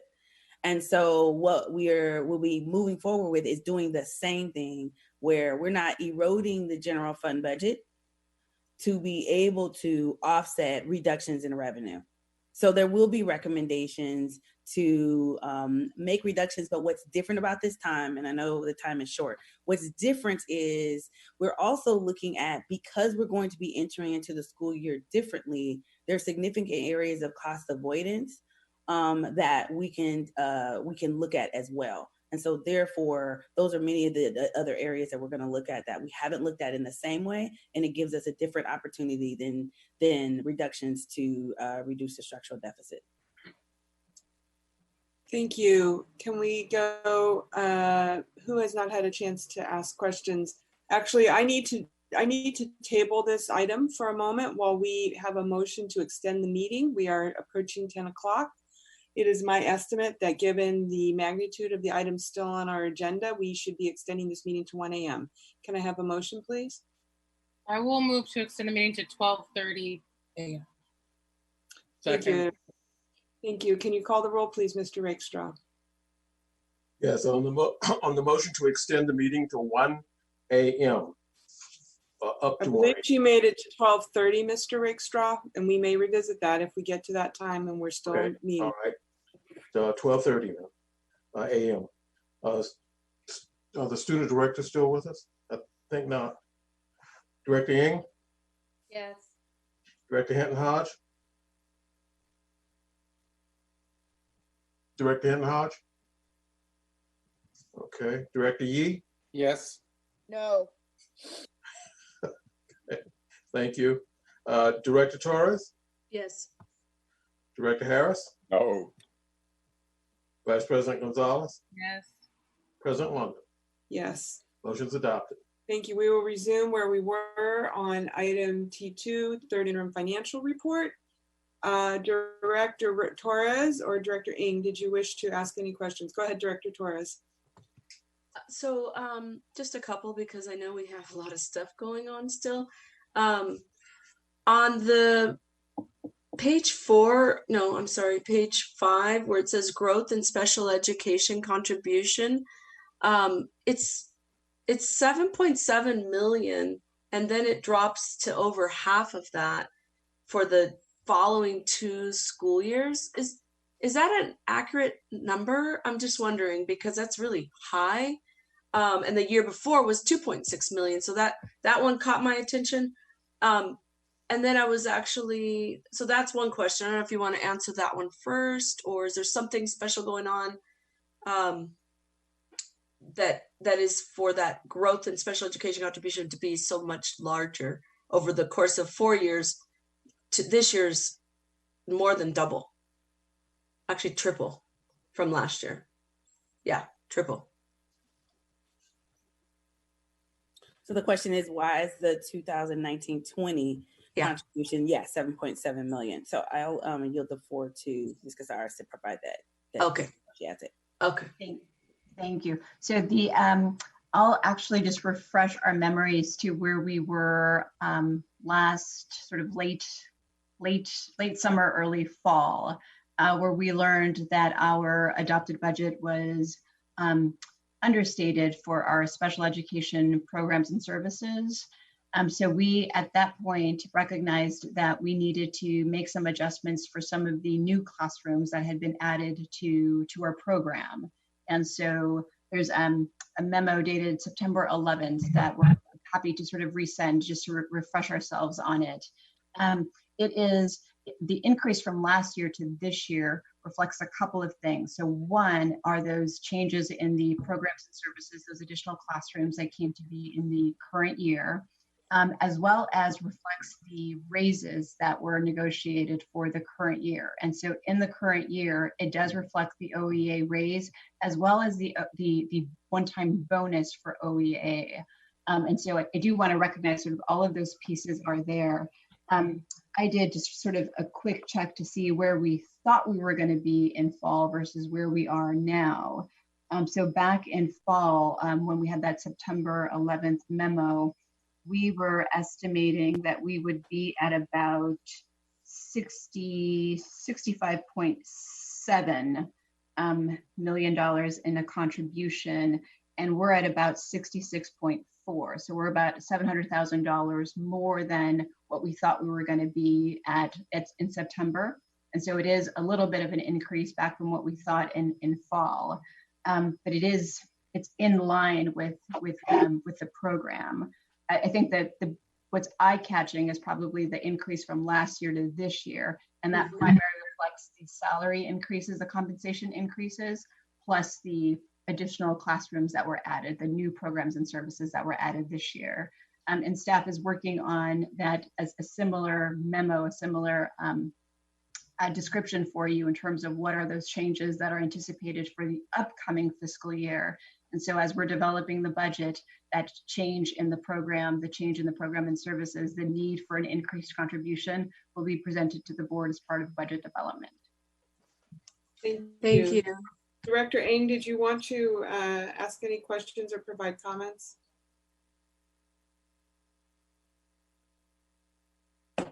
Not seeing. I sent in some questions ahead of time and got some thorough answers.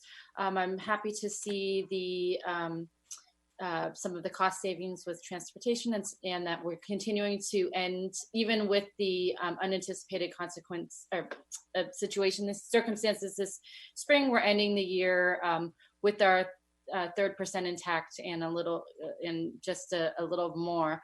I guess in terms of the multi-year projections, I know we're going to spend a lot of time both in budget and finance and in the upcoming board meetings on the budget adoption for the 2021-22 year. I'm wondering if, and it sounds like the expectation is we will make votes and decisions for the 2021 spending reductions before the end of the year. Is that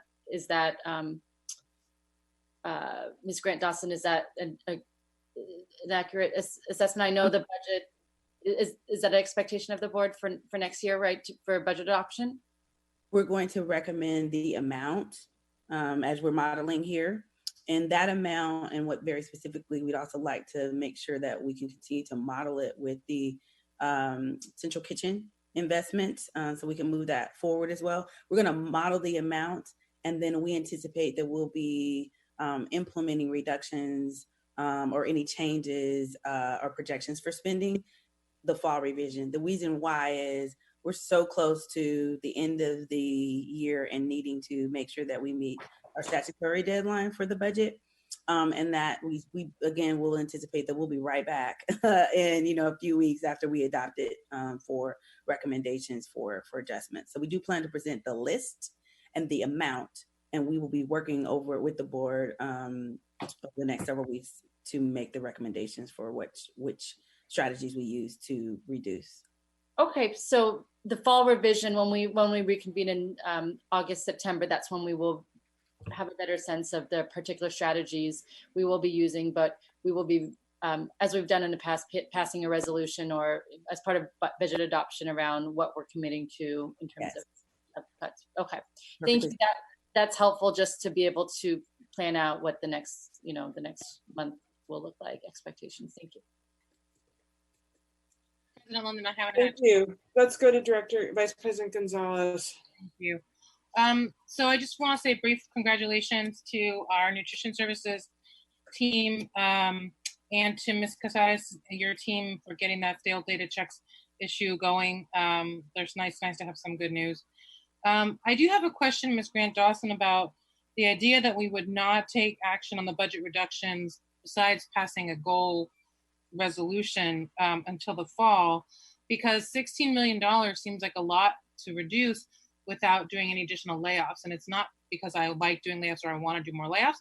It's because I don't know if we're gonna, if it's necessary to do layoffs, I don't know if we're gonna be able to do layoffs in the fall, right? I mean, once the school year starts, that really puts hardship on school communities.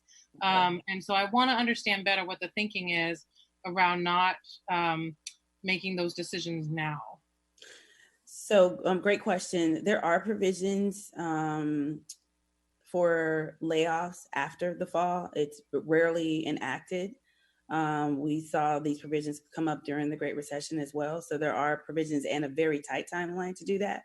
A major factor is the finalization of, again, as you heard, the evolving plan about how we're going to open school, and then how we're going to be able to make those reductions. And so with that being said, between June 10th and the end of the year, there may be some that we'll know very clearly and distinctly, here's where we can make reductions, and others that we may not know very specifically with that. So that's why we're at this point in time stating that. In the event that we'll be able to make very specific adjustments, that's what we're dealing with, is trying to figure out between the distance learning, blending learning model. What does that mean that we either will not need, can avoid, can pause on? Is it a semester, the whole year? And placing those projections into the model.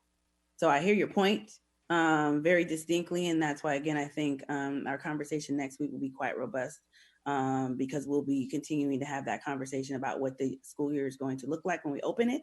And therefore, what we're thinking may be good recommendations for that. Again, mentioned at Budget and Finance, the board also had a list of items that it did not deploy before, to include furloughs and other components as far as options as well. So we'll be revisiting that full list. Okay. President London, I need a second round. I haven't had a lot to say. I haven't been able to say much tonight. Go ahead, Vice President Gonzalez. If others want additional opportunities, we will come to that. I will just say for myself, if you could set the timer for me, please, briefly. Most of my questions have been asked by my colleagues. The one where I have the most concern is the additional 16 million in cuts for the current year. And I'm very interested in learning more about how we would get to that. I appreciate you, Ms. Grant Dawson, referring to options that we did not talk about previously.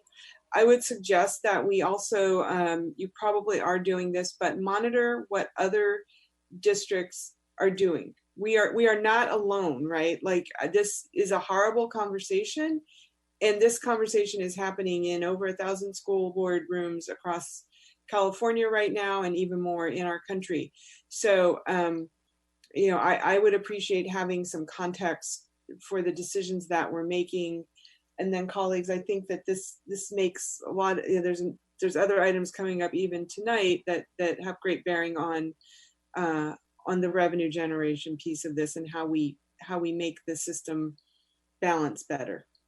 So, and then the final question I have, Ms. Grant Dawson, you kind of alluded to this, but the whole issue of attendance tracking, if we're going to be in a distance learning scenario, I would appreciate learning more about how the state proposes to count attendance, because that is just, I don't know if you know the answer, and you don't have to tell me now, but I think that's something we need to be mindful of going forward, and consider whether we should be advocating in Sacramento for something specific. I'll stop there. I thought it was brief, but it wasn't that brief. We'll go for a second round. We'll start with Vice President Gonzalez, and then I saw Director Yee, and there are probably others of you who would like to ask more questions. Go ahead, Vice President Gonzalez. Thank you. Ms. Grant Dawson, on the multi-year projections, I saw that we're projecting an increase in the out years in our free and reduced lunch percentage. And I just wanted to understand where that assumption is coming from, because our free and reduced lunch percentage has been going down small, gradually, but minor, but small, consistently since I've been on the board. And so really wanting to understand why we believe that our free and reduced lunch percentage is going to be going up. I also just wanted to understand, with an 8% budget reduction for next year, how it is that we think that our LCFF, why we project our LCFF to be going up next year. I need to wrap my head around that. So please, if you can help me understand that. And then on the CalPERS and CalSTRS percentages, I just want to understand, are those based on the May revise? Because I just want to understand where those numbers, are those from the January budget? Are those from the May revised budget? Because I thought the reduction for, I think it was CalSTRS, was more than what I see pictured there. And then my only other question was about vacancy savings. We have a hiring freeze in place. And I just don't see where those vacancy savings are accounted for. So when will the board see vacancy savings accounted for? Where will that show up on the report? Okay, so I will tag team with Ms. Caceres. So one, I believe the page you're looking at it's the slide that shows underserved pupil percentage, that slide? Yeah, that's right. Okay, so your question was, why do we anticipate that there's an increase and in this particular area? And so I have an answer. Let me let Ms. Caceres answer first about what that number is made up of. Because the students that are free and reduced are a component of it. So I'll let Ms. Caceres start. And if I have anything to add, then I'll definitely piggyback onto that. It is based sort of on history. I think the piece that is being adjusted for, and I'm trying to do two things. I'm trying to actually find the detail behind it, which we can provide to the board separately. There are definitely some assumptions about what we're expecting to happen going forward. And there is, just as a reminder, there's this single year portion of what happens in our underserved count. Which has those three components to it. And one of those is English learners, which is an increase for us for year to year.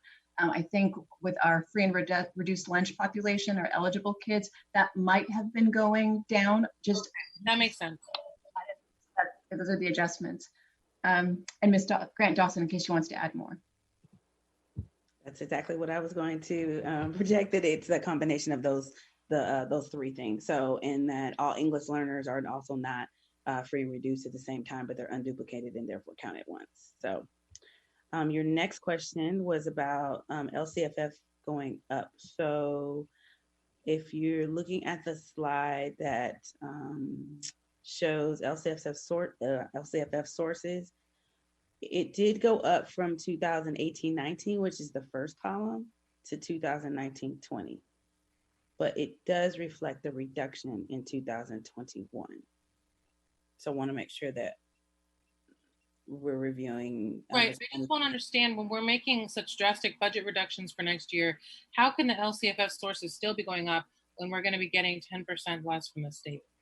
So it's, that slide is reflecting that it's going down in the future year. It's 385 million this year in 1920, and it's going down to 354 million if you round it. Okay. And then your third question, I'm sorry. Vacancy savings. Where do vacancy savings show up? Oh, so we're reviewing that list now. And actually, Liz, can you speak to if a portion of for 1920, the unfilled positions has already been accounted for instance, in third interim?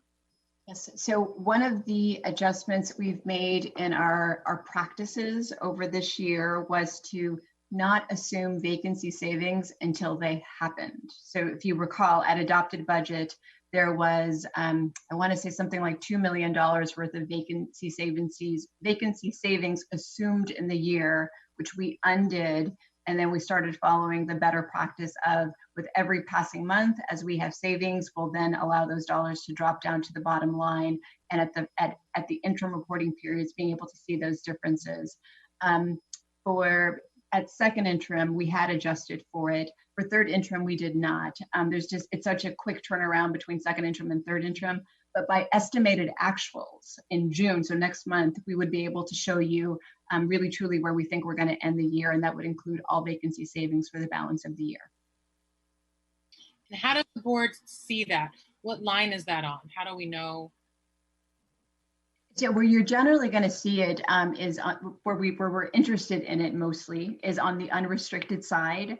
And generally speaking, like at this point, because we're doing the month-to-month piece, where you're going to see it is generally in those net adjustments lines. So if I don't remember what slide it is, but in maybe, I don't know, slide 4 or 5, you'll see net adjustments on the unrestricted side for the changes between second interim and third interim. And it would be usually around that line in there. If there were something significant happen, we would point it out to you, but otherwise it's just included there. Thank you. Thank you. Let's go next to Director Yee, please. Thank you. One thing that caught my attention, Ms. Grant Dawson, is you mentioned distance learning and blended learning.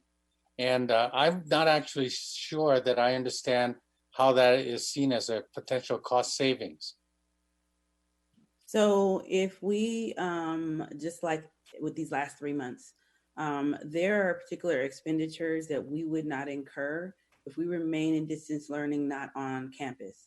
There are various services that would have occurred, transportation, if we're still at a distance learning model, that we're not going to incur those costs. So just like you saw reductions in transportation as it relates to our sheltering in place, we'd see cost avoidance next year with that.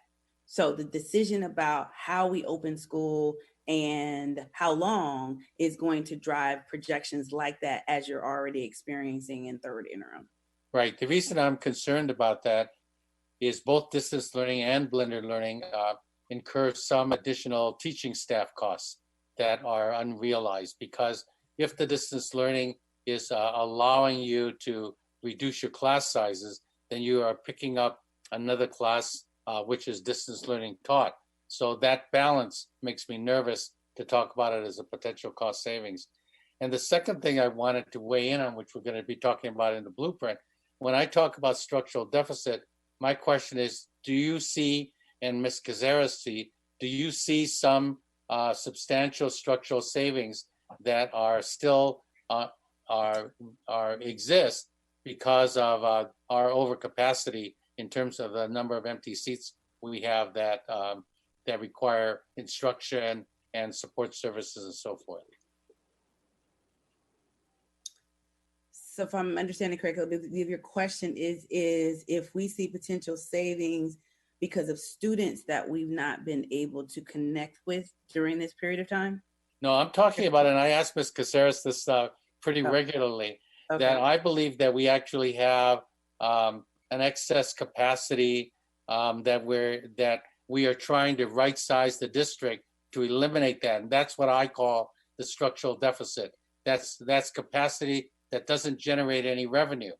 And so the only way I can see us balancing our budget requirements differently than anybody else is to accept the possibility that we might have to do just the opposite that social distancing requires, which is more fully utilize our existing facilities. And but you know, that's what I'm always going to be asking about when it comes down to budget cuts that we're going to have. Are we filling every class to the maximum, whether it's with social distancing or without social distancing? What the danger is that we accept empty seats as just the way we do business, because it's either too difficult to do split classes, or it's professionally difficult and so forth. that's the part that I guess bothers me the most about our district shrinking and our incapacity to actually reduce our structure. Our structure is designed for 15,000 more kids. I understand now. Thank you for that clarity. Thank you. And so I don't know if I don't have an answer for that question at this time, but definitely can confer. And I think if it can work with the superintendent about how we respond to that. Thank you, Director Yee. Do any other board members want to ask additional questions or comments before we go to public comment? The way this screen is showing, I'm not seeing you all. I don't see anybody else wanting to offer comments right now. Oh, Director, 2 minutes, please. Yeah, I actually want to align with Director Yee's comments. I mean, I feel like that's where I always start out as well. Like, we can't cut our way to solvency.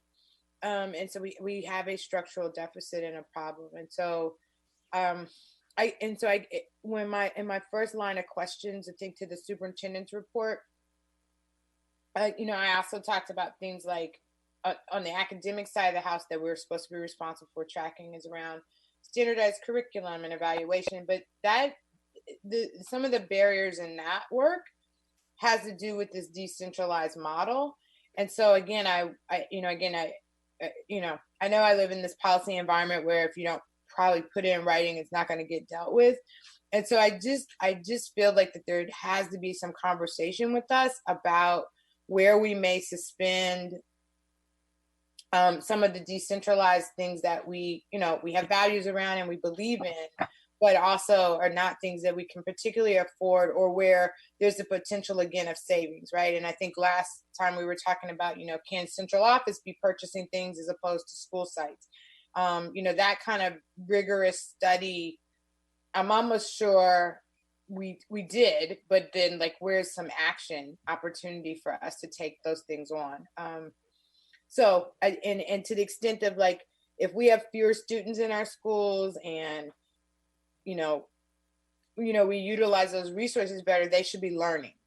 And so it's a proposal, right? That we kind of look at some of reductions of the decentralized kind of piece where it can be too costly for us, at least right in this moment. Maybe it's just a COVID era thing we have to think about. Thank you. So let's go now to public comment. If you wish to offer public comment on this item, you should raise your hand by pushing the button at the bottom of your screen or pressing *9 on your phone. I'm going to give our Spanish translator an opportunity to see if we have anyone who wishes to offer comments in Spanish. If you could go ahead, interpreter, please. Yes, I'm here. One moment, please. Ok, buenas noches otra vez y una vez más reiterándoles que tenemos el servicio de interpretación. Por favor, si usted desea hacer un comentario público, siéntase en la libertad de levantar la mano, de levantar su mano para que usted pueda participar y nosotros vamos a hacer la interpretación aquí en vivo. Muchas gracias. Thank you. Ms. Floyd, if we could begin calling speakers. Each speaker will have 1 minute. Thank you very much for your participation this evening. President London, we currently have 5 speakers requesting. The first speaker is a phone-in listener, area code 510. Last 3 digits are 723. Okay, Jim Mordecai speaking as an individual. Okay, on the budget, the number one thing is safety. We're talking about next year. We're talking about returning to school. Your budget doesn't really show that. You're going to have a lot more custodians. You're going to need a lot more nurses, and you're going to need a lot more thermometers to be able to identify students that have the virus, staff and students. So your budget is last year's budget. You're sort of like fighting the war against the virus with last year's strategy.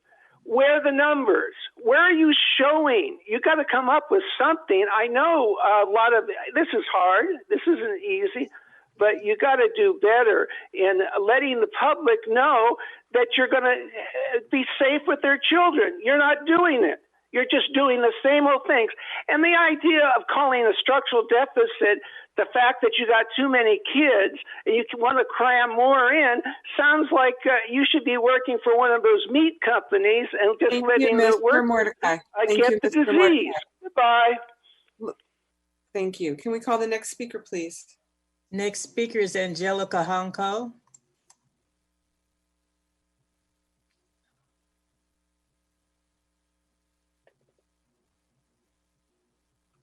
Ms. Honko, are you there?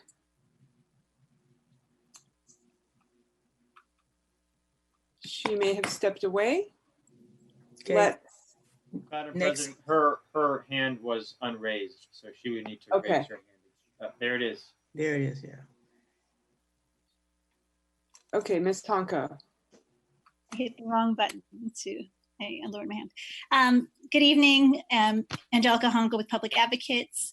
While the district may approve a budget in June, there's going to need to be a process with scenarios, both to plan for the difference in operations and what's going to come out of the planning of the COVID action teams, and also for the potentially big difference in funding that could come, especially from federal relief, both with the latest relief package and also with the HEROES Act that's being discussed. The learning loss mitigation funds in particular are quite significant for a district like Oakland. The governor's proposal is very equity driven, and concentrated districts like Oakland stand to receive as much as $24 million. However, the proposal that was approved by the Senate was much less equitable and will just distribute according to LCFF funds. It's a big swing. Also, the special ed money is very, very significant as well, and you'll need to have a scenario to plan for these dollars, and the district will be required to have an instructional continuity plan, and students and families want to be a part of this planning. Thank you. Thank you. Can we have the next speaker, please? Next speaker is Tracy Gordon. Hi, so OUSD is budgeting for major deficits. The superintendent be offered a raise and then accept a raise during a global pandemic when OUSD families are struggling to make ends meet. It was really in poor taste for the superintendent to accept a raise at this time, especially when OUSD is permanently closing our public schools and losing the trust of OUSD parents. Parents want to know that you will put the health of our kids first and keep our school sites open. Stop thinking about the money. Think about our kids' health. Think about our teachers' health. You need to put that first. Otherwise, you'll have more families leaving the district. And of course, you're going to have decline in enrollment. It's really not rocket science. You just have to gain the trust of the parents. Follow science. That's what the superintendent said tonight. She said she was going to follow science and she was going to make adjustments as needed. I think that's an adjustment that needs to be made. Blueprint for Quality Schools does not work with COVID-19. Thank you. Can we have the next speaker, please? Next speaker is Indigo Byers. Hi guys, this is Indigo Byers from the Black Organizing Project. As you know, we do have a campaign called Boss Bettering Our School System, are going to be eliminating school police by this year. And as we're having this budget discussion, I just again want to lift that up. We know where all this money for these school police is going and how they're affected and how easily we can cut them and have millions of dollars. And I also have a question for the board. When is there a time now when we're going to be speaking, when you guys are going to be speaking on agenda items 9 through T, or is that moved to the next meeting? I'm just a little lost. We will come back to the consent agenda. We wanted to get to this item and the next one before it got too late in the evening. I'm sorry, this is a very busy agenda tonight and we are moving around, but we have not come to those yet. Thank you for your patience. Okay, so are they moved towards are they now the last items and moved to the bottom of the agenda, or? They will come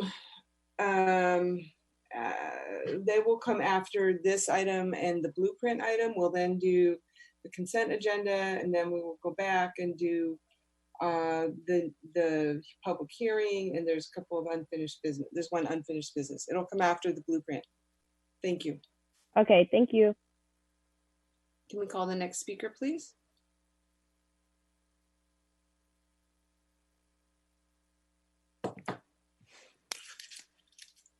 Hi, it's Carol Delton. Hello. Hi, please continue. Oh, thank you. Okay, so I wanted to appreciate that Director Gonzalez raised the question of the vacancy savings. I think that it is inappropriate if there is going to be a third interim, and that's a calculation that could be made not to make it. By not making that public, you disenfranchise the public from a discussion of what those funds could be used for going forward. Second, another item, and we are still talking about this year and the budgeting for this year, the contracts that you have.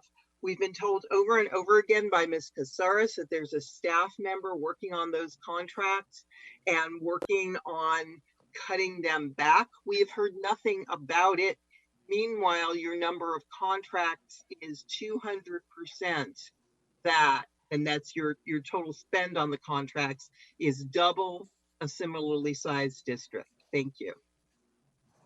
Thank you, Ms. Felton. Can we call the next speaker, please?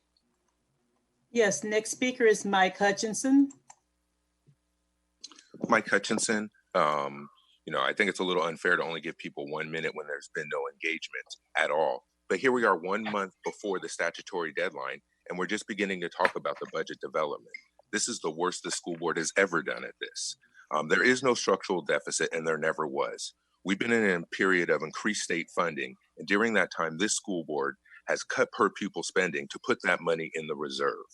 And at a meeting where we hear about a possible $50 million in cuts, the discussion is about if we're going to spend more money on the central kitchen. But here's what we know. For this year's budget, it started off with an approved budget of a small surplus. Then the first interim, a $23 million deficit, down to 15, and now down to 9. That should be good news. And along with that, we're ending the year with $65 million. The projections the last 2 years were $40 and $30 million off. We know these projections are garbage. We know how much money there is. And just lastly, if we need to cut any place, there is $85 million between the OUSD PD, consultants, and contracts. That is the only place we cannot cut per pupil spending. Let's call the next speaker, please. Next speaker is Asada Olabala. Yes, I'm very concerned because I'm listening to the conversation, and there are many areas of needed concern. But like Mr. Mordecai is saying, I'm not hearing enough about how we proceed to get the funding necessary for safety to be in place, maximum safety. I think you need to take some time to look at the data that reflects how children have been impacted by this virus. Look at the number of children who have died. Look at the number of children who have contracted other illnesses related to COVID-19, not just COVID-19. Children, because of this virus, are contracting other impacting illnesses. You cannot avoid that. You have to spend some quality time every time talking about what we're going to do for safety for these children. Thank you. Are there any additional speakers, Ms. Floyd? That concludes the speakers for this topic, President London. Thank you. I'm going to bring it back to the board. We need to take a vote on this item. It has been moved and seconded. Mr. Rakestraw, can you call the roll, please? That's on the motion to adopt the third interim report. Director Ng. I'm sorry, I didn't hear you. Please unmute.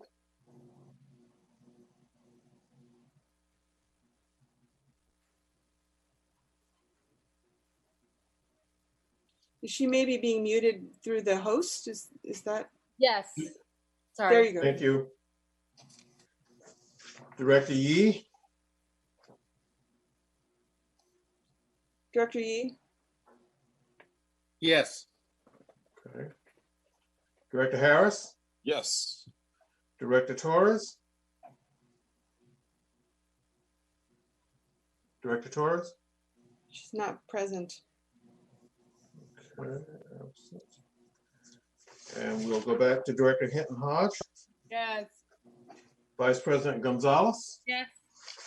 and President London. Yes. The motion is adopted for the third interim. Thank you, colleagues. So just to make it clear, we're going to go next to item T3, which is the report on the blueprint for quality schools.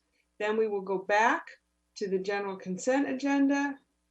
And then we will go to our public hearing on the name designation, curriculum adoption. And then we will go to the T4, the California Ethnic Studies model curriculum. And so that is what we have ahead of us in the next 1 hour and 55 minutes. So this next item is an update. It is not a voting item. I see Ms. Renteria here. Welcome. Thank you for joining us. Good evening, Board of Directors and Superintendent Tramel Johnson. I will actually send it off to Superintendent Johnson Tramel to kick us off. Sorry about that. It's late, Ms. Renteria. Thank you for joining us. I'll wait for the slide deck.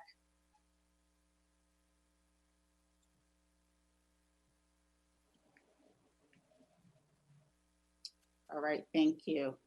All right, good evening, Board of Directors again in community. Tonight, I will be providing an update on the blueprint process. The presentation this evening will consist of 4 components: describing the OUSD vision, outlining the complex dilemmas we are trying to solve through the blueprint process, understanding projected cost of providing full service community schools for all students, and finally, reviewing the timeline for bringing final recommendations to the board. Next slide, please. I want to start our time this evening by reminding us again of our mission and vision of OUSD. Though the work of the blueprint process is complex and not without controversy, its ultimate goal is to help create the necessary conditions to allow our mission and vision to flourish. Without an ongoing focus on sustainability, we cannot provide the critical resources and talented staff that promote a quality learning environment for all students and families. Next slide, please. Thank you. As a former student, teacher, principal, and now mom of 2 OUSD students, my deepest desire is to prepare all of our students to be prepared for college, career, and community success in a nurturing learning environment that sparks joy, resiliency, critical thinking, and creativity. That type of learning that I want for my own babies is what I desire for every student in OUSD. When I began my OUSD career as a teacher, I did my very best with limited resources to create an engaging classroom to help my students excel academically and social-emotionally. As a principal, a huge part of my time was spent ensuring we had excellent teachers for every classroom and creating structures for meaningful teacher collaboration and parent engagement. Once I transitioned to central office, I became more aware of the broad inequities across our school system and worked hard in my leadership role to address them. And now as superintendent, my work centers around the organizational wellness of the entire school system, from the needs of students, families, and employees to create the necessary conditions for students and staff to thrive. Next slide, please. Currently, at the root of many of our challenges, we simply have too many unsustainably sized schools across the district. In fact, only 8% of our OUSD schools match or exceed the average school size of other California districts, about 700. The majority of our schools, 67% in OUSD, serve between 250 and 500 students. And nearly 25% of our schools are considered small, serving under 250 students.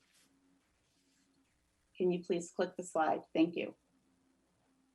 The problem with this, particularly in the state of California, where we rank 41st in the country in terms of the dollars allocated per pupil, is that many of these very small schools are not large enough to generate the dollars needed to support both the staffing and programming that we want and need for all of our students here in Oakland. As a result, even when we supplement funding from some of our larger campuses, students who attend these very small schools, often under-enrolled schools, end up without access to the arts, librarians, nurses, and other critical programs that create a welcoming, engaging, and joyous learning environment for students.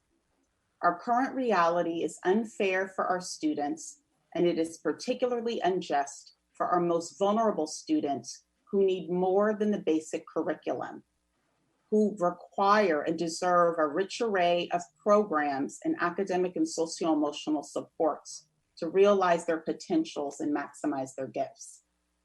This is also an incredible challenge for our teachers and principals who, without these additional resources, are forced to take on additional duties and do their best to stand in for nurses and counselors and other support staff. In addition, offering elective programming and robust support staff grants educators the time that they need to prepare great lessons, connect and follow up with families, and engage in professional learning experience to build and improve their craft to develop the best lessons they can for our students. And so when folks feel like they can't do their job to the best of their abilities, when they don't feel like they have the resources to do what they are trained to do, and they are working under challenging conditions, they are much more likely to leave the district or the educational profession altogether. And as a result, here in Oakland, we are left to constantly address the challenge of staff retention, which works directly against creating the type of conditions across the school district that promotes quality. With these challenging working conditions and high staff turnover, we inevitably see poor student outcomes. And because we are a district where many families can exercise choice, when there is a lack of rich programming and poor student growth or achievement, families that can will often find other options where they believe their students will be better served. And unfortunately, often our most vulnerable students and families that were unable to exercise a different choice are then disproportionately left or placed within our underutilized schools with even fewer resources. This vicious cycle is absolutely one of the barriers we face as a school system that is preventing the level of stability and sustainability for our staff, schools, and system, and ultimately from the quality outcomes that we know our students and staff are capable of achieving if we can provide them with the right conditions, and most importantly, from taking collective responsibility for ensuring our most vulnerable students attend well-resourced schools that can help them thrive. Next slide, please. We believe that with a strong process combined with the resources and conditions to support this incredibly complex change process, we can and will make our schools and district more sustainable, and that this, in turn, will lead to better resource schools where students have more access to programs and support that enable them to thrive, and where teachers are better supported to do their best work. I firmly believe that this will lead to better student outcomes, including and especially for our most vulnerable students. As we all know, this kind of success feeds more success and will attract more families to invest in their community schools, which in turn creates a more virtuous circle where all of our students receive the quality education they truly deserve. Next slide, please. And when I speak about the vision of our city schools and our district, I really see that as connected to a larger vision and pathway that we are all collectively responsible for forging the vision for a better Oakland and for all of our city's students and families. In this vision for a better Oakland that we all hold, a city where our families and children thrive, I think we can all agree that there are a number of essential ingredients, ranging from access to safe and affordable housing, excellent health care, a vibrant business sector that includes tons of homegrown innovators, an amazing arts, sports, and recreation scene, and of course, exceptional and collaborative civic government, all led by the talented and diverse folks who share a love and passion for our city. And of course, we cannot make this vision a reality without a sustainable, carefully managed, equitable, and excellent school system. The blueprint process is focused on tackling one of the critical issues standing in the way of our school district reaching its full potential, which is creating a sustainable school district. But it is not the only action we have to take. Too many schools is a problem. However, our collective work is multi-pronged, which our Deputy Chief of Innovation will speak to in a minute. So although the blueprint process is focused primarily on creating sustainability, the goal of focusing on sustainability is to allow us to then invest deeper in quality and to focus on equity, which is providing quality schools, particularly for our vulnerable students. So at this time, I will pass it over to Deputy Chief Yvette Renteria to continue along with the presentation. Thank you, Superintendent Johnson Trammell. Next slide, please.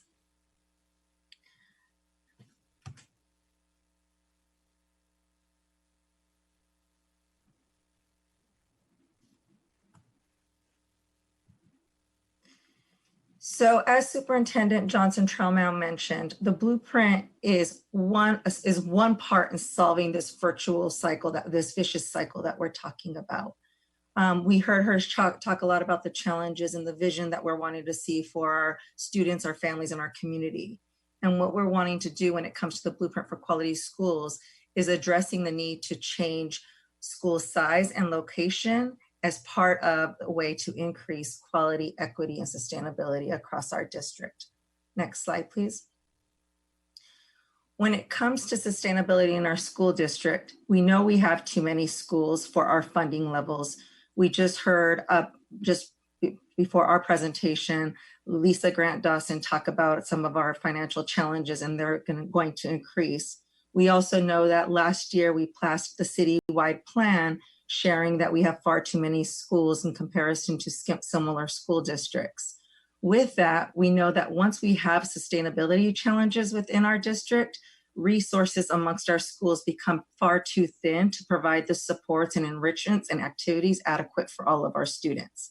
And the ones that actually lose out most are our students that need it the most and happen to be a lot of our vulnerable students, which causes inequities in our system.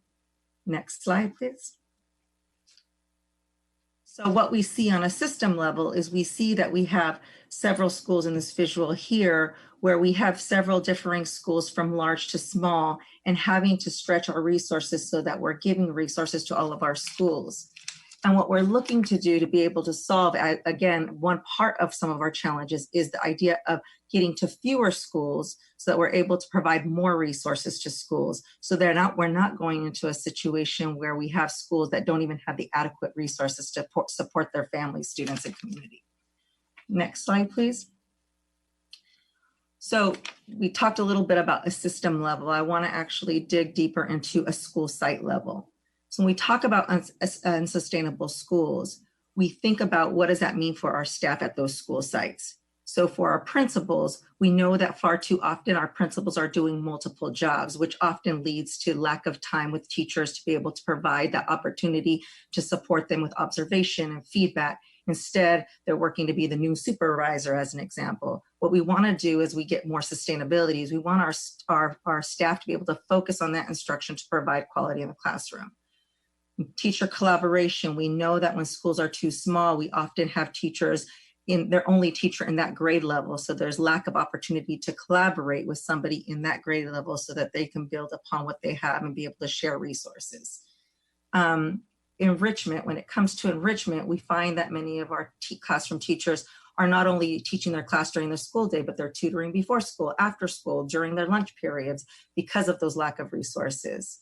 We find that we have combo classes when we're not able to have enough students in a school, and that we have combo classes, which makes it, one, really challenging and stressful for the classroom instructor, but also a student is getting 2 different curriculums at one time.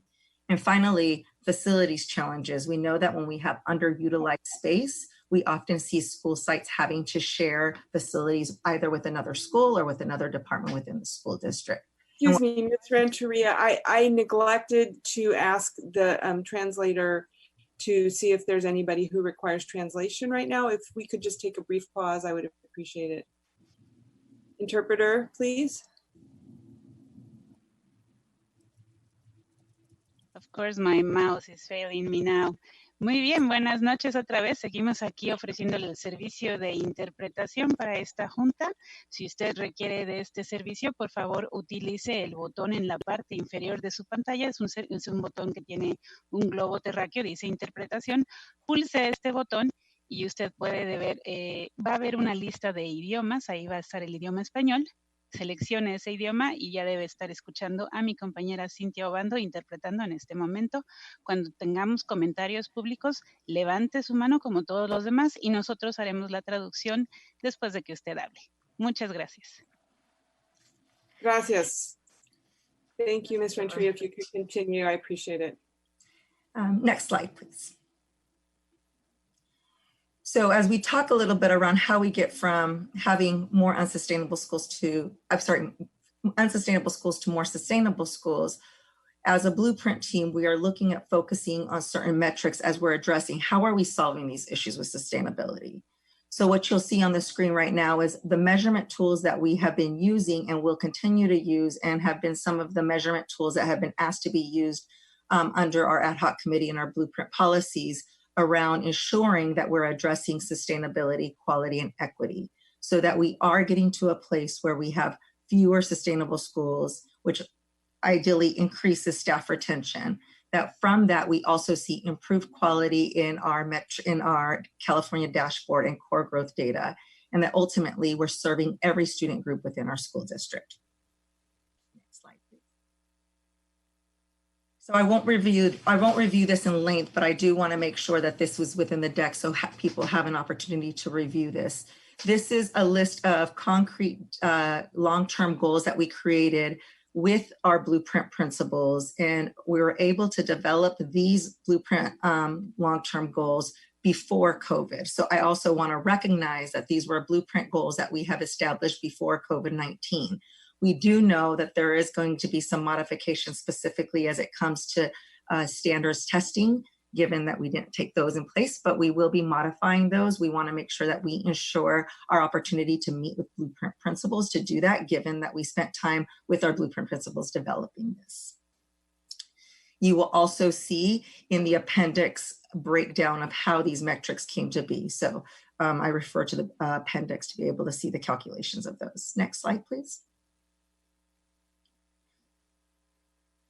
So as we plan for the future and also assess our current changes, we look at our theory of action to understand how successful we have been with our implementation. So we know that OUSD having fewer schools means fully enrolled schools, better resource schools. With that, we know that as we focus on the design work with our school sites, that we focus on that community, ensuring and improving quality within that community. And we also know that as we continue to focus on our communities during that design process, we are making sure that we pay special attention to all of our student groups within that community, especially our most vulnerable students, so that we ensure outcomes across the board. Next slide. So I want to spend some time in this next part really talking about sustainable, because in this presentation, you've heard a lot about sustainability and you've also heard a lot about resources at schools. What I want to do in this next portion is lift a presentation that came up 2 years ago when he talked about sustainable schools. And I want to provide brief context on this portion of the presentation. Approximately 3 years ago, we had what was called a Blueprint Advisory Group, which was involved with various stakeholders, teachers, community members, principals, central office staff. A series of conversations happened, a series of meetings occurred at that time. One piece of the conversation was, what is a community school? And so in that time, a lot of people weighed in on what that meant for them and what that meant specifically for their communities. And so what we recognized at that time is community school doesn't mean a prescriptive list of resources, rather a list of resources that support that particular community. So what we did in that case is we looked at what are the resources that schools need to actually consider themselves well-resourced? What are the number of students that are, or excuse me, what is the revenue that each student generates based on ADA? And what enrollment is needed to make sure that the resources are being able to be given to that school based on the enrollment. So if we go next slide, you'll see a visual here. Again, the total cost per school, that is a generation. You'll find this in the appendix as well, based on a list of community resources that we consider to be full service community schools. But instead of, again, giving a prescriptive list, it's a series of opportunities to be able to identify certain roles. For example, a community schools manager or athletic director, a librarian, depending on the needs and the desires of that school. That would be divided by the revenue per student, which would then come out to the break-even enrollment. Next slide, please. Again, I refer to the appendix to get to the formulas and the formulas and the assumptions. But what you see here in this chart is you see enrollment broken down in 3 ways. You see enrollment broken down by the enrollment needed for base funding, meaning that's the state, federal, and contractual obligations, so that school can run based on those needs. So that's the bare bones. You would imagine that's a principal, teachers, custodial staff, and office staff. The next column, base plus, is all that was mentioned, including 2 community school staff. Again, according to that community, it could be some restorative justice staff member, it could be a community service manager, it could be an athletic director. So there's a series that you'll find in the appendix of what that list of staffing is to actually incorporate those resources. And then finally, in the last column, you will see the quality community schools. And that's the list of what we just talked about with Base Plus, including additional staff to be able to provide a full service community school at each site. So I want to also be clear that when we're looking at this data, and again, lifting this back from 2 years ago, this is based on 17-18 calculations. And we are keeping that constant to see how we have fared from 17-18 to our 19-20 calculations that you will see in the next slides. Next slide, please. So what you see here is based on the 2019-20 school data. And so when you look at that previous slide around the base enrollment, we're only focusing on the base enrollment. We're not even talking about the community enrollment or even the base plus enrollment. We're simply talking about meeting the state, federal, and contractual obligations. We know that for schools that are under the base enrollment, so it means under that basic state, federal contractual obligations, we have 16 elementary schools below that base enrollment. We have 4 middle schools below that base enrollment, and we have 2 high schools below that base enrollment. We then calculated the number of students out of all of those 22 schools, which you will see in the second column.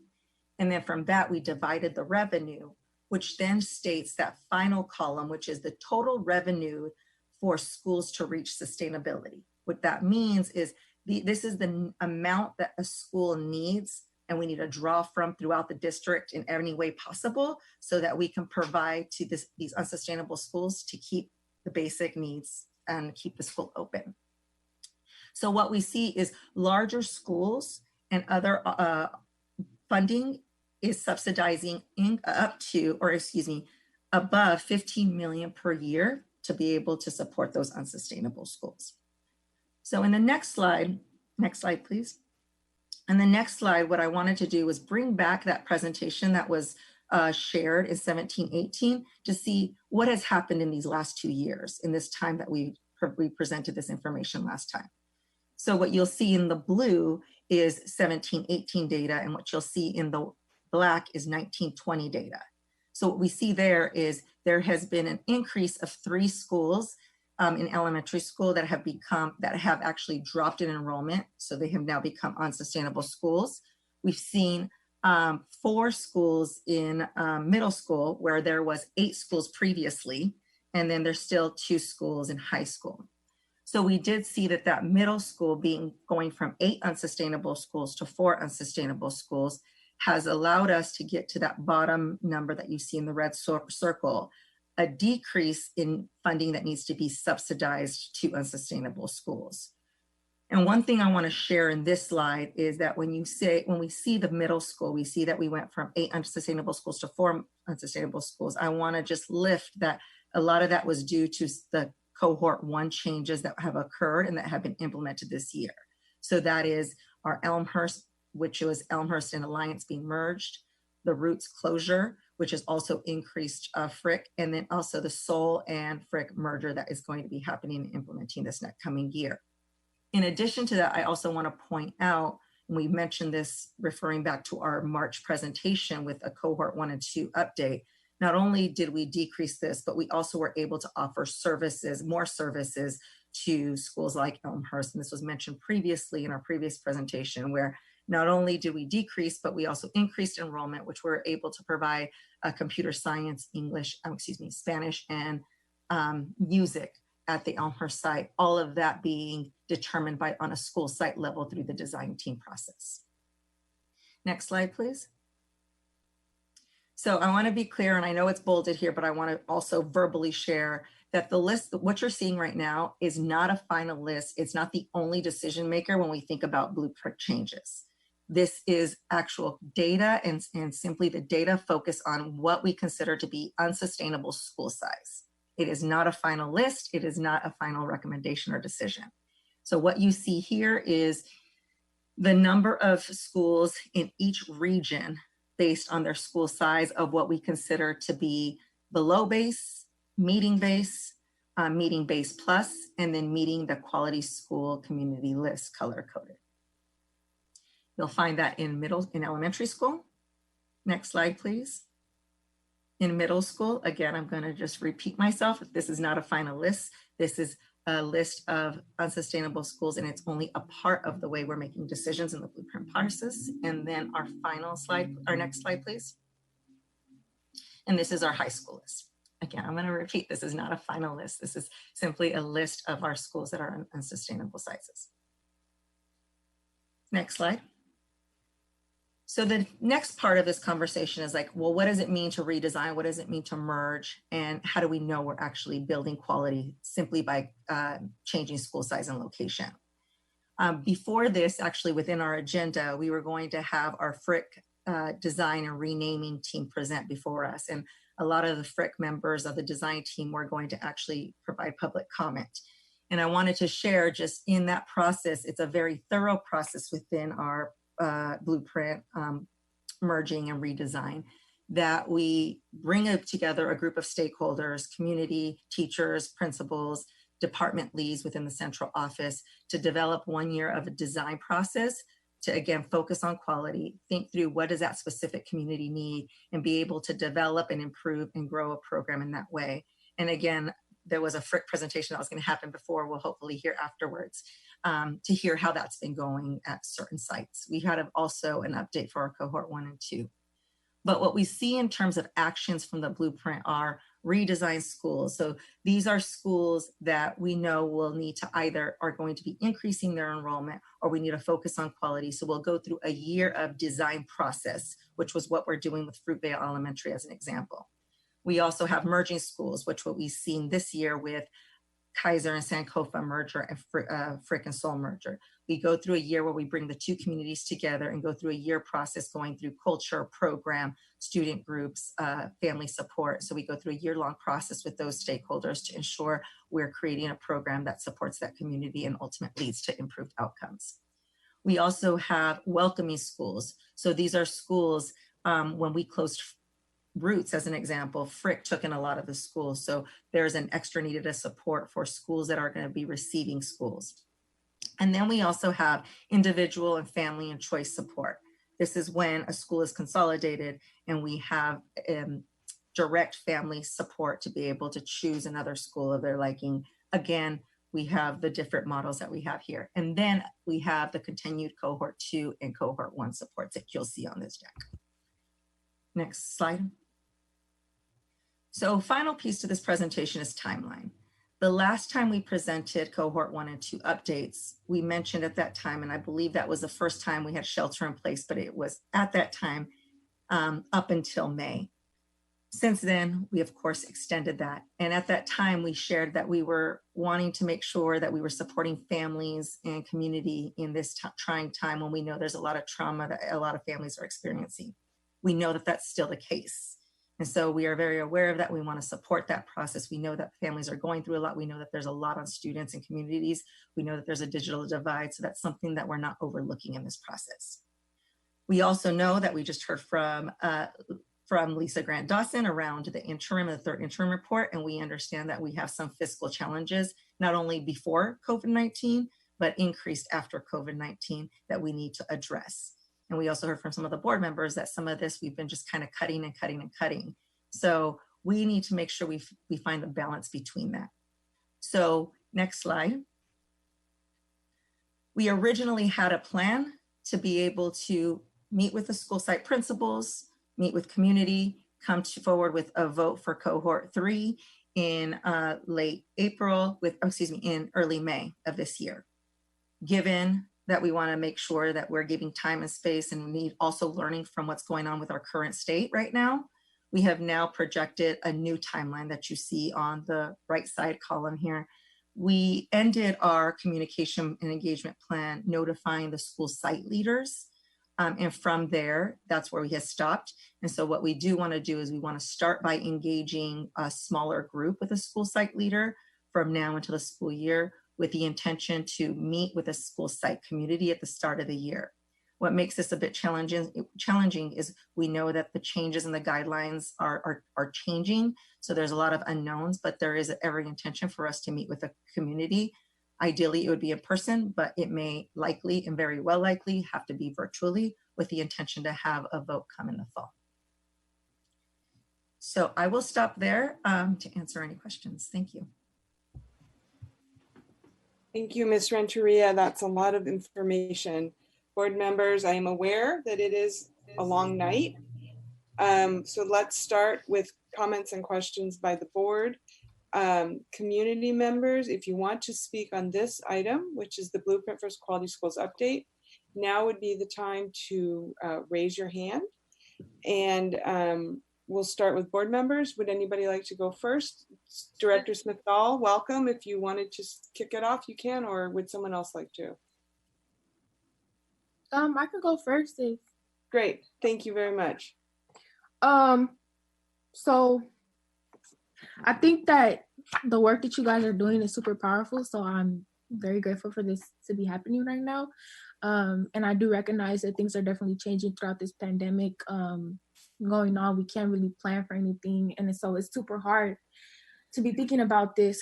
But I think that at the same time, like we can't plan for anything in the same ways that we were able to. I think that in other ways we're able to plan and envision. And so when you were talking about redesign, I think we have this opportunity now to think about for however long this pandemic lasts, to think about what it is that we really want out of our schools and making sure that they can be really sustainable. Because I do see that these mergers are happening, but they should not be happening forever. It should not be a super long process for the next 10 years or whatever the case is, because like was brought up, it is traumatizing to our communities. And so I think it is important to be welcoming the schools that are going to be taking on more people because of other mergers and supporting them. But I think that more above anything,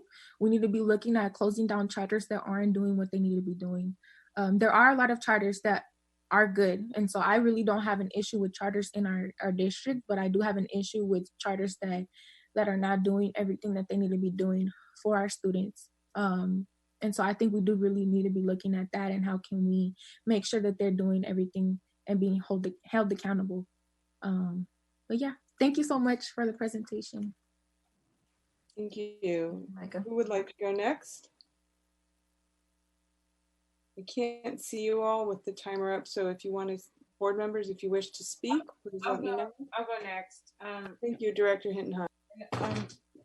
Thanks for the presentation. And I just want to say, out of the mouths of babes, thank you, Micah, for that comment. And I'll go a bit deeper, and it might even feel a little bit of a contrast to her. I think that charter schools should be closed if they're not doing the work they need to be doing. And I also believe that traditional schools that aren't doing the work that they need to be doing need to be closed as well. I think quality schools is where we spent the last 10, 15 minutes of this presentation. And I have to say, it's a little bit of heartburn for me because this is a 2 or 3 year old conversation with data. We have a new CBO who's been really clear. Luz has been really clear. And yes, a pandemic hit, but I feel like this should have started with a timeline. We went through all kinds of 2x2s and gave you what's our list of schools? You know what I mean? And as board members, we're bracing ourselves around, how do I talk to community? And yes, in the midst of a pandemic, but I have a responsibility for fiscal solvency inside of the school district. And so I'm really disappointed, right? I'm in this space around we're having the same conversation. And from a political standpoint, you're asking for some votes to happen with potentially 4 new people to come on board, right? So it's just we got to get smarter and sharper. And, you're not delaying trauma in my neighborhood by elongated more processes or whatever. There needs to be real numbers next to these things. We need to go back to that list where we gave you a cohort 3 and a cohort 4 list. We even start talking about cohort 5. This just doesn't even feel like it values the work that y'all have done, right? What is going on inside of your system that you're not moving this work? And if that's on us as a board and not giving you fickle messages, I don't know what it is, but we need to get it together. And I personally don't accept that timeline. I want our timeline to be very clear in the fall about what we should be doing and how we should be talking to community and families about these things in light of COVID. We cannot starve. I cannot starve my school with 90 kids in it. That I can't do that. It is a historical school. I want to rebuild it and create something new, but I will not starve it. And I just feel like, how could we do this over and intellectualize and get beat up by 1 or 2 people in the crowd and not do the work that we're supposed to be doing? I'm sorry, I'm going to stop. I love y'all and I appreciate the work, but I've seen it for 2-3 years. And you got to push us to have action. Something's got to be pushed into an action mode around this. Thank you, I don't accept the timeline. So I don't know if I'm voting on it or not, but I just I can't accept that time. Not for my schools.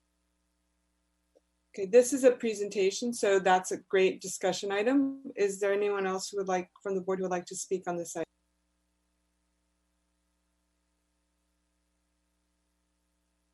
Director Yee, go ahead, please.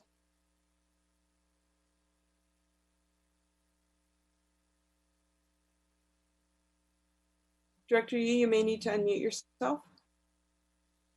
I really appreciate the middle slides where you talk about what it takes to have a basic plus, and a full service community school. The real tragedy is, if I look at the numbers on slide, I can't tell what the number is on it, but the 1920 elementary school enrollment slide and the colors, there's so few schools that meet the enrollment needs of a quality community school. So that really raises the question, are we the enrollment base 397 to 589 seems to by itself almost be a stretch when you look at the schools that are on the other side of that.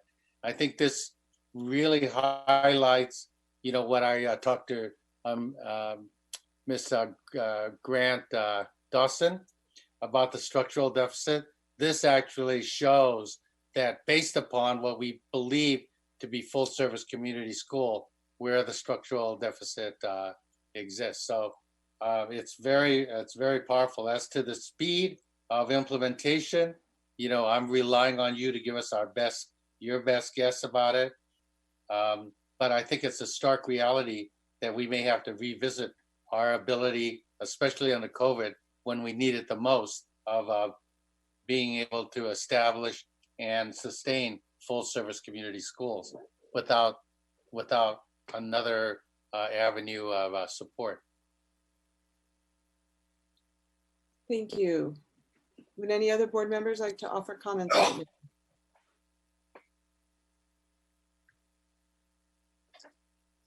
Okay, let's go to public comment then. If we can call the speakers, please, who have raised their hands. First speaker is Tracy Gordon. Hi, so the superintendent said she wants to spark joy in our children. Well, my children are currently going through this blueprint process. We're in cohort 2, and I can tell you there was no joy today, and there's not going to be any joy tomorrow as we watch our school permanently close. And contrary to what this superintendent says, small schools have shown to serve our most vulnerable students best. The formula suggesting that larger schools have better outcomes comes from FCMAT, and it doesn't come from educators. And Yvette Renteria failed to mention that welcoming schools. Well, Seoul was also a welcoming school for our Roots kids when their school was closed, and now Seoul is closing. So now you have children who are going through 2 school closures in their middle school life. It's ridiculous. And as a parent of a child who goes to, of 2 children who go to an elementary school that is closing, I'm afraid. I don't know if our new school is going to be closing in cohort 3, 4, 5. You need to stop closing our schools. COVID-19 ain't no joke. You need to stop what you're doing. You're risking our children's health. Ms. Gordon. Thank you. Can we call the next speaker, please? Next speaker is a call-in speaker, area code 510. The last 3 numbers are 723. Jim Mordecai speaking as an individual. I give a grade of F to the presentation. I give a grade of F for fake. It's a total fake. It's just based upon what the school board wants to do, is close schools. So that's the whole, and we're a racist, sexist society, and we're segregated. And if you've got millions of dollars, you can buy a house in the hills and then demand that you get your school where you don't have to mix your kids with the less fortunate kids, the unwashed working class kids. And I give an A to the superintendent for saying what this is about. This is about choice. If you got the money, you got choice. And that's the structure that this school board supports. It is a structural racist school board that doesn't integrate with little bad people it can. Thank you. Thank you, Mr. Mordecai. Let's call the next speaker, please. Next speaker, Asa.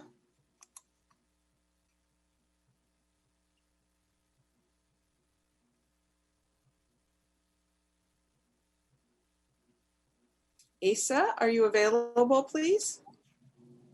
I guess you sent out an unmute thing and I didn't see it. Please start my time. Thank you. Oh my God. You know what? I'm a degreed engineer. I'm a social worker. I've worked in all of these schools, and I'm at Oakland Tech.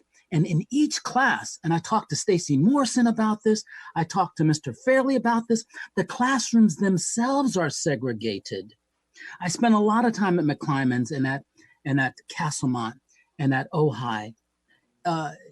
These small, you cannot, what we need, we live in a segregated society. Thank you, Mr. Mordecai, so much for what you said, because it's not the same. You know, when you combine Kaiser and Sankofa, it's gonna be a mess, because I'm sorry, these white people don't want their kids in the classroom with the Black kids. And I guarantee you, they will find the most creative ways of taking the resources, and these Black children are not going to get their resources.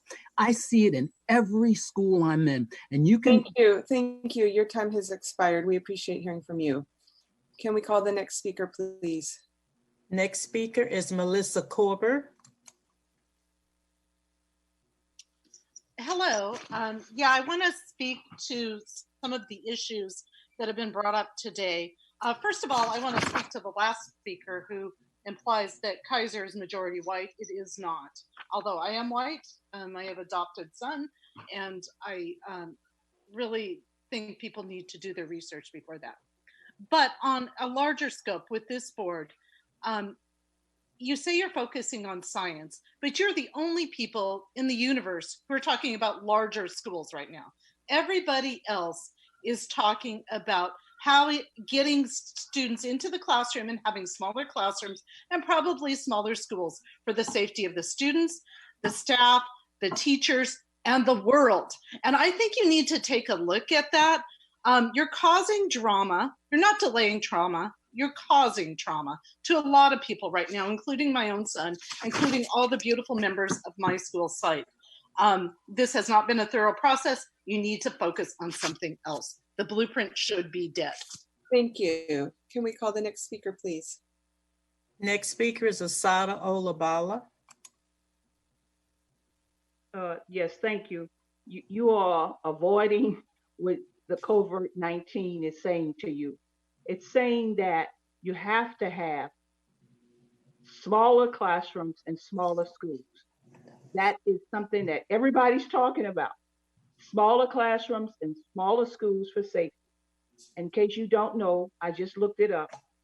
We have lost 1,000 children in the United States from this disease. It may not be a number compared to the 100,000, but that's a lot of dead children. And we have children who have come up with Kawasaki disease as a result of the COVID-19. You have to do something to create smaller schools, smaller children, and you have to get away from this concept underserved students need to attend high-performing schools. No, they don't. You need to make every school capable of performing at its best. Thank you. Can we call the next speaker, please? Next speaker is Mike Hutchinson. Mike Hutchinson. First, I want to say that the presentation that was referred to 2 years ago in this report, I was at that meeting and I'm familiar with that presentation. It was made by Charles Wilson. And at the time, he called it on the recording a thought experiment. It was not based on data. It was his thought experiment. And so now to see it referenced as some data point 2 years later shows that we don't have any institutional memory and we want to base further reports off of something that the person who wrote it called a thought experiment. You know, I actually see this report as a good thing, and it's what I've been saying all along. This school board will not close schools past this year. Your vote won't be to the fall, and you all won't be allowed to do it because 4 of you are leaving. And lastly, to Ms. Renteria, if you're planning on talking to the communities before the end of the school year, you have 1 day. Failure by design, we're moving on to a new board, and we'll create our direction for ourselves based on what the community actually wants and deserves. Thank you. Thank you. Can we call the next speaker, please? Next speaker is Ishmael Almendarez. Hello, this is Ishmael, and I'm speaking as an individual and not on behalf of our association. I think that, you know, I appreciate the presentation. I think it was very telling of the political ideology that's coming, and is very telling. I agree with some of the other speakers, and it clearly laid out the political vision of the board. So I do appreciate that. But on the other hand, I do want to raise some questions. So we did see the Alliance and the Elmhurst merger, and to some degree there was a success there. But I'm curious to really diving into the next and measuring the next cohort. So when I think about the Sankofa-Kaiser merger, I think about the number of Sankofa teachers who are not returning. So when we spoke to some of the teachers there are 3, possibly 2 teachers returning. And so when I'm interested in seeing how that plays out. The same thing when we have two schools who are quote unquote underperforming, merging with Soul and Frick, and seeing how that plays out. So I think that we're a little bit ahead of time. So there's a lot to think about there still. Thank you. Can we call the next speaker, please? Last speaker on this item is Dinelson Garibo. He's the student director. He can have 2 minutes, please. I'm actually trying to be a panelist. I've been in attendees for heck a while.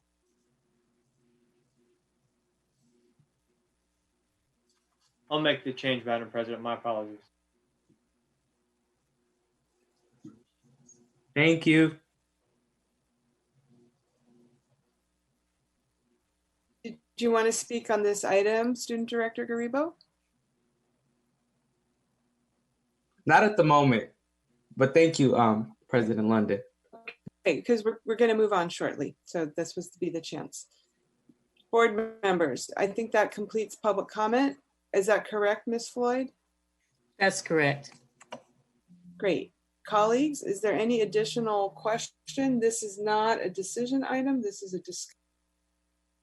Is there anything more that anybody wants to talk about at this point related to the blueprint? I just want to name that this is policy 6006. So there has just been direction around this for a while. And and then the last thing I will say, and I love being called out around ideology or whatever the politics are, but really like it is about children. And we have charter schools that got blocked from being able to build new buildings, and so they're in the bottom of church buildings, and then we have facilities that are not filled up. And so again, I get pretty pragmatic around this. Around, do you want to save money or do you want to do quality schools? Is there a way to do both things and like serve children and serve families? And people have been really clear, like the time is now. This like, I mean, these are the moments when I feel like we don't like our children.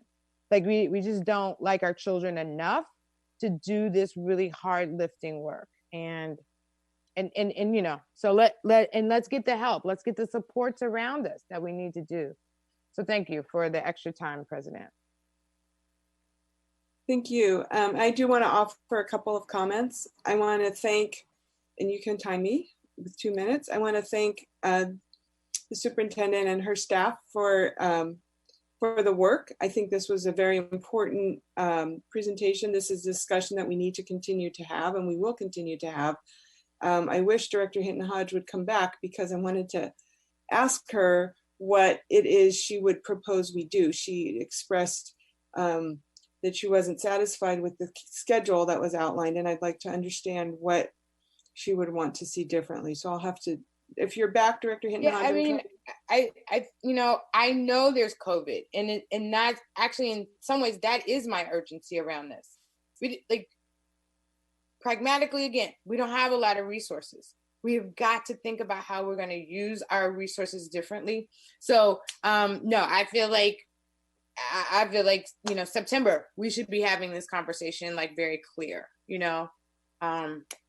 So you would like to see more definition about which decisions will be made when? I'm just making sure I understand. Right. And then, I'm a little out there because I'm going, if we're in the midst of some COVID stuff and things are happening and we're kind of doing distant learning, then, maybe that is the ushering in of kind of moving stuff again so that it's like, it's more of a January date. You know what I'm saying? Like it may not be our traditional kind of space.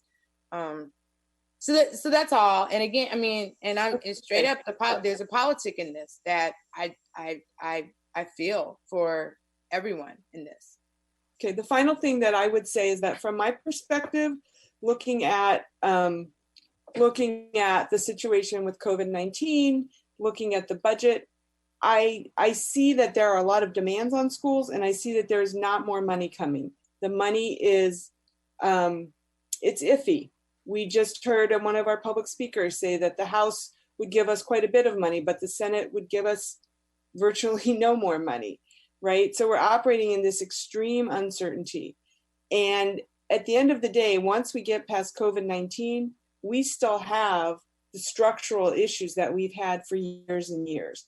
And to me, it's very important that we continue this work and that we have a timeline and we agree on it and that we keep moving forward. So I appreciate the presentation. I'm still not clear exactly on if there's a proposal to modify the timeline, but I'm very comfortable with where we are and am happy to see the work continue.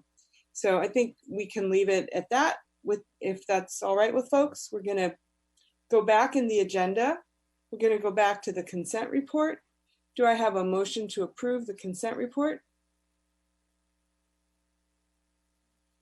Wake up, folks. I need someone to make a motion here. I'll make a motion.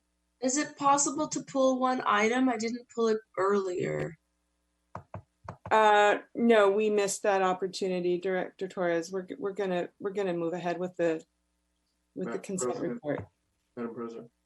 Yes, Mr. Possible Rakestraw. postpone this vote for one moment. We're at 11:30.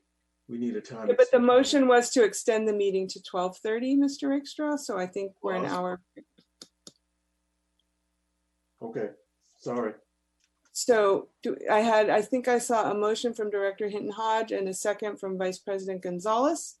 Can we call, if you wish to offer public comment on the consent agenda, please raise your hand. Is there any public comment, Ms. Floyd? Yes, Madam President, Madam we have. President, if we could do the translation real quick. Let's take a break for translation, please. Y solo un breve descanso. Les estamos abriendo el foro para que hagan comentarios públicos. Si usted desea hacer un comentario públicamente, lo puede hacer en español y nosotros vamos a hacer la traducción. Por favor, siéntase en la libertad de levantar su mano. Es uno de los controles que tiene en la parte inferior de la pantalla. Nosotros traduciremos después de que usted haga su comentario. Gracias. Thank you. Is there any public comment on the consent report, Ms. Floyd? Yes, we have 3 speakers. First speaker, initials only, FSM.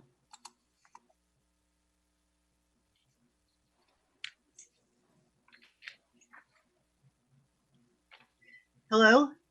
Yes, please start. You have 1 minute. I've introduced a letter signed by 72 community members asking you to vote no on the ethnic studies curriculum tonight. I want to Thank you, ma'am. We're not at that item yet. This is a different item in the agenda. Can we call the next speaker, please? Next speaker is Asada Olabala. Yes, thank you. I'd like to call your attention to P2, Sankofa contract for portables, $348,080. And this will be for demolition, alarms, sewer, a whole combination of issues for which it was not considered when you closed Kaiser, the amount of money that you're going to have to invest in making Sankofa facilities appropriate to take on Kaiser. And you were told this, that you couldn't handle it, but now we are fiscally having to throw money into Sankofa to try to accommodate having that. Look at the layoffs at P10, no discussion. This is very important. Look at the amount of contracts that are from August to June, inappropriate. And look at the items that you are changing because you're no longer getting services. We're losing money because we're giving people money for no services. Thank you. Thank you. Thank you. Can we call the next speaker, please? Next speaker is Nakia Manning. Hi, this is Nakia with Black Organizing Project. I'd like to call attention to item P97, a contract with the Georgetown Police Initiative Project. We have several questions, but mainly we really want to understand what is, how did this contract or agreement even come about? We have reached out specifically to you, Superintendent, to follow up on the plan around the safety plan that you were supposed to move forward.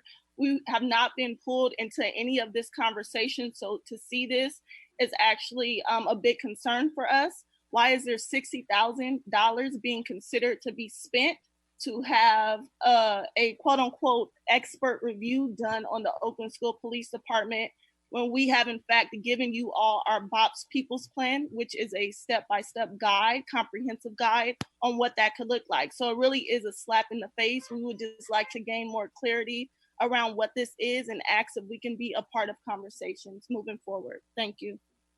Thank you. We appreciate your comments. Is there any additional public comment, Ms. Floyd? Yes, there are 3 additional speakers. The next speaker is Mike Hutchinson. Mike Hutchinson. I agree with Black Organizing Project and stand with them. And beyond that item directly, there is again many items in this consent report that are backdated to August 2019, and they're just coming up for board approval now. And then added in the language, it says, with a COVID amendment. And at the last board meeting, we heard an explanation from General Counsel McDaniels that these contracts were still being negotiated and that it was still being decided how these outside providers during this crisis would be able to provide services. And we heard this whole discussion around a summer camp that was supposed to teach soccer. So here we are at the next meeting and the same language is appearing and we have no clear definition. And so at the same meeting, you're contemplating cutting $50 million in spending next year. We're seeing contracts come up for approval that are backdated, and it seems impossible that we know what services they're actually providing. So what are you doing to oversee our finances besides threatening to cut money? Thank you, Mr. Hutchinson. Can we call the next speaker, please? Next speaker is Asa. You know, we see in the news every day the issues that have happened to African American people over the past 400 years, whether it's housing, healthcare, and education. And what African American students need, from my perspective, is oftentimes very different than what white students need. And when you put a program together and sort of treat them all as oranges, when you know they're different and their needs are different, I see the difference all the time. And this idea of just lumping everyone together does not work. It cannot work. And that's just the problem with the society right now. There's just a lack of appreciation and understanding of what a Black man's life is like in America. And a Black man going to a high school or elementary school and a white boy going to school are 2 very different things. I don't see how you can conglomerate. Those schools need to be smaller. We're moving in the wrong direction. We have to have smaller schools if we're going to meet. Thank you. You're welcome. Can we call the next speaker, please? Last speaker on this item is a call-in listener, area code 510. The last 3 numbers are 723. Jim Mordecai speaking as an individual. I'm tired of always saying something negative, so I got to say something positive. So the personnel report mentioned, well, this is sad positive, that Jean Wing is leaving the district after many years, and she's such a talented person. I think it's very important that we mention that in this weird time. I'm sure that another time she would get greater recognition. I don't think everybody quite understands how talented she really is. So Jean Wing, I'm going to miss her. Thank you. Thank you, Mr. Mordecai. I'm sure Ms. Wing appreciates that. Can we call the next speaker, please? That was the last speaker on this item, Madam President. Thank you. Mr. Rakestraw, can we call the roll, please, on the consent report? Yes. On the roll call. On the roll call to adopt the first general consent report, Student Director Smith-Dahl. Student Director Garrigo. Yes. Can you go back, please, to Director Smith-Dahl? Yes, Director Smith-Dahl. Yes. Okay, thank you. Director Ng. Yes. Unmute. Okay, thank you. Director Yee. Director Yee. Yes. Director Harris. No. Director Hinton Hodge, Yes. Director Torres, No. Vice President Gonzalez, Yes. and President London. Yes. First consent report is adopted. Thank you. We now move to item P1, which is the adoption of the general consent report, which is items that are funded by measures B and J. Is there a motion to approve? So moved. Second. It's been moved by Director Hinton Hodge, seconded by Vice President Gonzalez. Is there any public comment on this? Let's stop for a minute and allow the interpreter to call for public comment on this item, please.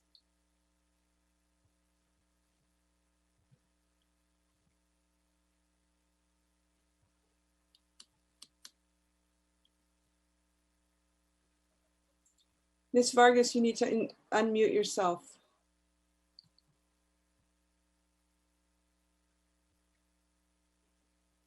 Can the host make sure Ms. Vargas is not muted, please? She's not muted.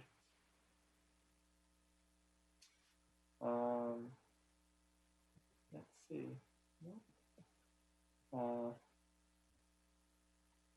Jeff, she's not muted. Is your headphones are plugged in and all the basic stuff? Everything's, can you hear me now? There we Yes, go. there you are. Sorry about that. Ok, bueno, una vez más estamos abriendo el foro para que haga su comentario público. Estamos los intérpretes ya con el micrófono funcionando para que ustedes puedan proceder a hacer su comentario. Levanten su mano. En la herramienta para levantar su mano está aquí en el recuadro de herramientas aquí abajo. Y todo lo que tienen que hacer es hacer eso. Nosotros vamos a hacer la interpretación después de que usted haga su comentario. Y también si desea seguir recibiendo el servicio de interpretación, pulse el botón de interpretación, es el globo terráqueo que también está en las herramientas abajo, y seleccione el idioma español. Y por favor, avísenos si necesita la interpretación levantando la manita. Gracias. Thank you. Ms. Floyd, are there any public comments on the second consent agenda? Yes, Madam President, we have 3 speakers on this item. The first speaker is Mike Hutchinson. Thank you. Yes, Mike Hutchinson. I want to speak specifically on P13, which is now, according to this, the 6th amendment to the Agreement for Architectural Services for the construction of Glenview Elementary. And this is partly why I said earlier that Measure J has been a failure, especially for the community. This project was originally approved with Measure J in 2012. The planning and construction process started in 2015. Here we are 5 years later, and on the 6th amendment, the price keeps going up, the cost keeps going up, and we still don't have a completed school.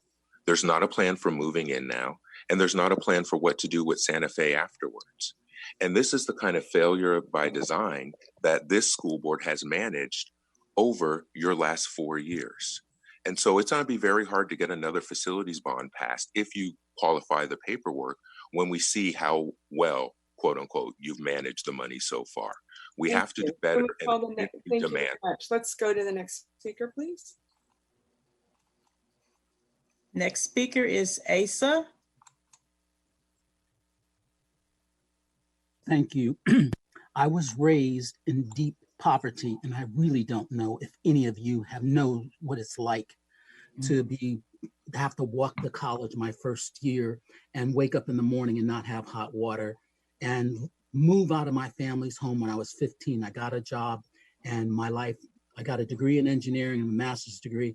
I've struggled, and I've spent a lot of time in this district. And I'll tell you one thing I know from growing up in a white school and a white church, that as a Black man growing up in the society, it's a challenge. And to make schools bigger and put Black kids in those schools, like an Oakland Tech, those kids, it doesn't work. And a community school means that we have to address the needs of Black children of the 400 years of enslavement that we've gone through. They're going to need a different kind of experience than these white middle class kids who are from Kaiser. It's just not going to work. I mean, Thank you, Mr. Asa. Thank you. You're We're going to welcome. go now to the next speaker, please. That's our last speaker. Thank you. Can we call the roll, please, on the second consent agenda? The adoption of the general consent report number 2, Director Garibo. Yes. Student Director Smith Dahl. Yes. Director Torres. No. Director Harris. Yes. Director Hinton Hodge. Yes. Director Yee. Yes. Director Ng. Yes. Vice President Gonzalez. Yes. And President London. Yes. The motion's adopted. Thank you. We're going to go now to item R, public hearings. The first item is R1 20-1180. This is a name designation for the Frick United Academy of Language Schools merger. And I will let the superintendent introduce the item. Thank you very much. Yes, good evening again, Board President. Thank you. At this time, I will call Deputy Chief of Innovation, Yvette Renteria, to introduce this item. Thank you. Madam President, just a reminder for translation for this item, not for public comment, but for the content of the presentation and discussion. Thank you. Let's take a moment to allow the interpreter, please. I'm sorry, I forgot that. Muy bien, una vez más estoy aquí para ofrecerle el servicio de interpretación para este nuevo tema que estamos a punto de empezar. Si usted desea escuchar una interpretación simultánea, le pedimos por favor que levante su mano para que nosotros sepamos que hay usuarios presentes que necesitan el idioma español. Una vez que haya hecho eso, por favor, active la interpretación. La herramienta está aquí abajito, es un globo terráqueo que dice Interpretation. Y selecciona el idioma español y debe escuchar a mi compañera Cintia Obando. Cuando tengamos audiencia pública, por favor, también vuelva a levantar su mano para que nosotros sepamos que usted va a participar y participe como todos los demás. Una vez que usted haya hecho su presentación, nosotros traduciremos lo que usted dice. Gracias.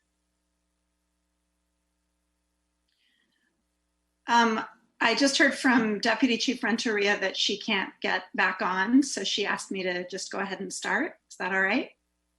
That's fine. I'll introduce you then, our Coordinator of Innovative Programs, Jennifer Korn. Thank you, Superintendent Johnson-Trammell. Good evening. My name is Jen Korn, and I am here tonight on behalf of the design team for the Frick Impact Academy Oakland Seoul merger. And we're here to introduce the name that our design team has chosen for the merged school for a public hearing and our recommendation to the board. So as you can see here, the name that we are proposing is Frick United Academy of Language. Next slide, please. Here I put in the new naming policy that Director Yee helped to craft recently. And I just wanted to point to the ways that this name addresses the naming policy. So Frick is both the geographic area where the school is located, and it's also the name of an individual who donated some of the land where the school is located. United represents the value or the aspiration of unifying the two schools, Frick Impact Academy and Oakland Seoul. And Academy of Language is really important because part of the school, the merged school's purpose is going to be Spanish language instruction for all of its students. Next slide, please. So this is just a bit about the process. Students, families, and staff were engaged in choosing this name.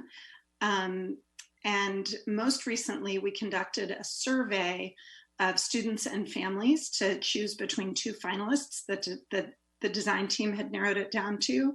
And we received 931 votes over a week in early May from students and families to help us land on our final recommendation of Frick United Academy of Language.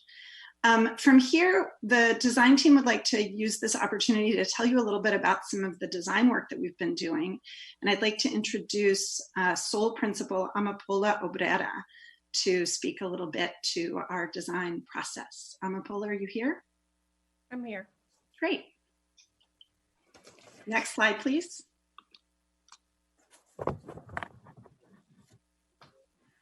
The Frick Impact Academy Oakland School of Language Design team is composed of members of both school communities, as well as OUSD and community partners.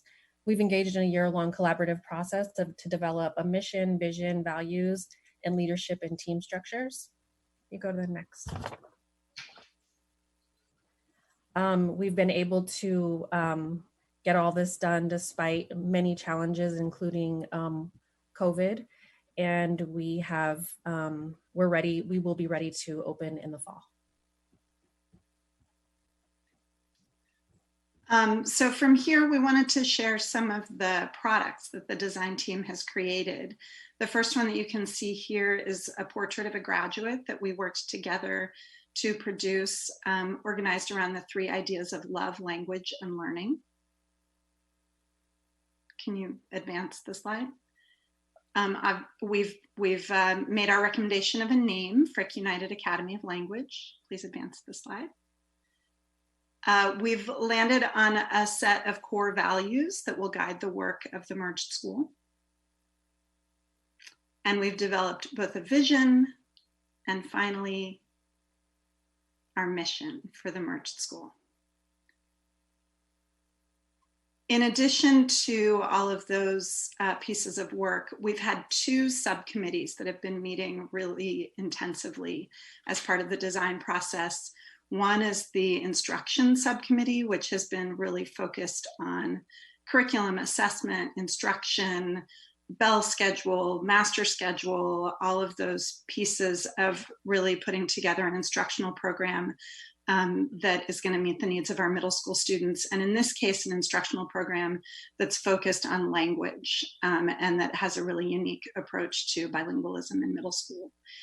And then in addition, we have a culture team that's been meeting really intensively to develop a culture plan that is inclusive, trauma-informed, and restorative, and really addressing the needs of this school community that represents a coming together of 2 schools.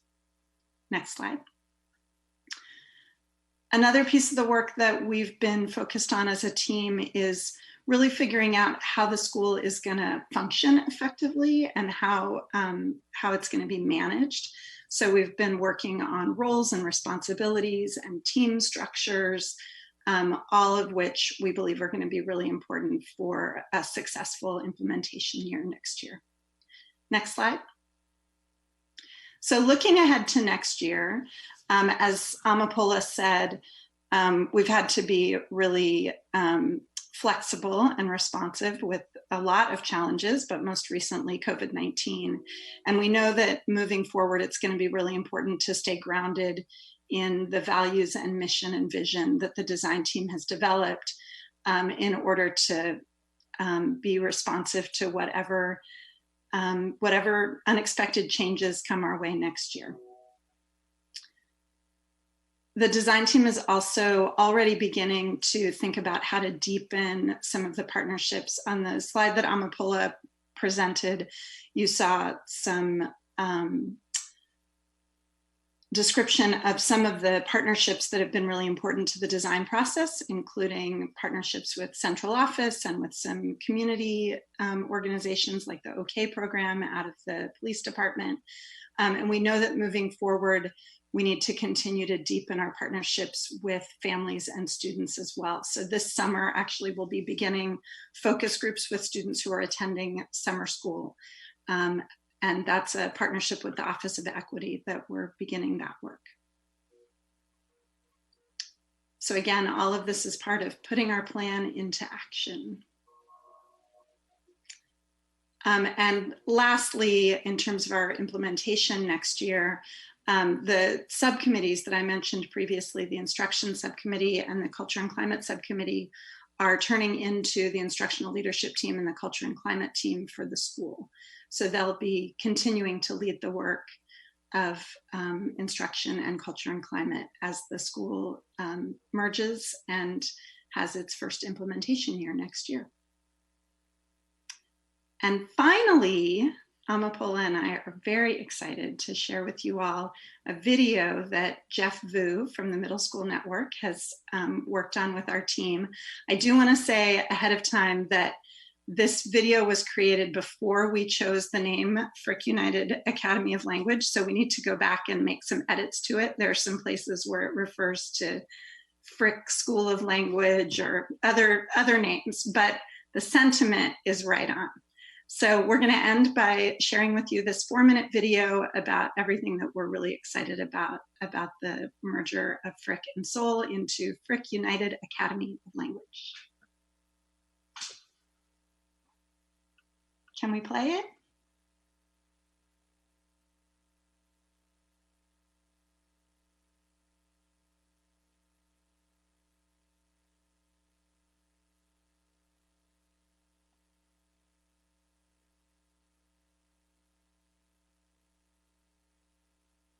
Is there volume? Do we need sound with this? Yeah, there should be sound. Mr. Seichao, I believe when you share the screen, you need to click the button that says share sound.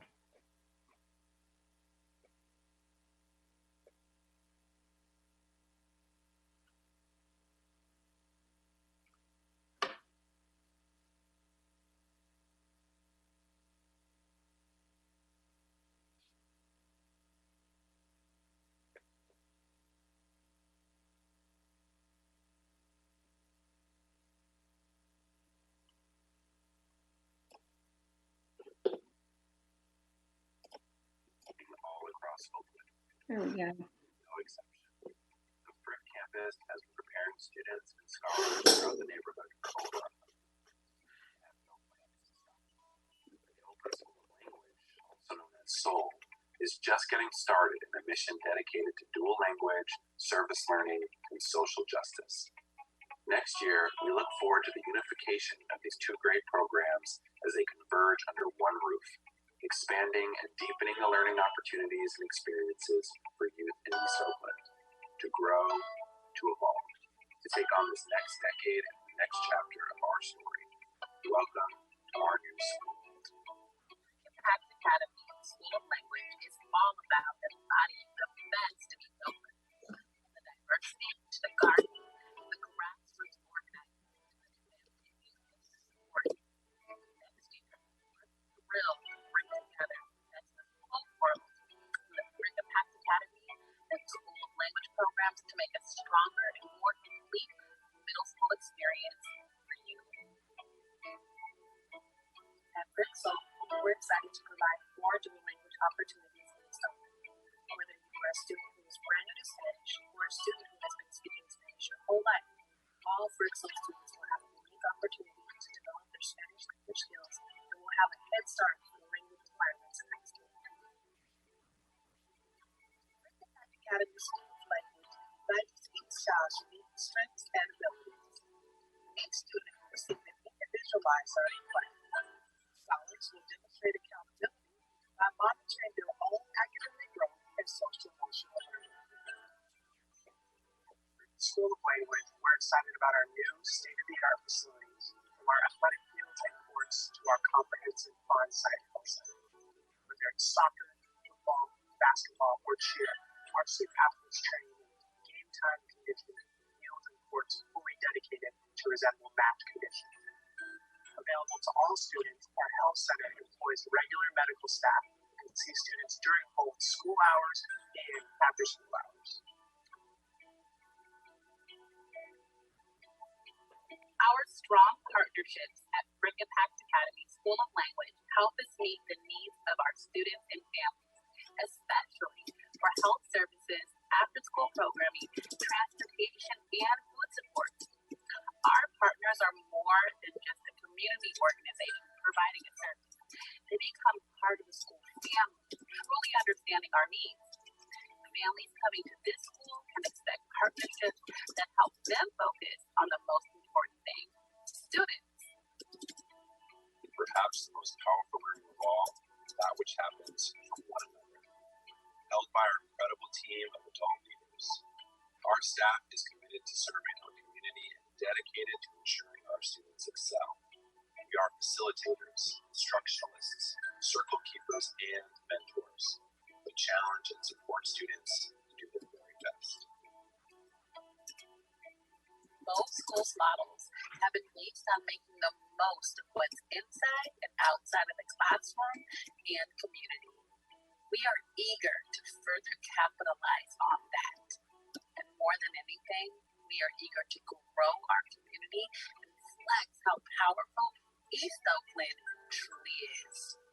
We are ready for you.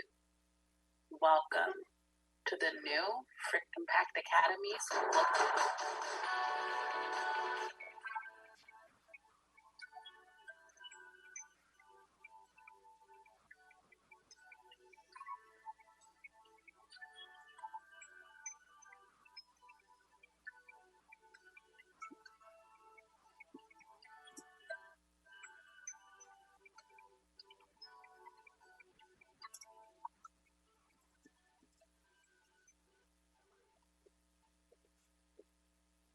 Thank you very much.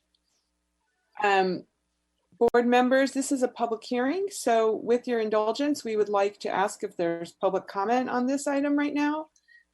If you are listening and you wish to speak on this, now would be the time to raise your hand by pushing the button at the bottom of your screen, or if you're calling in, press *9. Do we have any public speakers, Ms. Floyd? Yes, Madam President, currently we have 5 speakers. The first speaker is Asa. Hi, I've spent quite a bit of time at Seoul. I watched the staff just completely change over the last year. I spent a lot of time at Frick. Frick is a school with about 230 students in there. And you saw that big thing about gladiators. The school has a very strong spirit already. The Seoul school was really very small. And most of what Seoul was originally disappeared after they knew the school was going to close. A lot of people left, and it was just a skeleton when I was there a few months ago. And I think it's a travesty to change the name of that school to Languages. You know, these are very poor schools. Both of these schools, well, certainly Frick is a very low-rated school. And you know, it's 42% Black and about 52% Latino. What's going to happen is that the Blacks in that school are going to be crushed because you're changing the entire nature of that school into a language school. That's not fair. Thank you. Can we call the next speaker, please? Next speaker is Jamie Lally. Good evening, Superintendent Johnson Trammell, Director Gonzalez, and the rest of the board. I just want to acknowledge and appreciate the time that every member of the Frick Impact Academy and Soul Design team spent on this work. There has been a great effort to really design plans to support all of our communities as they were and where they will be. It is not easy work, but it is the work at hand. I appreciate the team's dedication. I just want to continue to ask for the ongoing support of the Board of Education and the district as a whole. Thank you. Thank you. Can we call the next speaker, please? Next speaker is Asada Olabala.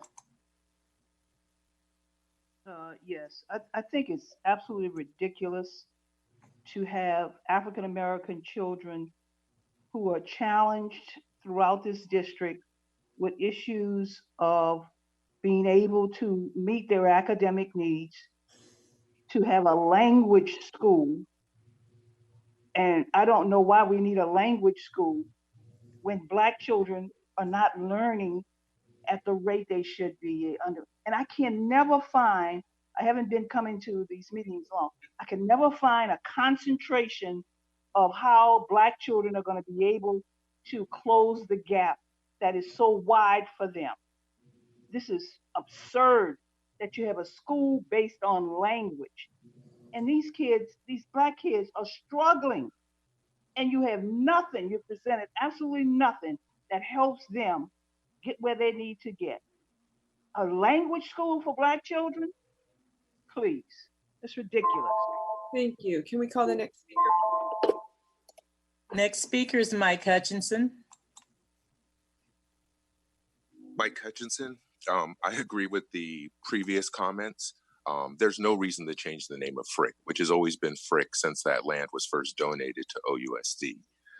And I think it's disingenuous to call this a merger and compare this to what happened at Elmhurst. This is not two schools that shared a campus. One school is being closed and those students are being sent to another campus, just like it's happening at Kaiser being sent to Sankofa. That is not a merger.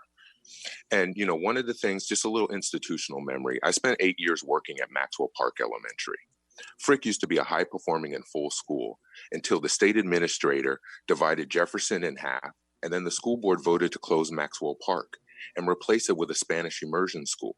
And what had been an 80% Black school with 80% long-term Black staff were displaced, and the neighborhood changed, and now there's not enough students at Frick. So what about for the families who don't want a language school in that part of East Oakland? When have they been consulted, and what school are they going to go to when every school they currently attend is changed right out from under them? Do we have any further public speakers?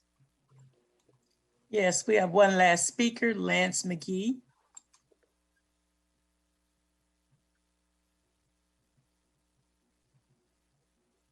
Mr. McGee, are you available?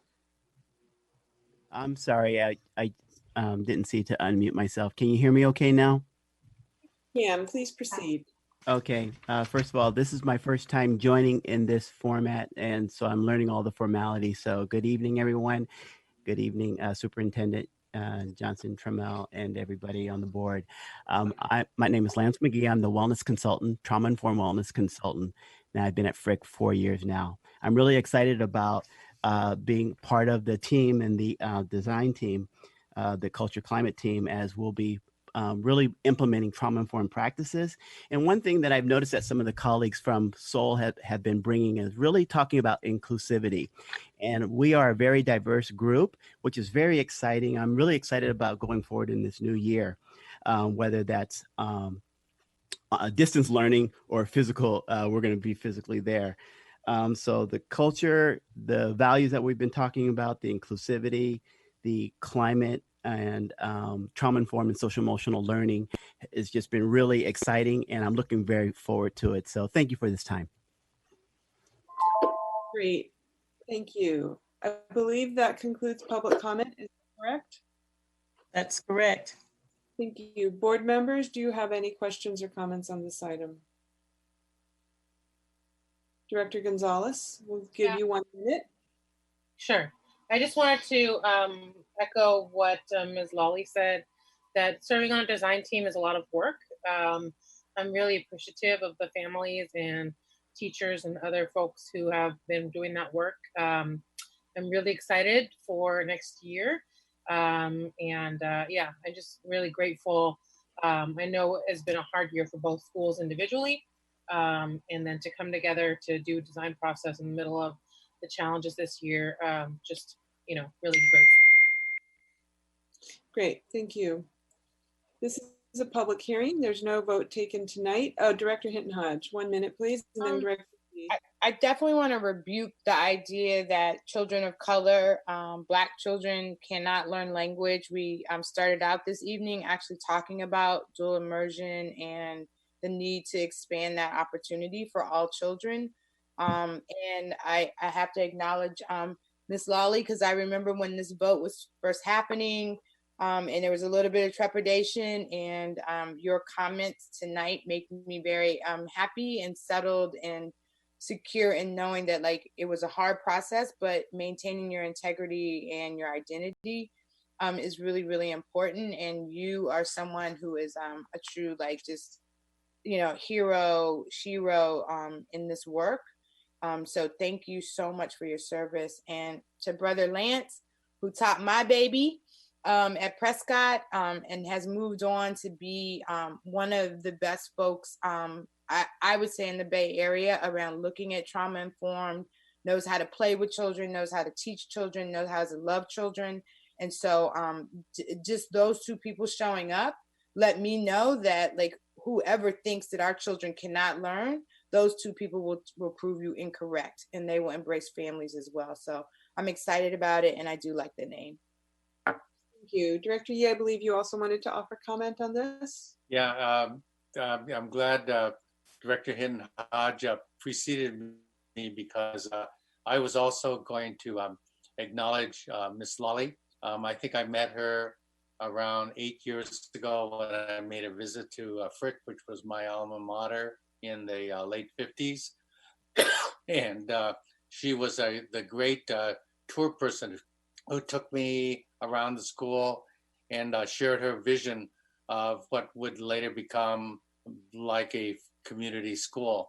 And I appreciate her sticking it out all these years through thick and thin, and having the joy and positive spirit of hope and reinvestment that she expresses, and I'm sure she gives to every kid and every family that comes through the door. I've never met Mr. McGee, but congratulations, and I look forward to having a chance to chat with you.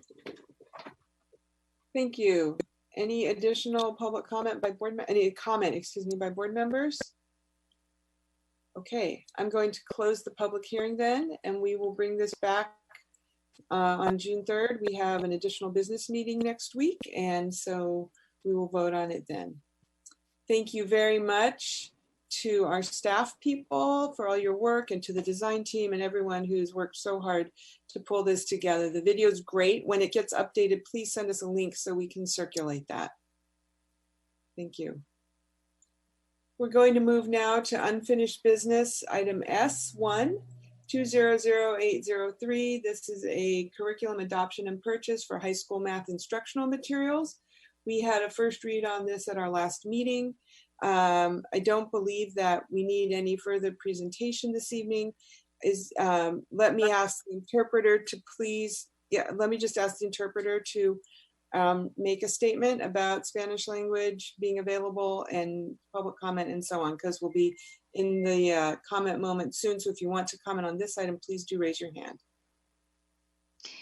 Muy bien, una vez más, buenas noches. Estamos ofreciéndole el servicio de interpretación y por favor usted puede participar en este servicio solo levantando su mano y para hacernos saber que está usted ahí. Y también puede activar el servicio de interpretación utilizando el globo terráqueo que está en las herramientas de aquí abajo. Ahí usted puede encontrar el idioma español. Una vez que pulse en ese botón se despliega un menú y ahí está la lista de idiomas. ¿Se me olvida algo? Creo que eso es todo. Muchas gracias. Thank you. Can we, is there a presentation needed? Board members, do you have any questions? I'm going to move this ahead. Are there any questions or comments about this item right now? No, I will move adoption, President London, of this item. Thank you, Director Gonzalez. Second. Thank you, Director Yee. I just want to clarify for the public who may not have been at our last meeting that this is a new math adoption. It has been budgeted for in our budget for next year. Is there anything you would want to add, Superintendent or Dr. Aguilera? Not at this time. Thank you, Board President. Is there any public comment on this item, Ms. Floyd? Yes, there are currently 2 speakers. Let's call them, please. Yes, I try to stay on topic, but I'm not going to accept this conversation about Black children can learn Spanish or languages. I am telling you that Black children are not getting the accommodations they need to close the learning gap that is so broad and wide. You have the opportunity to deal with Spanish and students who don't speak other languages. You accommodate them. You do not accommodate Black children in any form or fashion. I don't need nobody to tell me Black children can speak languages. Black children are struggling, and you're not giving them any help. And to put them in a situation where they have to be even more challenged. And I've heard from parents sitting in classrooms trying to learn, and they can't because they don't understand the language, but they also are trying to learn math and they're trying to learn English as well. Help these Black children and stop making excuses to support programs. Thank you. Can we call the next speakers, please? Next speaker is Asa. Miss Olabala, I have tears in my eyes. Bless you. May God bless the words that came out of your mouth. They're so beautiful. No one cares about these Black children. I am embarrassed. Miss Aguilar, I am so embarrassed, Superintendent, that our Black children are not getting what they need. You got these programs, you got this language, you got this, that, and the other thing. My people need to learn. They've been 400 years. I am so embarrassed. I can't believe the superintendent and Miss Aguilar, you guys would do this. You have to focus on the needs of these Black children. We had a program, a thing with the government that you guys agreed that you would help these Black children, and now you've completely backed out of it. It was a consent decree. And you wiped it off the website when I put it up there. We have a consent decree to help these Black kids over the 400 years of enslavement, marginalization, just on down the line, segregation. Our Black children need to learn, and they're not going to learn with this language stuff. Thank you for your comments, sir. I would like to note that we do not engage in personal attacks, and we support the work of our superintendent and her staff. Thank you. Can we call the next speaker, please? Next speaker is Mike Hutchinson. Thank you, Mike Hutchinson. I think this curriculum should hurry up and be passed based on the presentation that we heard at the last meeting. But I also was offended by the comments that I just heard. And I just want to be clear what I was saying before. We have a middle school, Frick, that has a large population of Black families there, and that historically and traditionally was a Black school in a neighborhood where many of our Black schools have been closed and destroyed. And we have families who are currently at that school that chose that school. They didn't choose a Spanish immersion school. They didn't choose a language school. They chose Frick. And so there is an issue with now there is a different school being opposed on those Black families there that specifically chose the school that they're currently at. And so nobody ever said that Black students can't or shouldn't learn language. But it sure seems like this school board has a policy of disregarding the decisions that Black families currently make. And that should be addressed. Thank you. Thank you. Is there any further public comments, Ms. Floyd? Yes, we have one last speaker, Dewana Slaughter. Thank you. Welcome, Ms. Slaughter. Can you unmute yourself, please? Good morning. Good morning to the board member, Superintendent Tyler Trammell. I would just like to address the issue. I am the vice principal over at Frick Impact Academy, which will be Frick Impact Academy School of Language.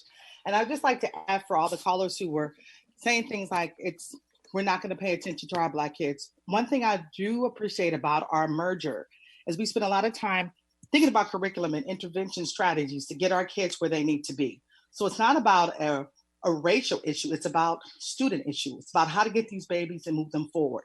Our parents will have an option actually to pick whether they want their child to learn Spanish or not. But as it's called learning French and Spanish was the option, actually we're giving our kids an opportunity to learn another language before they get to high school. So I just wanted to say that and just appreciate everyone listening and say our committee was great.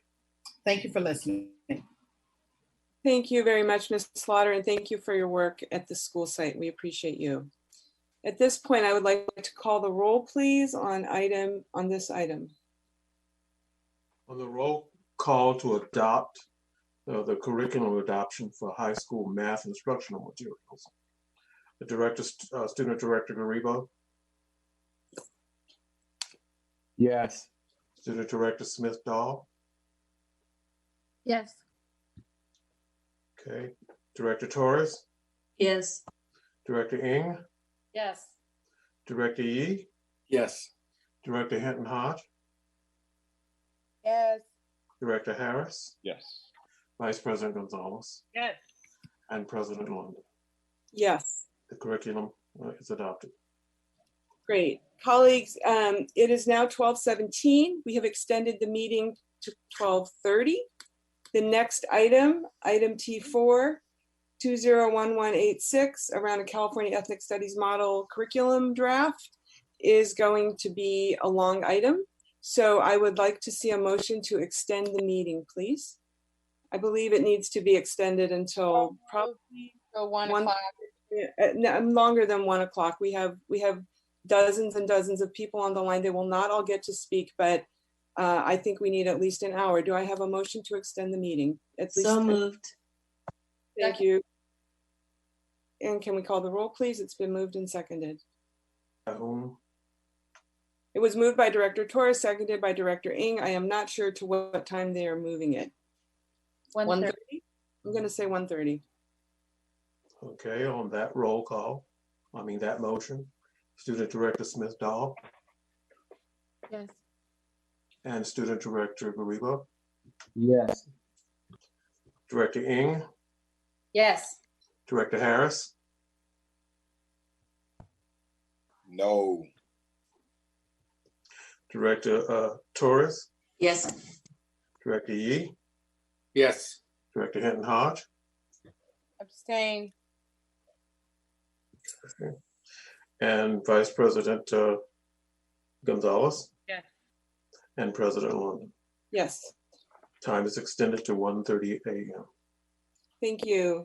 Colleagues, the next item is item T4, 201186, support of AB 2016, California Ethnic Studies Model Curriculum Draft created by ethnic studies experts. This is a resolution coming from Directors Torres, Hinton Hodge, and Ng. Before I turn it over to Director Torres to introduce this, I want to acknowledge that this is a very challenging topic. We have received hundreds of emails and comments about this, and we see comments across the spectrum. And I want to ask us to please enter this conversation with respect and remembering our norms and remembering that we may disagree, but we need to get along with one another, particularly on this topic. I think it's important for us to be very respectful. With that, I'm going to ask Director Torres if she wants to introduce let me just run through what I think will be the order here, Director Torres. You will introduce the item. We will have some board debate. We will then take public comment. Now, as I said earlier, we're going to try to limit board debate and public comment to 30 minutes for the board, 30 minutes for the public. If there's a desire to hear from the public before we go to the board, we can do that. I will leave it up to you all, but that is how I propose to move forward so that we can potentially end the meeting at 1:30 as we just all agreed to. Director Torres.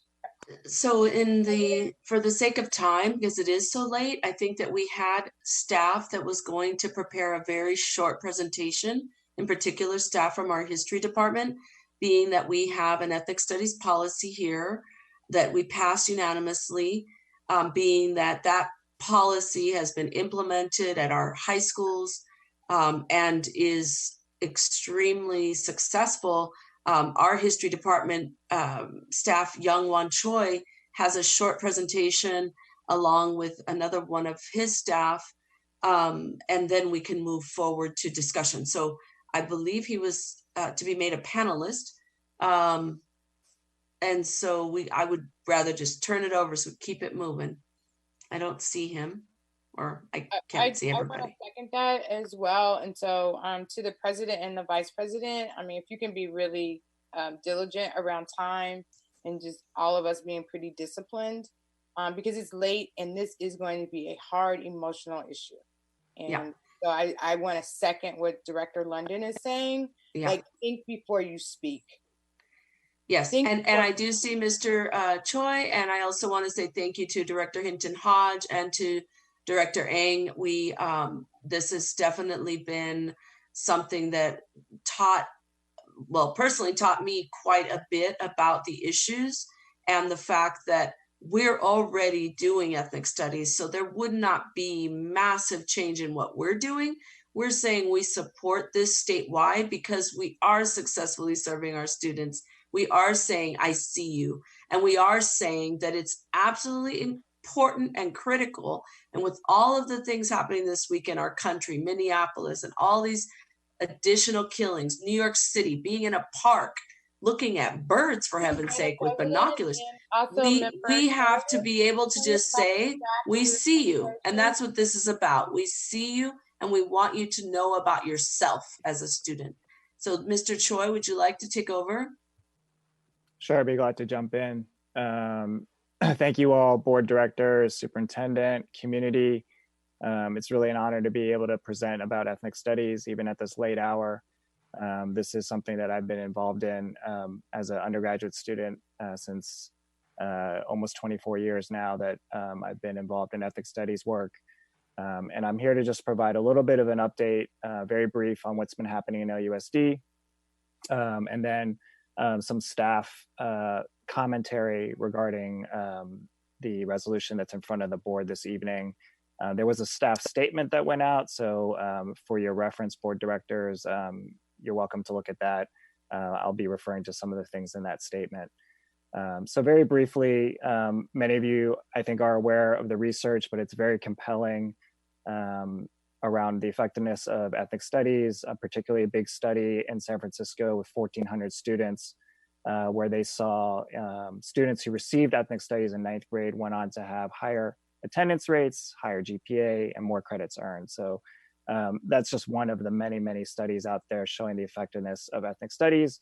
And for those of us who've grown up in ethnic studies or experienced it ourselves, we can all testify to the importance of those experiences. And I can say for myself personally, I would not be who I am today without the experience of ethnic studies courses. Many of you were on the board in 2015 when we passed this board policy for ethnic studies. I'll just review really briefly 4 major points there. One is that we would offer ethnic studies in every high school, that we would develop curriculum based on a framework, that we would continue to develop or to provide professional development for teachers, and that we would be very intentional about recruiting the best and the brightest teachers for ethnic studies courses. What we've seen happen over the past 5 years since that board policy has been quite remarkable. We started in 2015 with 341 students enrolled in ethnic studies. This current academic year, we're at 1,704 students. And that's at every single one of our high schools, except for Continuation School, and Oakland High School is the only school that's holding out at the moment, and it's not out of their own. You know, there have been a number of factors there in terms of space and staffing, and next year they will be offering an ethics studies elective, to my understanding. So we will be fully at every single high school starting in 2020-21. As for the resolution that's in front of the board this evening, I'll just make a couple quick comments, and then I know there's a lot of community commentary as well as board members that I'm sure would want to speak on this.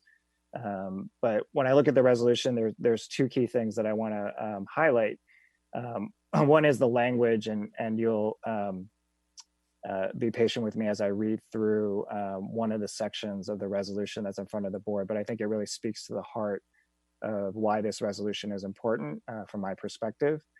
It begins, whereas California AB 2016 Ethnic Studies Model Curriculum is currently in process at the California Department of Education with the possibility of excluding and removing content from the final curriculum for fields of ethnic studies such as Pacific Islander, Arab American, and Central American studies. And then later in the resolution, be it resolved that OUSD affirms support for Pacific Islander studies, Arab American studies, Central American studies, and West Asian American studies, and their inclusion in the final ethnic studies model curriculum. And to me, this is what's most important in thinking about the current situation at the state, that there is a concern that these groups would not be included in a model curriculum, which I think would be a travesty, as students who in many ways I refer to them as doubly oppressed, in the sense that in a class that's meant to address those who have been historically marginalized, Pacific Islander students and Arab American students, Central American students are even marginalized within that curriculum. And what I mean is that we have, you know, many of you are aware that at a college level, we have lots of coursework even at the high school level, we've been doing a lot of work with African American studies, Native American studies, Asian American studies, Latinx studies, but it's consistently our Pacific Islander students and Arab American students who've given us feedback that the curriculum is not reflecting their experience. And we really have to take that to heart. And it's been it's honestly been a challenge at the local level to develop that curriculum because the resources are hard to access and the scholarship is really hard to get. And so we have, we are really relying on the state here to help us. And a model curriculum would draw the kind of attention and hopefully the kinds of resources and networks that would allow us access to some of the resources that would allow us to address the needs of these students. And I'll just refer to one particular internal survey that we did in 2017, where we interviewed hundreds of our ethnic studies students in 9th grade. And it was the Arab American students in particular who most disagree with the statement that ethnic studies courses reflect their history and culture. So there is a lot of data in our own experience locally that we are not serving these student populations. And so to me, this is the value and purpose and why a resolution like this would be important for OUSD to stand behind. And then finally, I'll just point out the language in the resolution that says, we support the work of the Save California Ethnic Studies Coalition in bringing together the experts to address any issues and expand any content. I think there's a lot of confusion about the model curriculum, and there's a lot of misnomers too, because, when you think of a curriculum, sometimes you think of like an all-inclusive, like this is everything that students are going to learn. But the way the curriculum is written, there's like a 40-page overview of what ethnic studies is, and then there's a number of sample units, sample lessons, sample course outlines. And, for example, myself as a Korean American, you do a Control F in the document, you're not going to find a single mention of Korean Americans in that model curriculum. But to me, it's not, the point here is that it's, these are examples of things that might get addressed. They're not meant to be exhaustive of the types of topics that would be addressed in the ethnic studies course. And one of the things that's said over and over in the courses or in the curriculum is that you need to be responsive to your context. So an Asian American studies course that focuses on Chinese Americans, when you have, let's say you're in the Central Valley and you've got a lot of Hmong students or Cambodian students or Southeast Asian students, like that's not necessarily the best choice. Like you want to choose curriculum that really reflects your student body population. And in Oakland in particular, we've seen an increasing number of Arab American students, increasing numbers of, we've had numbers of Pacific Islander students, but we've known for years that we haven't been meeting their needs when we've looked at their graduation rates, some of them being the lowest in the district. So we really need to pay attention to the needs of our students, which is why I think this is a really good opportunity for us to draw the kind of attention to these issues. So I'll leave it at that. I know there's a lot of other people who want to speak. Thank you. So are we going now to, I don't see Director Torres. Are we going now to public comment, or are we going now to board discussion? What is the preference? I think that Director Hinton Hodge or Director Ng can weigh in, but I would imagine directors' comments, discussion, or questions for staff, possibly. I don't need to speak. I'm going to actually try to be the most disciplined person here and just vote. But I'm actually so let's and director. Let me just finish the thought. You cannot do it if you don't want to. But I'm thinking because the student directors are here, Garibo and Smith Dahl, like just because it is late and I know they stayed up obviously for this. So I don't know if it's just an offering. Me personally, I would move to speak after public comment. Just because I have waited this long, I'm really interested to see what the public has to say before. But that's just my opinion. What would you say, Danielson? No, I most definitely agree. I know that there are a lot of families waiting to speak up on this issue and on this curriculum. And, I just want to hear them out. We have 110 participants. And if there isn't enough time, I know we raised to extend the meeting to 1. But if there more individuals from the community that want to speak on this behalf, I do want to try to please extend if it's necessary, to extend the meeting if it's necessary, because I do want to hear all of the our community's perspective on this. Okay, thank you. So let's stop the clock for a minute. There are, as I can see, 45 hands raised. So if you all want to hear all of the speakers, and the more going up as I speak. So we're at your disposal, but I had proposed that we limit public comment to 30 minutes. Is the board okay if we go longer than 1:30? Because we definitely are lined up right now for about at least an hour. At least an 30 hour. minutes. I think you set that rule at the beginning of the meeting. Okay. So then we are going to be able to take. That's fine. We are going to be able to take probably the first 30 people who have raised their hand. General counsel. Can we call on students first? Is there a way to do that with There's not a way to identify who are students. We also have Arabic translation available, and I don't know how we identify who are the Arabic speakers. So, General Counsel, can you help me out, please? Madam President, if Munera could unmute the mic and just briefly say in Arabic that translation will be available for any public speaker called on who needs it. الترجمة باللغة العربية موجودة للذي يحتاجها. Thank you. Okay, so we are going to begin public comment. We are going to go for 30 minutes. It is now 12:35. Ms. Floyd, each speaker will have 1 minute. Again, I ask everyone to please be respectful. This is a very charged issue for folks. And I think we need to just be respectful as we have the conversation. So Ms. Floyd, can you please start calling the speakers? First speaker, please. First speaker is Rabbi Mark Bloom.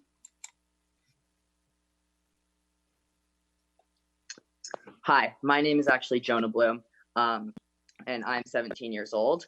And I fully support Oakland having an ethnic studies curriculum, but believe the first draft you are being asked to endorse would harm students like me. I read through the first draft of the ESMC 6 months ago and saw how it absolutely diminishes anti-Semitism and spends an outrageous amount of time bashing the only Jewish state in existence. This is a serious issue because according to the FBI in 2017, there are more hate crimes in America against Jews than any other religious minority. The first draft also promotes a one-sided narrative of the Israeli-Palestinian conflict instead of encouraging critical thinking, and makes no mention of other oppressed minorities in the Middle East, such as Kurds or Yazidis. If this resolution passes, my Jewish friends and I are likely to feel ostracized, marginalized, and scared to speak up in class. An ethnic studies curriculum should unify a community, not tear one apart. So I urge you to please vote against this resolution and wait for the state's revamped version of the curriculum. Thank you. Thank you. Can we call the next speaker, please? The next speaker also says Rabbi Mark Bloom.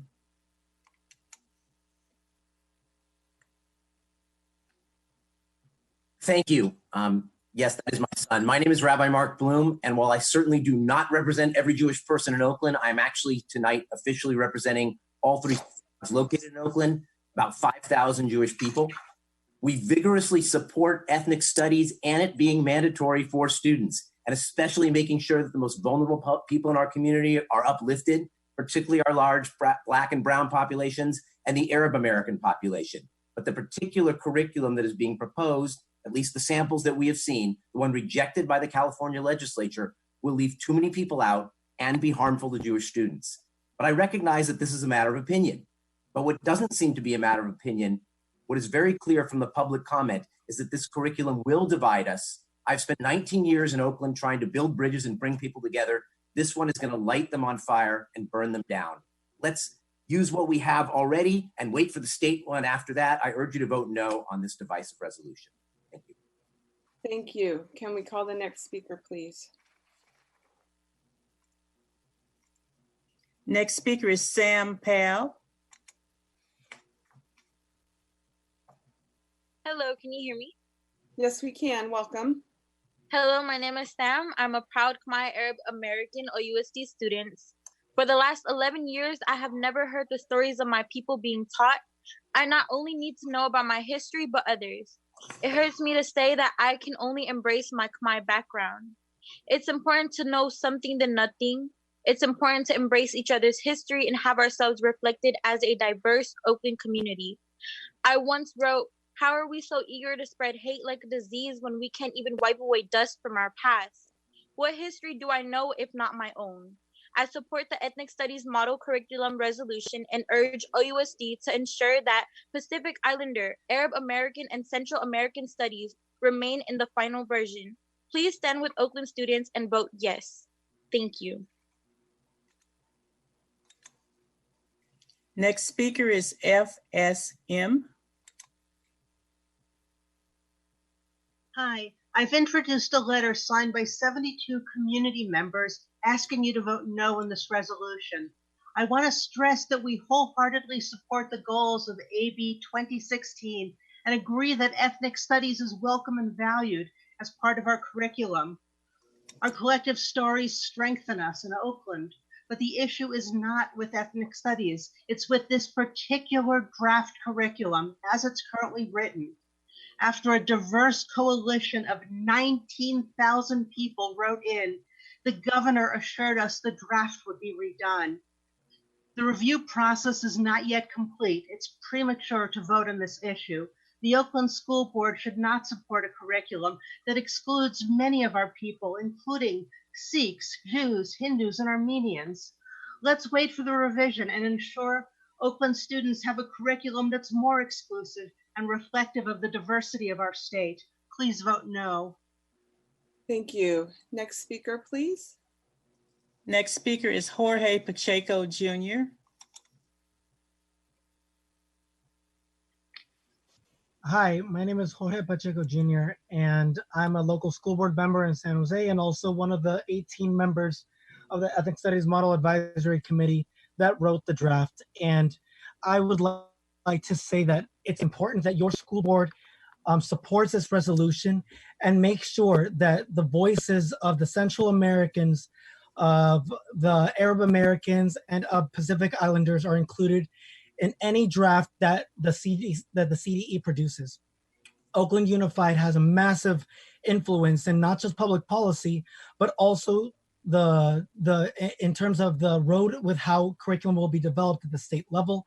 Please make sure that the integrity of ethnic studies is protected, and make sure that all the communities that are often marginalized, as was described by an ethnic studies educator just earlier, are honored as well. Thank you so much for your consideration, and I hope you make the right choice to support ethnic studies for all.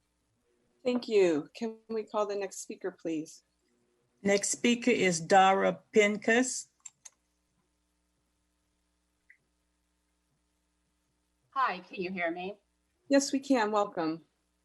My name is Dara Pincus, and I'm a proud member of both the African American and Jewish communities. And I'm deeply concerned about the controversial ethnic studies curriculum and ask that the board reject this resolution. During the time of an unprecedented pandemic, we need to bring forward curriculums that unite us and do not divide us as a community. Regardless as to whether you are for or against this curriculum, the one thing we can agree upon tonight is that there are strong opinions on both sides, and moving forward will cause more divisiveness. I was raised by two parents who are originally from the Jim Crow South, who always reminded me that at their darkest hours, it was members of the Jewish community that were willing to risk their lives and stand up for them and what was right. I beg and plead you tonight for you to stand up for what is right, which is to reject this resolution. Thank you. Next speaker, please. Next speaker is Vida Mendoza. Hi, my name is Vida Mendoza. I'm an 8th grader at Life Academy. Why is ethnic studies important? People seem to ask this question a lot. Why is it so difficult for people to comprehend the fact that learning about other people of color's history is vital? The students need to learn about the different stories of all the different cultures. For example, Central American Studies, the study of my people. I know my story, and I want my peers to know my story and obstacles. I also want to learn about other people's stories and struggles. For years, our community of color has learned from a Eurocentric white perspective. We are not asking for permission to learn about ourselves. We are demanding that you support this resolution to inform the state what the young people of Oakland want. This is not about oppressing other communities. This is about uplifting people of color and learning about our history. I want to end by acknowledging the fact that my people have been oppressed for 500 plus years on our own land. Keep that in mind and support the resolution. Thank you. Can we call the next speaker, please?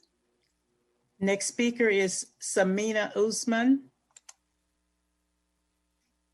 Yes, hello. My name is Tamina Usman. I'm the Government Relations Coordinator for the Bay Area Office of the Council on American Islamic Relations. I'm urging the board to support the Ethnic Studies model curriculum with the inclusion of Arab American Studies. Hatred stems from fear, and fear stems from lack of education. And there is a lot of misinformation or lack of understanding about Arab Americans, which has likely resulted in the increase of hate incidences and bullying in schools, which is why it's critical to have this Arab American Studies program incorporated in the California Ethnic Studies model curriculum. And we need to support this as the Oakland Unified School District. Every other year, CARE puts together a bullying report, and we survey 1,500 students and ask them what their experiences are in school. And 40% of the respondents said that they had been bullied for being Muslim, which is double the national statistics. And we found that 29% reported offensive comments from their teachers or administrators. This is incredibly concerning. While not all Muslims are Arab and not all Arabs are Muslims, we believe that Arab American Studies program is important. We need to move on to the next speaker. I really appreciate what you're saying, but we have so many people this evening. Thank you. Next speaker is Sheila Delgado.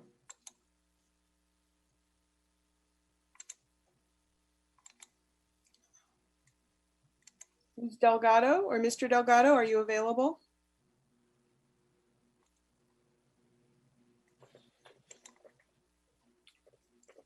I'm gonna have to move to the next speaker, President London. Thank you. Mohammed Sheikh.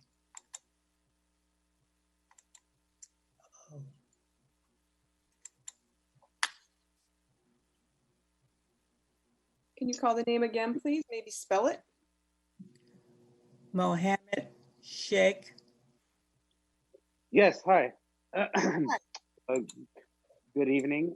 As a longtime resident of Oakland, a director of an Oakland-based national nonprofit organization, and a member of the city's Arab and Palestinian community, I urge you to stand in support of ethnic studies and adopt this resolution. Our community has continually come under attack by voices that drum up fear and xenophobia, and often based on misinformation. And I believe that this is the case today. It is truly unfortunate that our culture, our history, and our desire for dignity must once again endure attempts at censorship and erasure. History is regrettably rife with injustices against many groups, and it is up to us to be able to allow our communities to tell their stories and tell their struggles. So I urge you to adopt this resolution tonight. Thank you. Thank you. Can we call the next speaker, please? Next speaker, I'm going back to Sheila Delgado. That's not an option. I have to go to the next speaker. Hima Gitsal.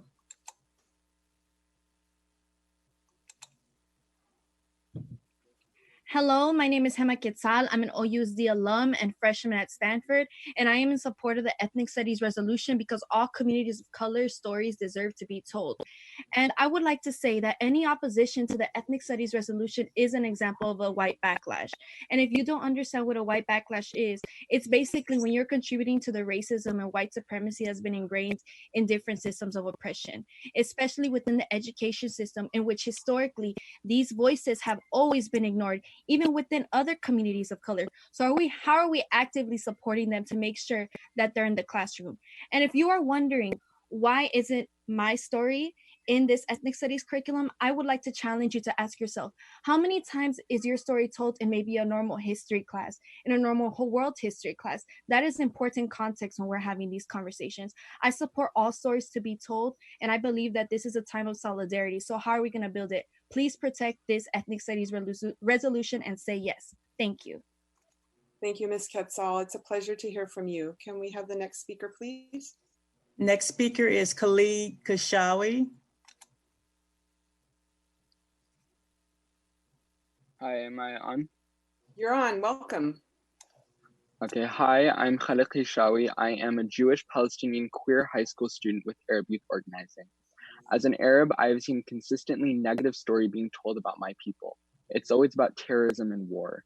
However, like any culture, we have a beautiful and complex history of contributions to the world, and I believe that it's time that this side of the story gets told.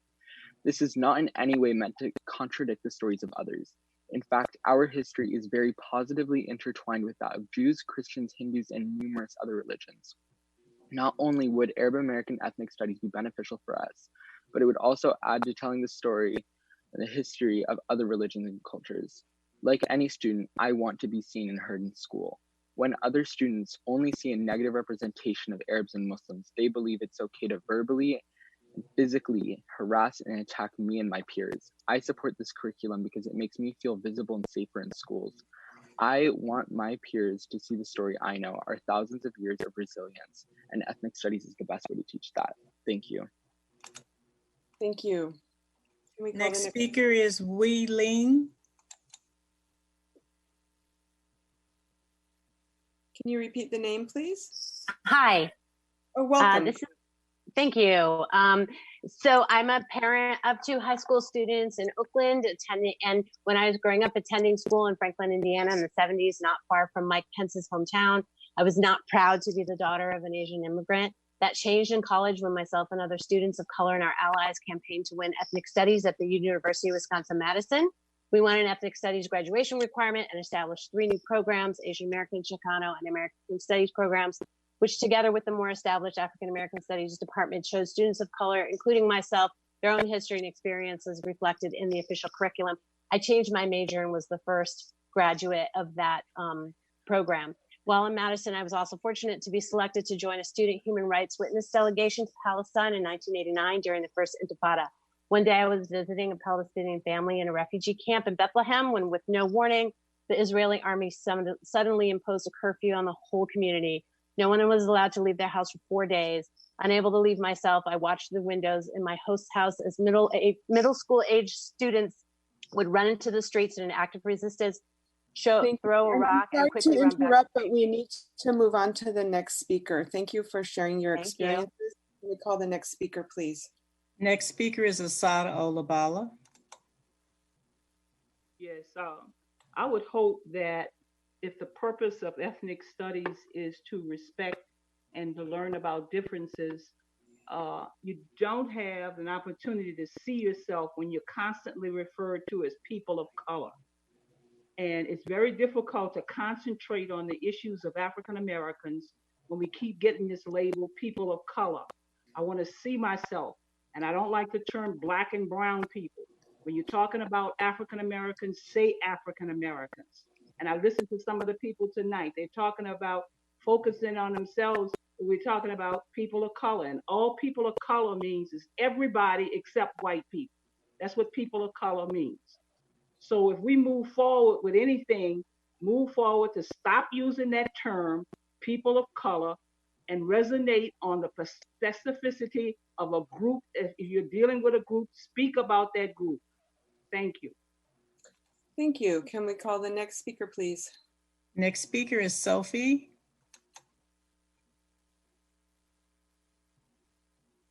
Hi, sorry, can you all hear me? Yes, welcome. Okay, great. Hi, good evening. My name is Sophie Simon Ortiz. I'm a resident of Oakland, Jewish person who cares about full representation of underrepresented and marginalized communities and histories. Some voices here this evening may claim to speak for the Jewish experience, and this is far from accurate. This interpretation of this curriculum is based in fear and a politics of exceptionalism and isolationism. This is not what I and many other Jewish people stand for. I commend the proposal to pass this resolution in support of the model curriculum. Progressive Jews and communities of color stand in solidarity to say yes to it, and we hope that you do too. I want to share that growing up in Oakland and Berkeley public schools, I had the opportunity to learn about many parts of my Eastern European Jewish history and have it acknowledged as core to our curriculum. As a descendant of Holocaust survivors, I felt seen and acknowledged and understood more about my ancestors and our interconnections with other communities' histories and struggles, as well as better understanding myself, my family, and my values. This Thank you. I'm experience sorry should to not be interrupt, a but we privilege need for to just move on some. to the next speaker. And thank you for your comments. Next speaker is Floyd Hewen.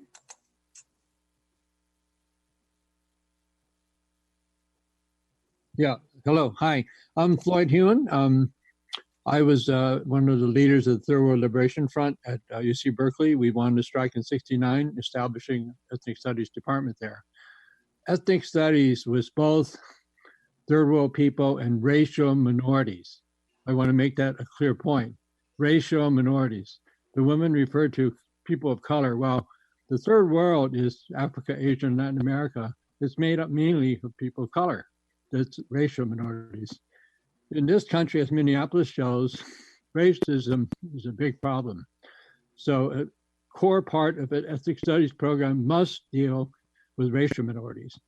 I fully support Jewish studies. I think we have a pretty good Jewish program in our schools. In fact, I'm proud of that as a taxpayer in Oakland, and I'm glad to hear that that's happening. So I think it's a false division to pit the two against each other. We should support both, but ethnic studies has a particular role for racial minorities. So thank you. Thank you. Can we call the next speaker, please? Next speaker is Yahya Kaji, and I apologize if I mispronounced your name.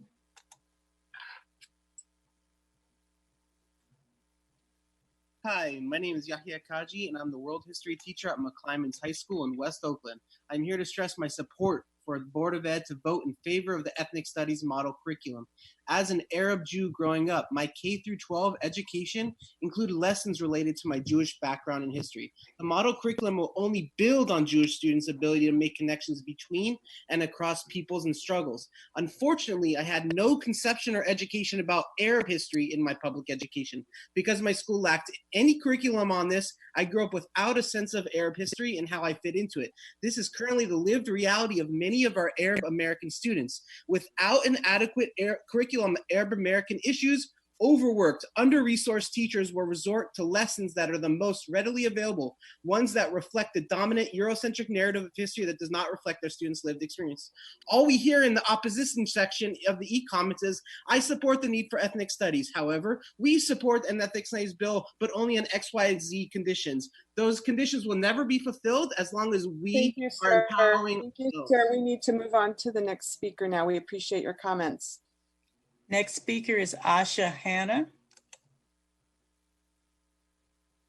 Hello, my name is Asha Hanna. I'm an ethnic studies teacher in Oakland, California. Now, one of the reasons I became an ethnic studies teacher was to be able to teach a curriculum where my students saw themselves in the content. I say Arab American studies is just as essential as African American, Asian American, Latinx, and Native American history. Discussions of hiding Islamophobia in this country and anti-Arab racism are just as important as teaching the history of Black freedom struggle. For example, many of my students found it incredibly enlightening to compare the issues facing immigrants from Central America, forced apart to family separations, with those facing the many Arabs whose families were restricted travel because of Muslim ban. I support the model curriculum because it allows me to center the experiences of Arab Americans and provide positive representations of them in ways that don't happen in their other history classes. This empowers my students to combat racism and oppression instead of perpetuating it.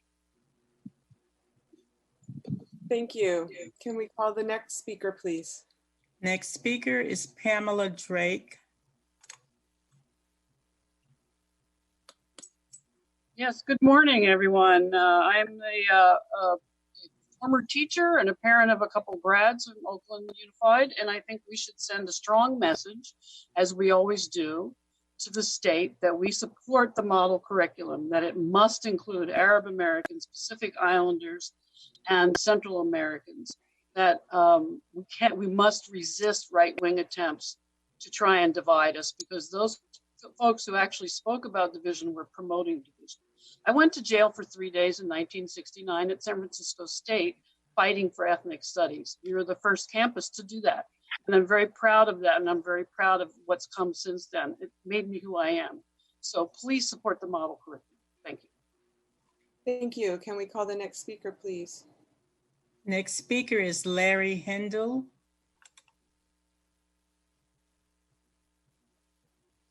Hello, board. My name is Larry Hendel, and I'd like to read an excerpt from an article that came out in Jay Weekly today. It was written by Rabbi Dev Noily and Hazman Shulamat Wise Fairman. Both are affiliated with Kehillah Community Synagogue on Grand Avenue. The title is Why Jews Should Support the State Ethnic Studies Model, and I'll read it quickly. Most Jewish community objections to the ESMC draft that have been raised focus on a few sample, not mandatory lesson plans that address the human rights abuses against Palestinians living under occupation by the State of Israel, and which comprise far less than 1% of the entire curriculum.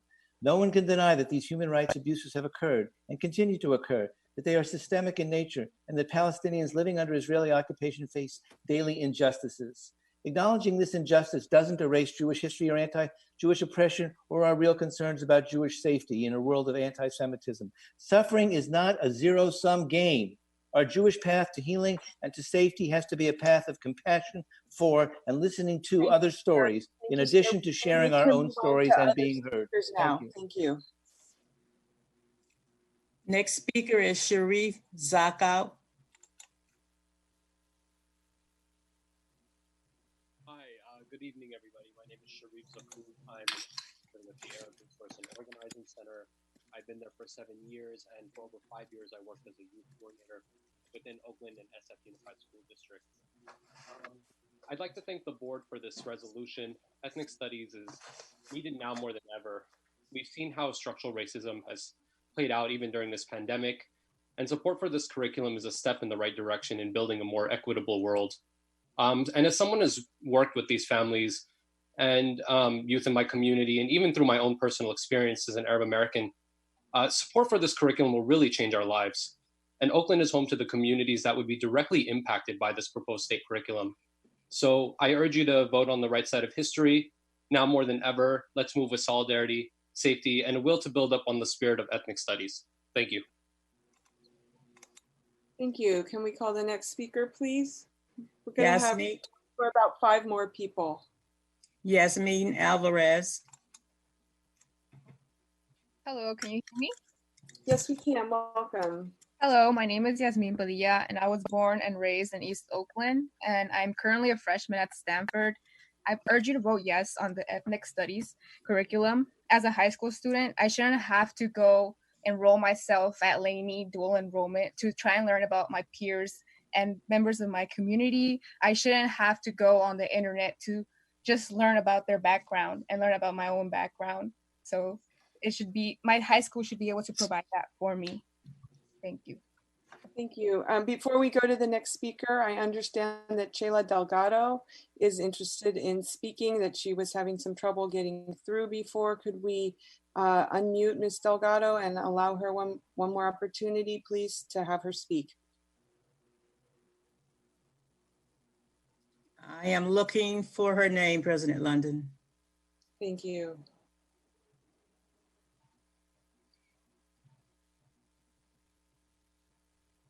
President Lennon, if she got kicked off, I wonder if she's in the waiting room. That is a good question. Let's call the next speaker while we see if Ms. Delgado is in the waiting room. There's no waiting room for this. No waiting room? Okay. Next speaker is Hamada.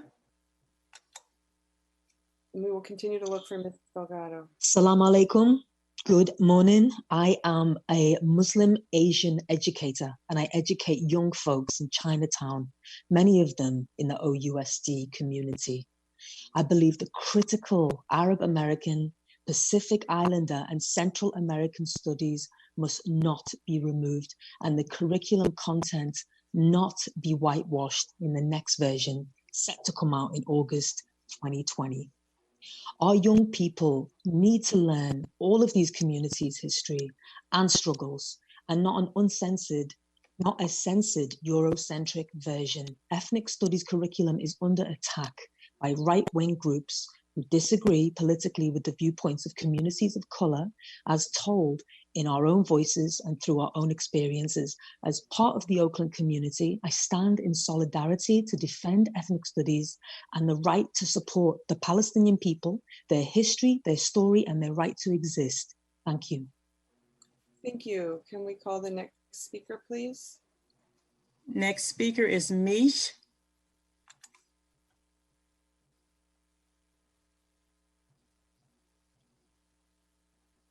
Mute myself. Okay. Hi, everyone. My name is Mish Kabal, and I'm a site organizer with Youth Together. In our program, we train our young folks within OUSD to think critically about the power of narratives and how they shape our lives, policies, and conditions.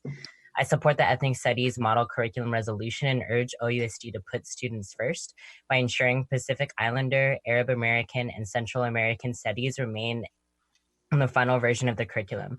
Our students have the right to an education that is reflective of their lived experiences, especially in a district with 85% students of color. At Cal, Ethnic Studies provided me with the tools and language to embrace core parts of my Filipinx identity I was taught to reject growing up in a predominantly white conservative town. At the core of our being, we want to be seen, and our histories can serve as a mirror to that. And to leave out these essential narratives in our ethnic studies curriculum will continue to invisibilize our young people's experiences and send a message that who they are doesn't matter. So please stand with California's communities of color and vote yes. Thank you. We will have time for one more speaker. Ms. Floyd, please. Next speaker is Booker Lett. I'm gonna have to go to the next speaker, Asa.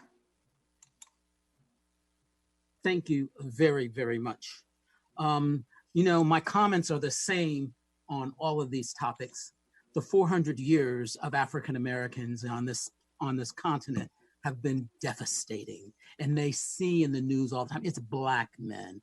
We're 6.5% of the population and 70% of a 2.1 million people in prison. The African American people are dying in terms of our success and healthcare, housing, COVID. My throat is gone. It's the African American people. And yes, America, the Civil War is who we are as Americans. And the African American experience is the American experience. Now, yeah, all that other stuff is icing on the cake. But the reality is what Native American people and African American people experience in this country, hey, and just squeeze it into ethnic studies. It should not even be in ethnic studies because American history is African American history. So there's no sliver of sticking a little bit of African American, sprinkle a little African American in that Thank thing. you. Thank you. We appreciate your comments. Colleagues, that is 30 minutes. We agreed that we would take 30 minutes of public comment.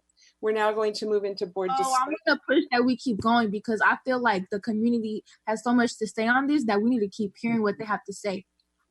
And it's important to hear their voices in this conversation because this is something that is going to impact them at the end of the day, and we're here to represent them. I want us to recognize that there are students that have stayed up this long for them to speak up, and some of us have to wake up to have another Zoom class tomorrow in the morning.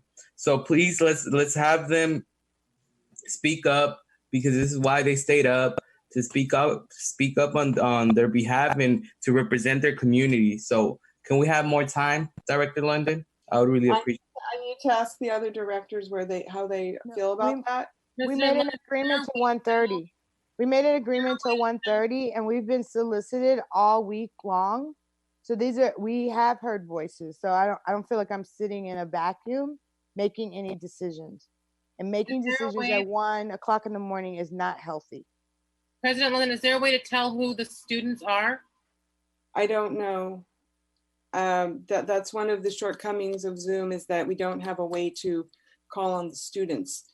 If we could ask everybody who is not a student to lower their hand, then we could hear from the students. If I could prevail on the panelists, If you are not a student, could you please, the attendees, the people who are in line, please lower your hand. Great. So I see many hands going down.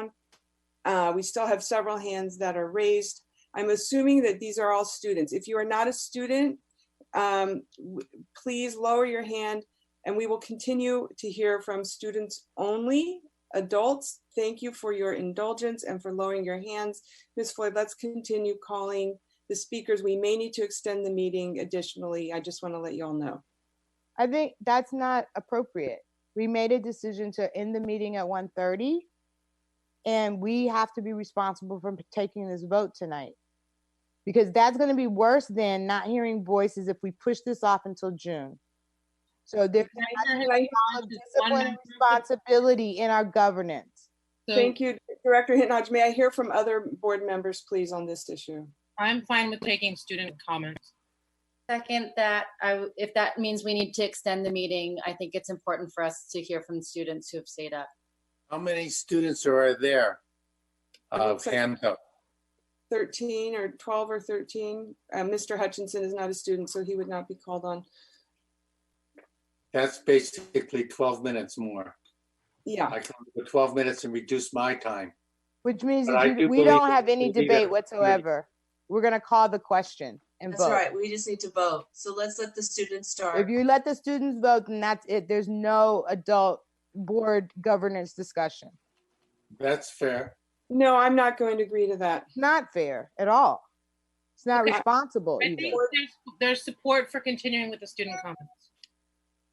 I'm going to allow students only to continue. If you are not a student, please lower your hand. If you start speaking and you do not identify yourself as a student, we will move on to the next speaker. Please say that you're a student. If you want to say where you go to school, that's great. Ms. Floyd, can you call the student speakers, please? Next speaker is Sadaya.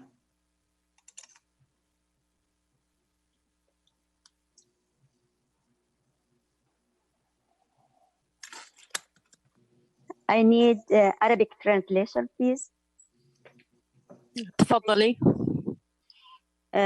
مرحبا، أنا مهاجرة من فلسطين، عايشة بأوكلاند وربيت أولادي بالبي أريا. بحب إنه أوكلاند عن طريقه تدعم الأثنيك ستادي العربي مشان أولادنا يعرفوا الثقافة العربية والتاريخ العربي. وأنا كنت يعني أنا كنت بالكلية. Okay. Student. Okay. She is from Palestine who is currently living in Oakland, and she's in support of having ethnic studies in her classroom for all students to learn more about the history that they need to learn. Thank you. Does she have more to say? عندك أي كلام ثاني؟ بدي أدعم لو سمحتوا يعني ندعم بقوة هذا هذه الأثنيك ستادي ندعمها بقوة. وإحنا سمعنا من الجالية كلها ومن العرب كلياتهم قديش إحنا بحاجة لهذا الدعم. فلو يعني لو سمحتوا بدنا يعني أصواتنا كل الإجابة بالموافقة السريعة لو سمحتوا وما يمددوها من شهر لشهر. Inshallah.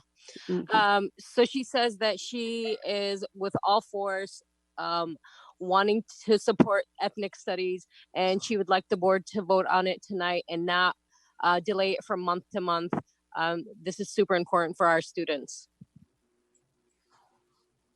Thank you. Does she have more? Is that she has 10 seconds left? شكرا لهم إنهم بيسمعوا لنا وبعرف إنه الوقت متأخر وهذا إشي مهم إلنا وإلهم يعني إنه نفوت tonight. Okay.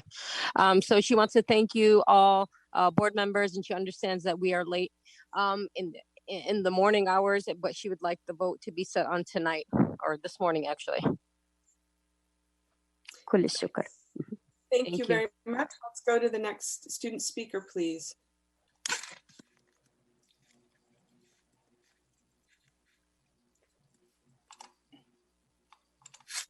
Next speaker is Catherine. Oh. Can't call Catherine.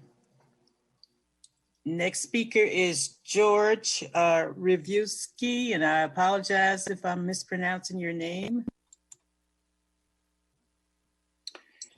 Hi, my name is George. I'm a Georgian Jewish refugee.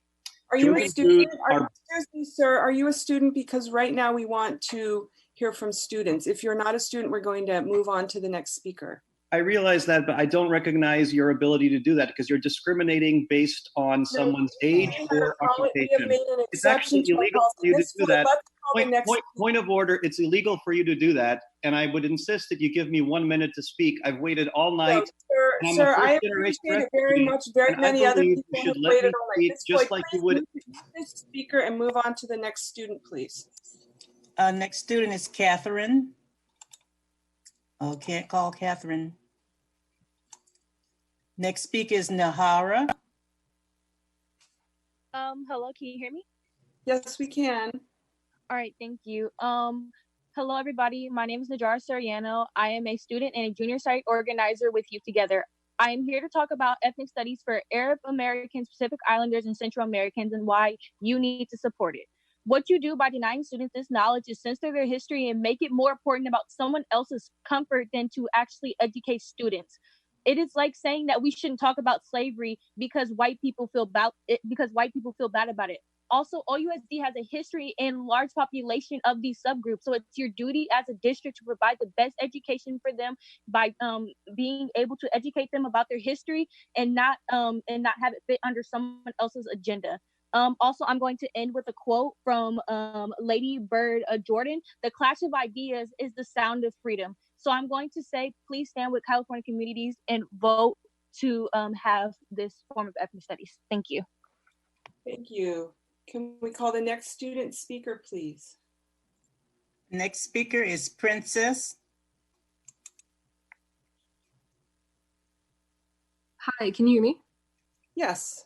Hi, everyone. My name is Princess Won-chan, and I'm a Southeast Asian American college student who's from Stockton, California, but I live in Oakland for parts of the year.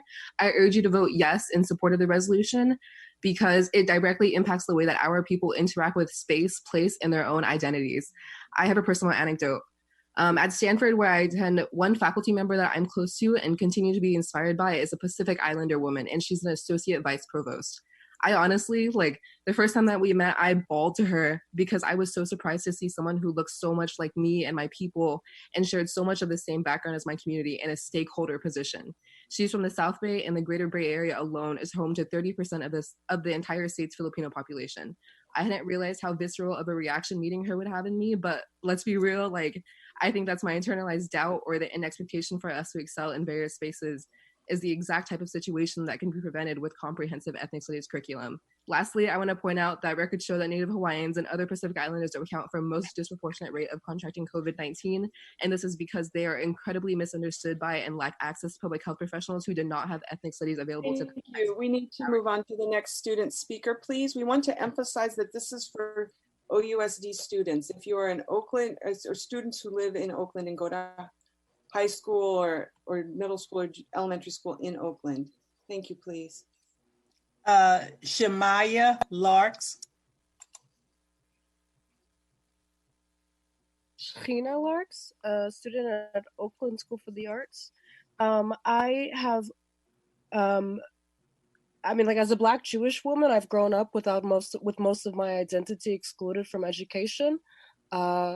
Eastern European narratives of Jewish identity are often the only ones expressed, and it's unfortunate. However, this curriculum asks me to choose my racial identity and leave my religious identity at the door. My Black and Jewish identities are interdependent, and both of them are essential to who I am. Excluding my identity fails to meet the stated goals of encouraging cultural understanding and fostering inclusion. Jews are a diverse people who have lived around the world for millennia and are present among demographic communities this curriculum seeks to represent. In your efforts to reduce Eurocentrism in the California state curriculum, please don't whitewash my community and fail the next generation as you have failed mine by enforcing Eurocentric views of Jewish identity. Thank you. Can we have the next K-12 Oakland student, please? Next speaker is Victoria Wong.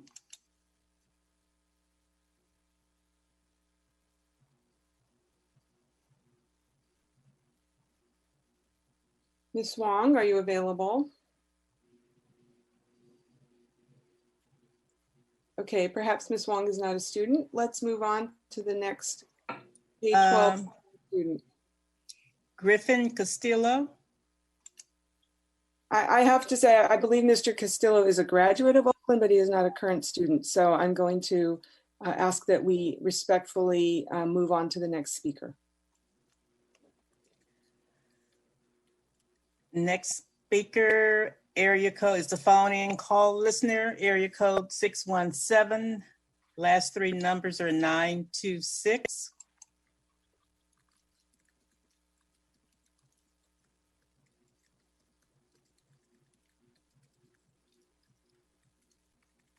Is that person available?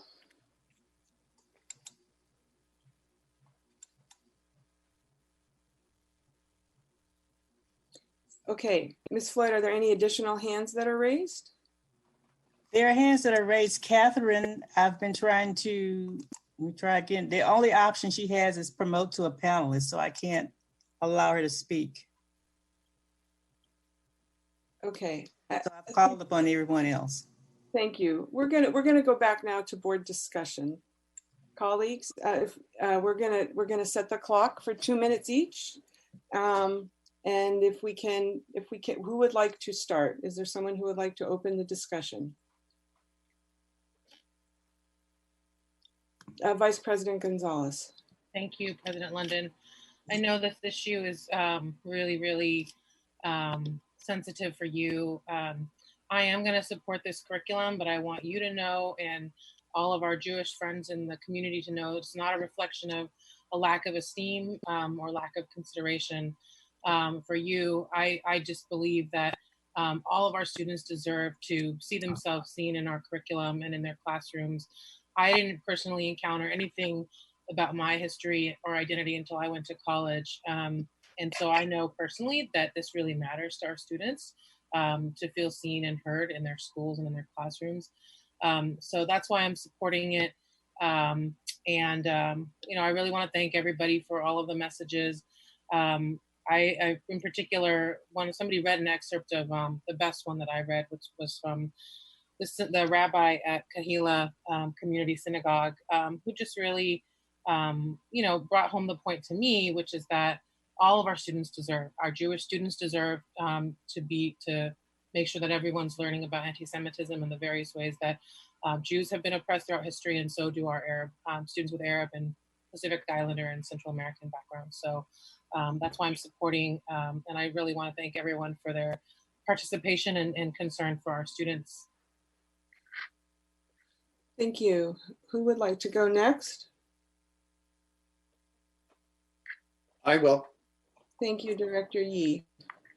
Thank you. And as Vice President Gonzalez acknowledged our rabbi, I'd also like to acknowledge Rabbi Bloom, who took the time well before this ever came up to reach out to me in prayerful support.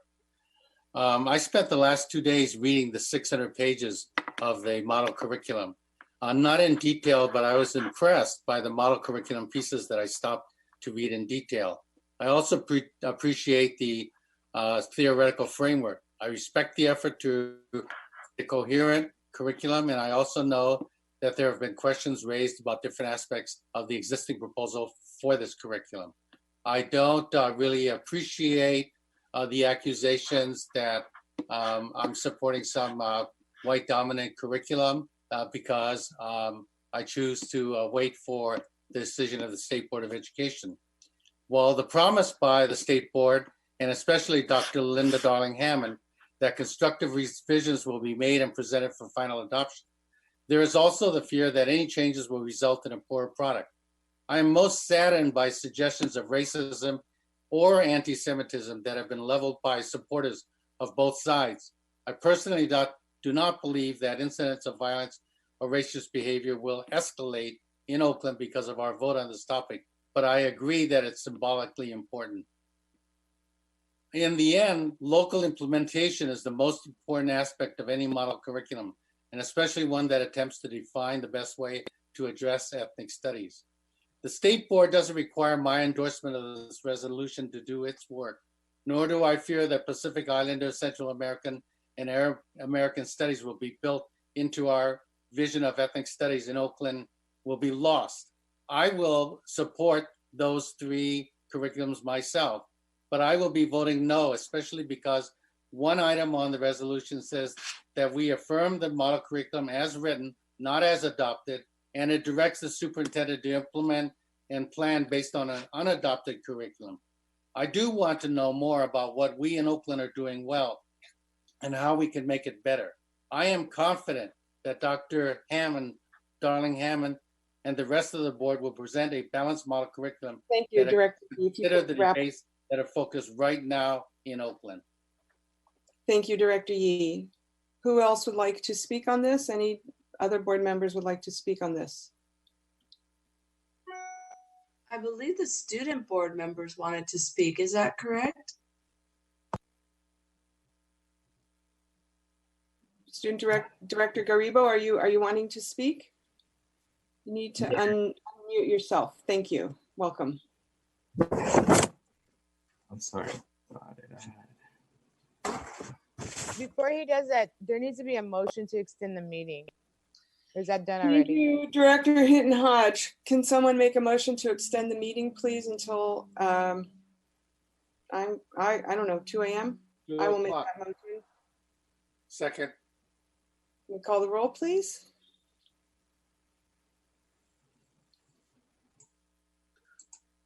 On the roll call to extend the meeting, I believe it was 2 o'clock. Yes. Student Director Garibo. Yes. Student Director Smith Dahl. Yes. Director Ng. Yes. Director Hinton Hodge. No. Director Yee. Yes. Director Torres. Yes. Director Harris. No. Vice President Gonzalez. Yes. And President London. Yes. Motion to extend is adopted to Director Garibo, if you would continue, please. Yes. So ethnic studies is important to me because it is a curriculum that it is inclusive for all students in OUSD. Ethnic studies is the study of race, ethnicity, power, identity, and systems of oppression across time and place, which are the skills students need to understand and navigate our complex and increasingly polarized 21st century society. With a focus on empowering authentic and self-determined marginalized voices, stories, and cultures. A rejection of this is a white backlash and uplifts white supremacy, whether you acknowledge it or not.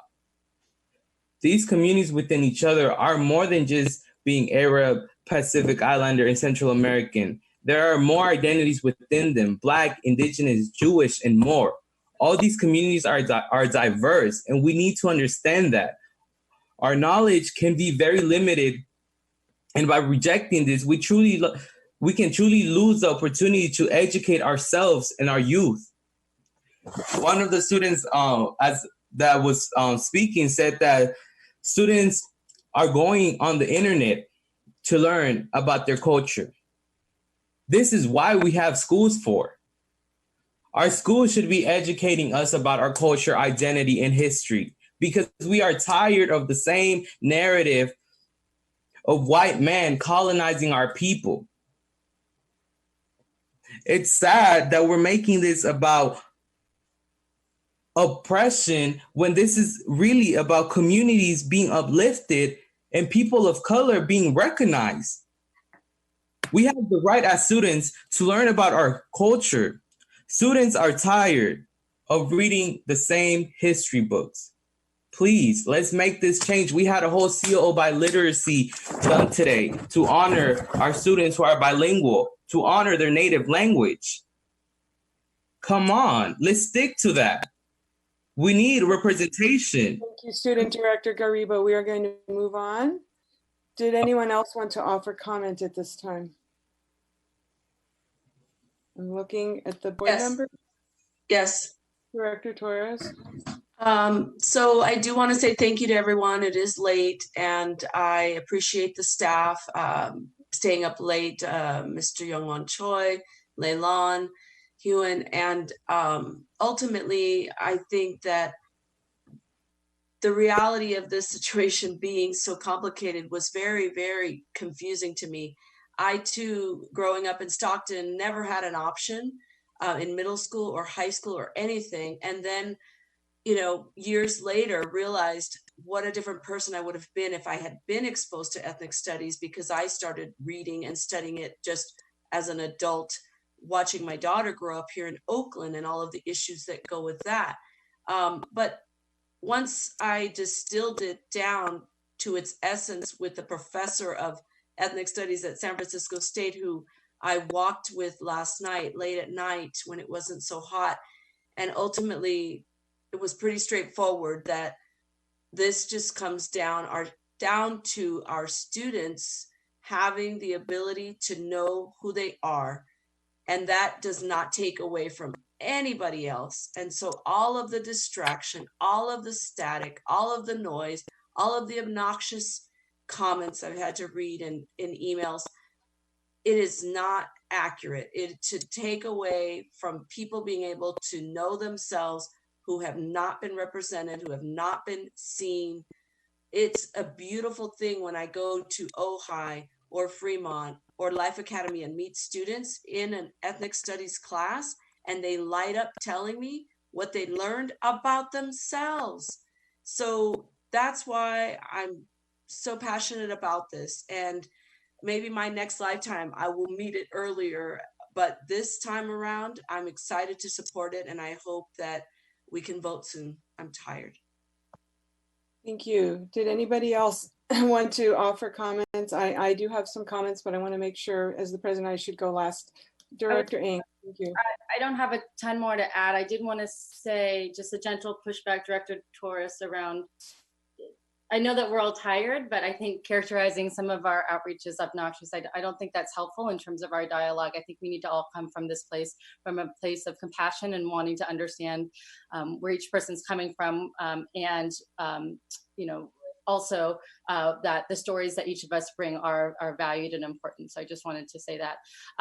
I was really inspired hearing from many of the speakers tonight, many new voices and many new stories that I haven't heard actually in the school board dais since I've been on the board, and in a journey that's very similar to that which many folks have talked about, of not learning about your own history. Until you take ethnic studies classes. And for me in college, that was incredibly transformative and has absolutely shifted my trajectory. So I definitely want to support this resolution, support and uplift and thank the voices that talked very eloquently about why their stories and visibility, seeing their own experiences of their communities, are important. Thank you. Thank you. Any other, Director Smith-Dahl, did you wish to speak? Yes, I do. Thank you. So I was just wanting to say that by voting no to this, it erases the voices that we have, and it is committing an act of violence. The erasure of history of Palestinians and their struggles, the struggles of other Arab struggles, Central American struggles, Pacific Islander struggles, and other communities historically, erasing them has been a tactic of colonization, and we should not be continuing this cycle. And while I do see what it is that the Jewish community is saying, I don't ever want to be continuing an act of anti-Semitism, but at the same time, centering yourself in this is part of the problem, and I think we can do both. We can uplift children of color learning about themselves and their stories, and then also push and learn and have critical thinking in the classroom, where people are able to learn about Palestine's issues and Israel's issues. And being pro-Palestine doesn't mean you're being anti-Jewish. And that's all I have to say. Thank you. Thank you. So I do want to offer some comments. First of all, do you want me to go? Oh, did you want to go speak? last? Yeah. I'm sorry. So I thought you had said you weren't going to speak. So anyhow, go ahead, please. Oh, did I say that? I'm not being disciplined, huh? I just want to acknowledge some folks. Reverend Rabbi Bloom, my pastor, Reverend Mayberry, because I think I had to go through a lot of learning in this process, from a cultural, spiritual, religious space. But very quickly understood like the politics and the dynamics. And so to Director Ng's comment, even as well, as there was a lot of disagreement, right? And there was a difference in approach and around these things, but hard, uncomfortable, but not obnoxious. And I think Director Ng and I talked a lot about like, I agree with Director G as well. Like, this is the work of the state to come up with a curriculum, but it's going to be the work of this board to hold up some principles around how we talk about race, how we talk about culture, how we talk about ethnicity, and really supporting the staff in this work and the superintendent in this work, because it is not enough, right, to feel like people are not going to be able to do that. People are going to have to struggle to do their own personal work, right, around their own internalized racism, all of those things, right, in the learning. So I'm just saying that this is like a huge step. I'm glad that we're doing and taking this step together.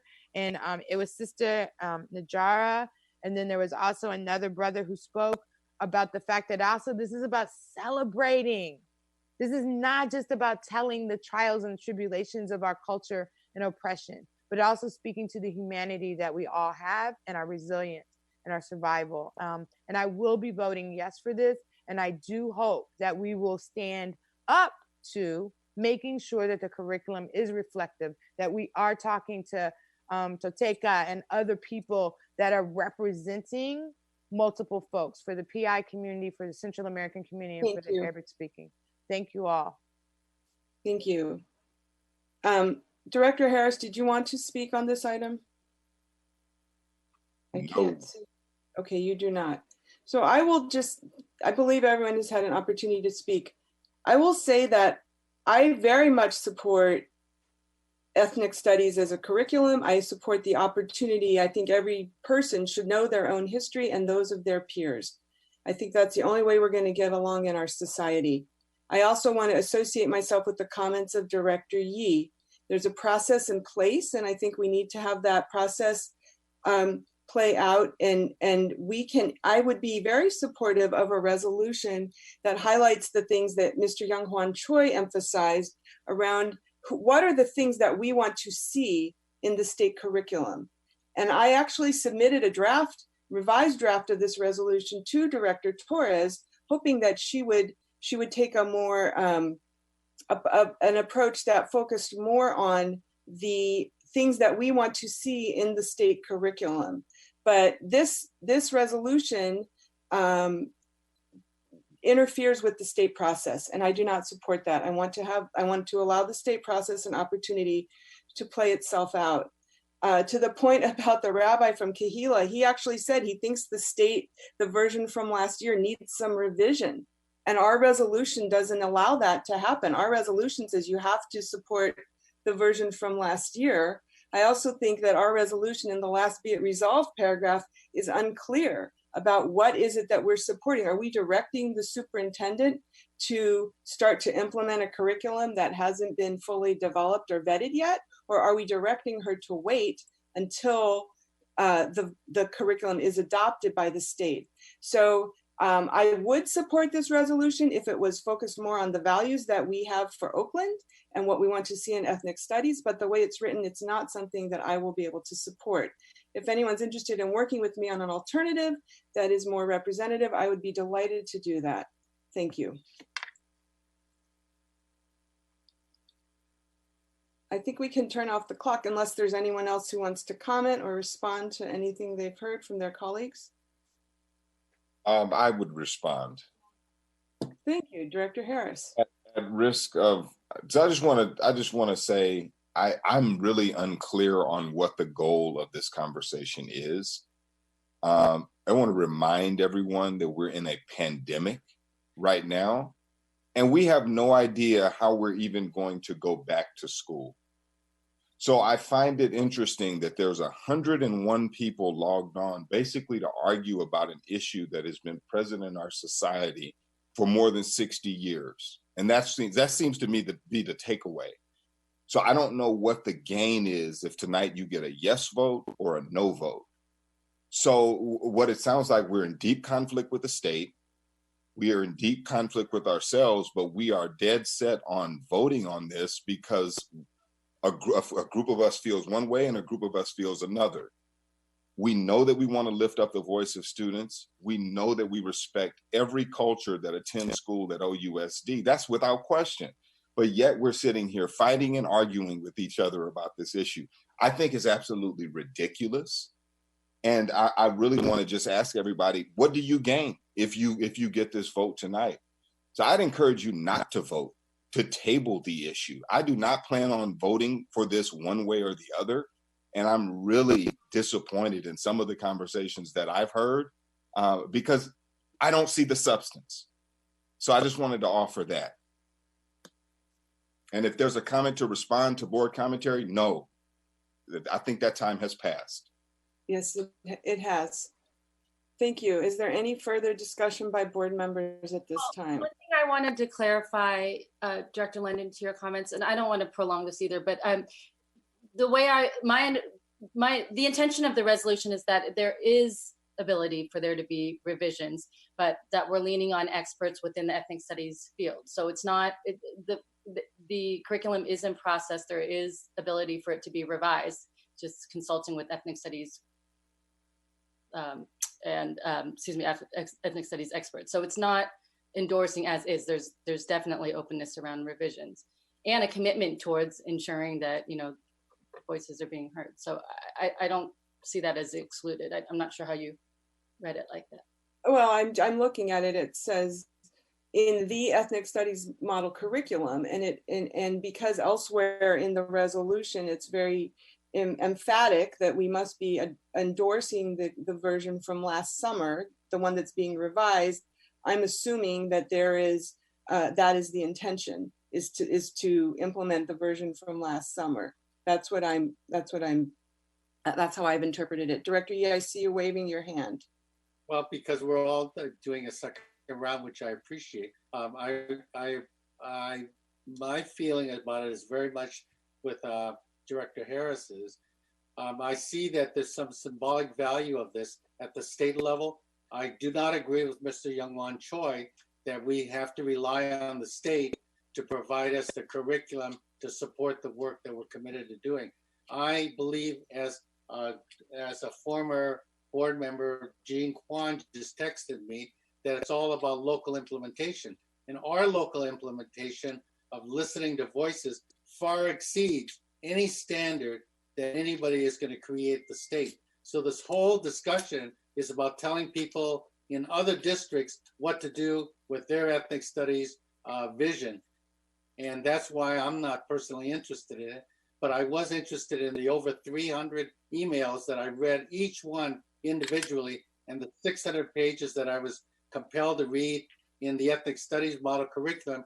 And I would be welcome any board member who would like to go through that reading with me over the summer, because there's actually a lot of good stuff in there that we can learn about each other and learn about the field of ethnic studies.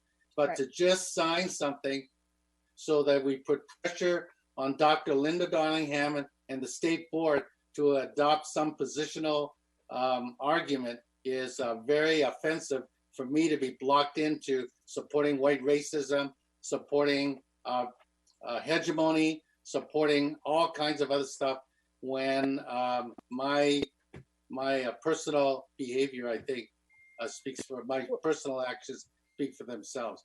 Well, Director Yee, you weren't the only one that read the curriculum. I mean, so don't make an assumption that we're all just trying, or anyway, we're just trying to push ahead around something.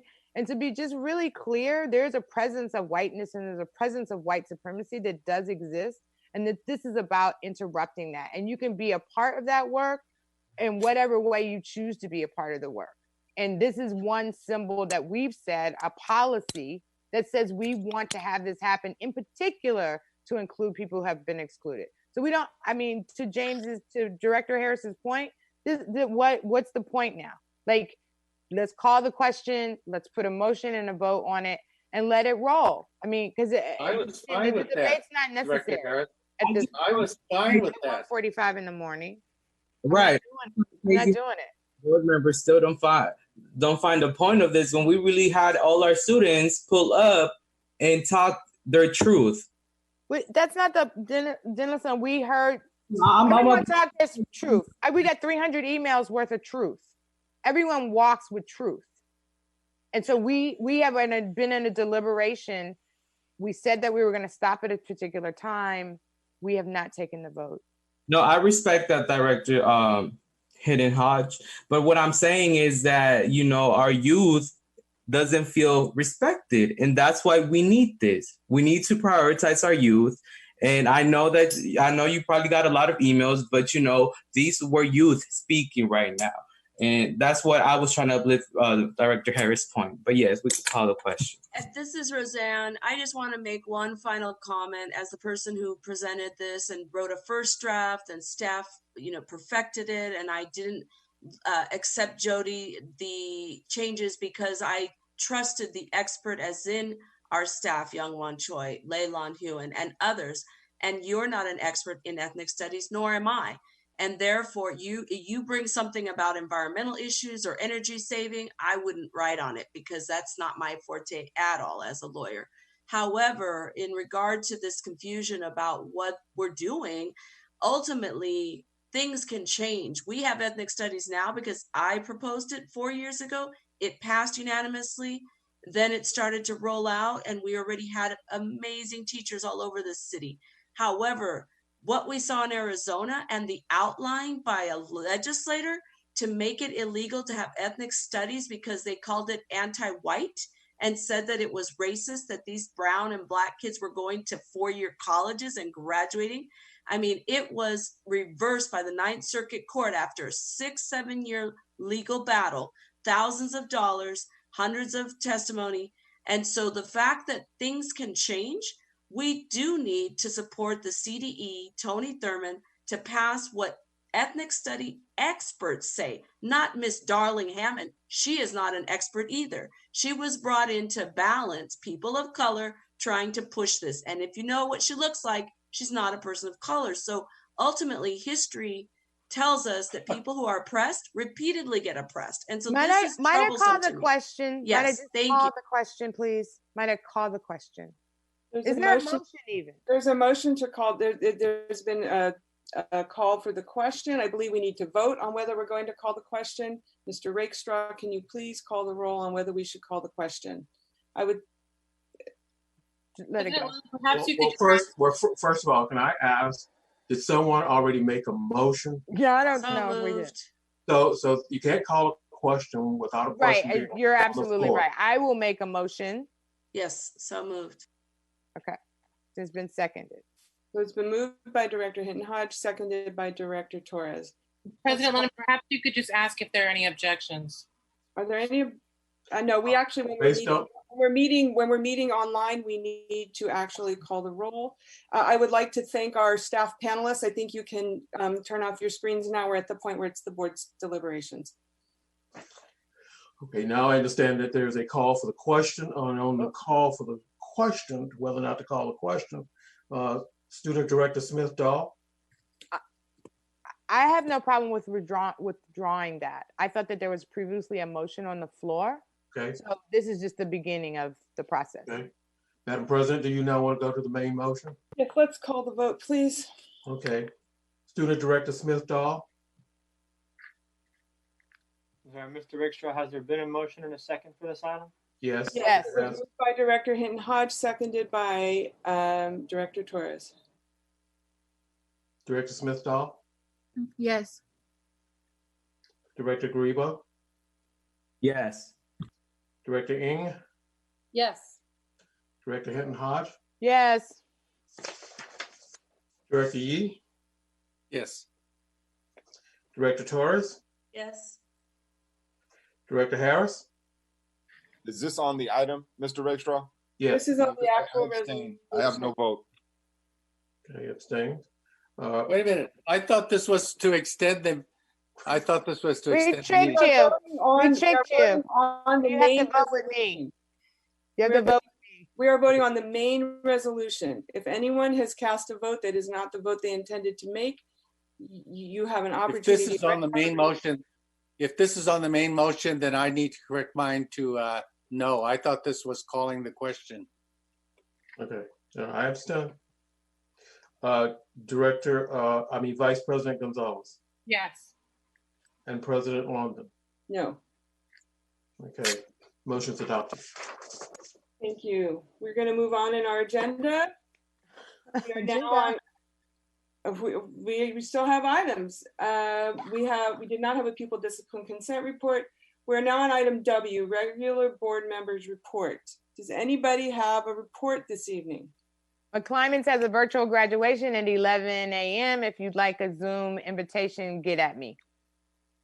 Thank you. Anybody else? Wait, and Ralph Bunch. Sorry, Ralph Bunch at 5 o'clock tomorrow. Director Smithall, did you want to give a report? No, I just wanted to tell her to send it. Yeah, send it my way. Okay, thank you. Given the hour, I will refrain from something I was going to tell you all about. I'll keep you in suspense. Item X, introduction of new legislative matters. Director Gonzalez.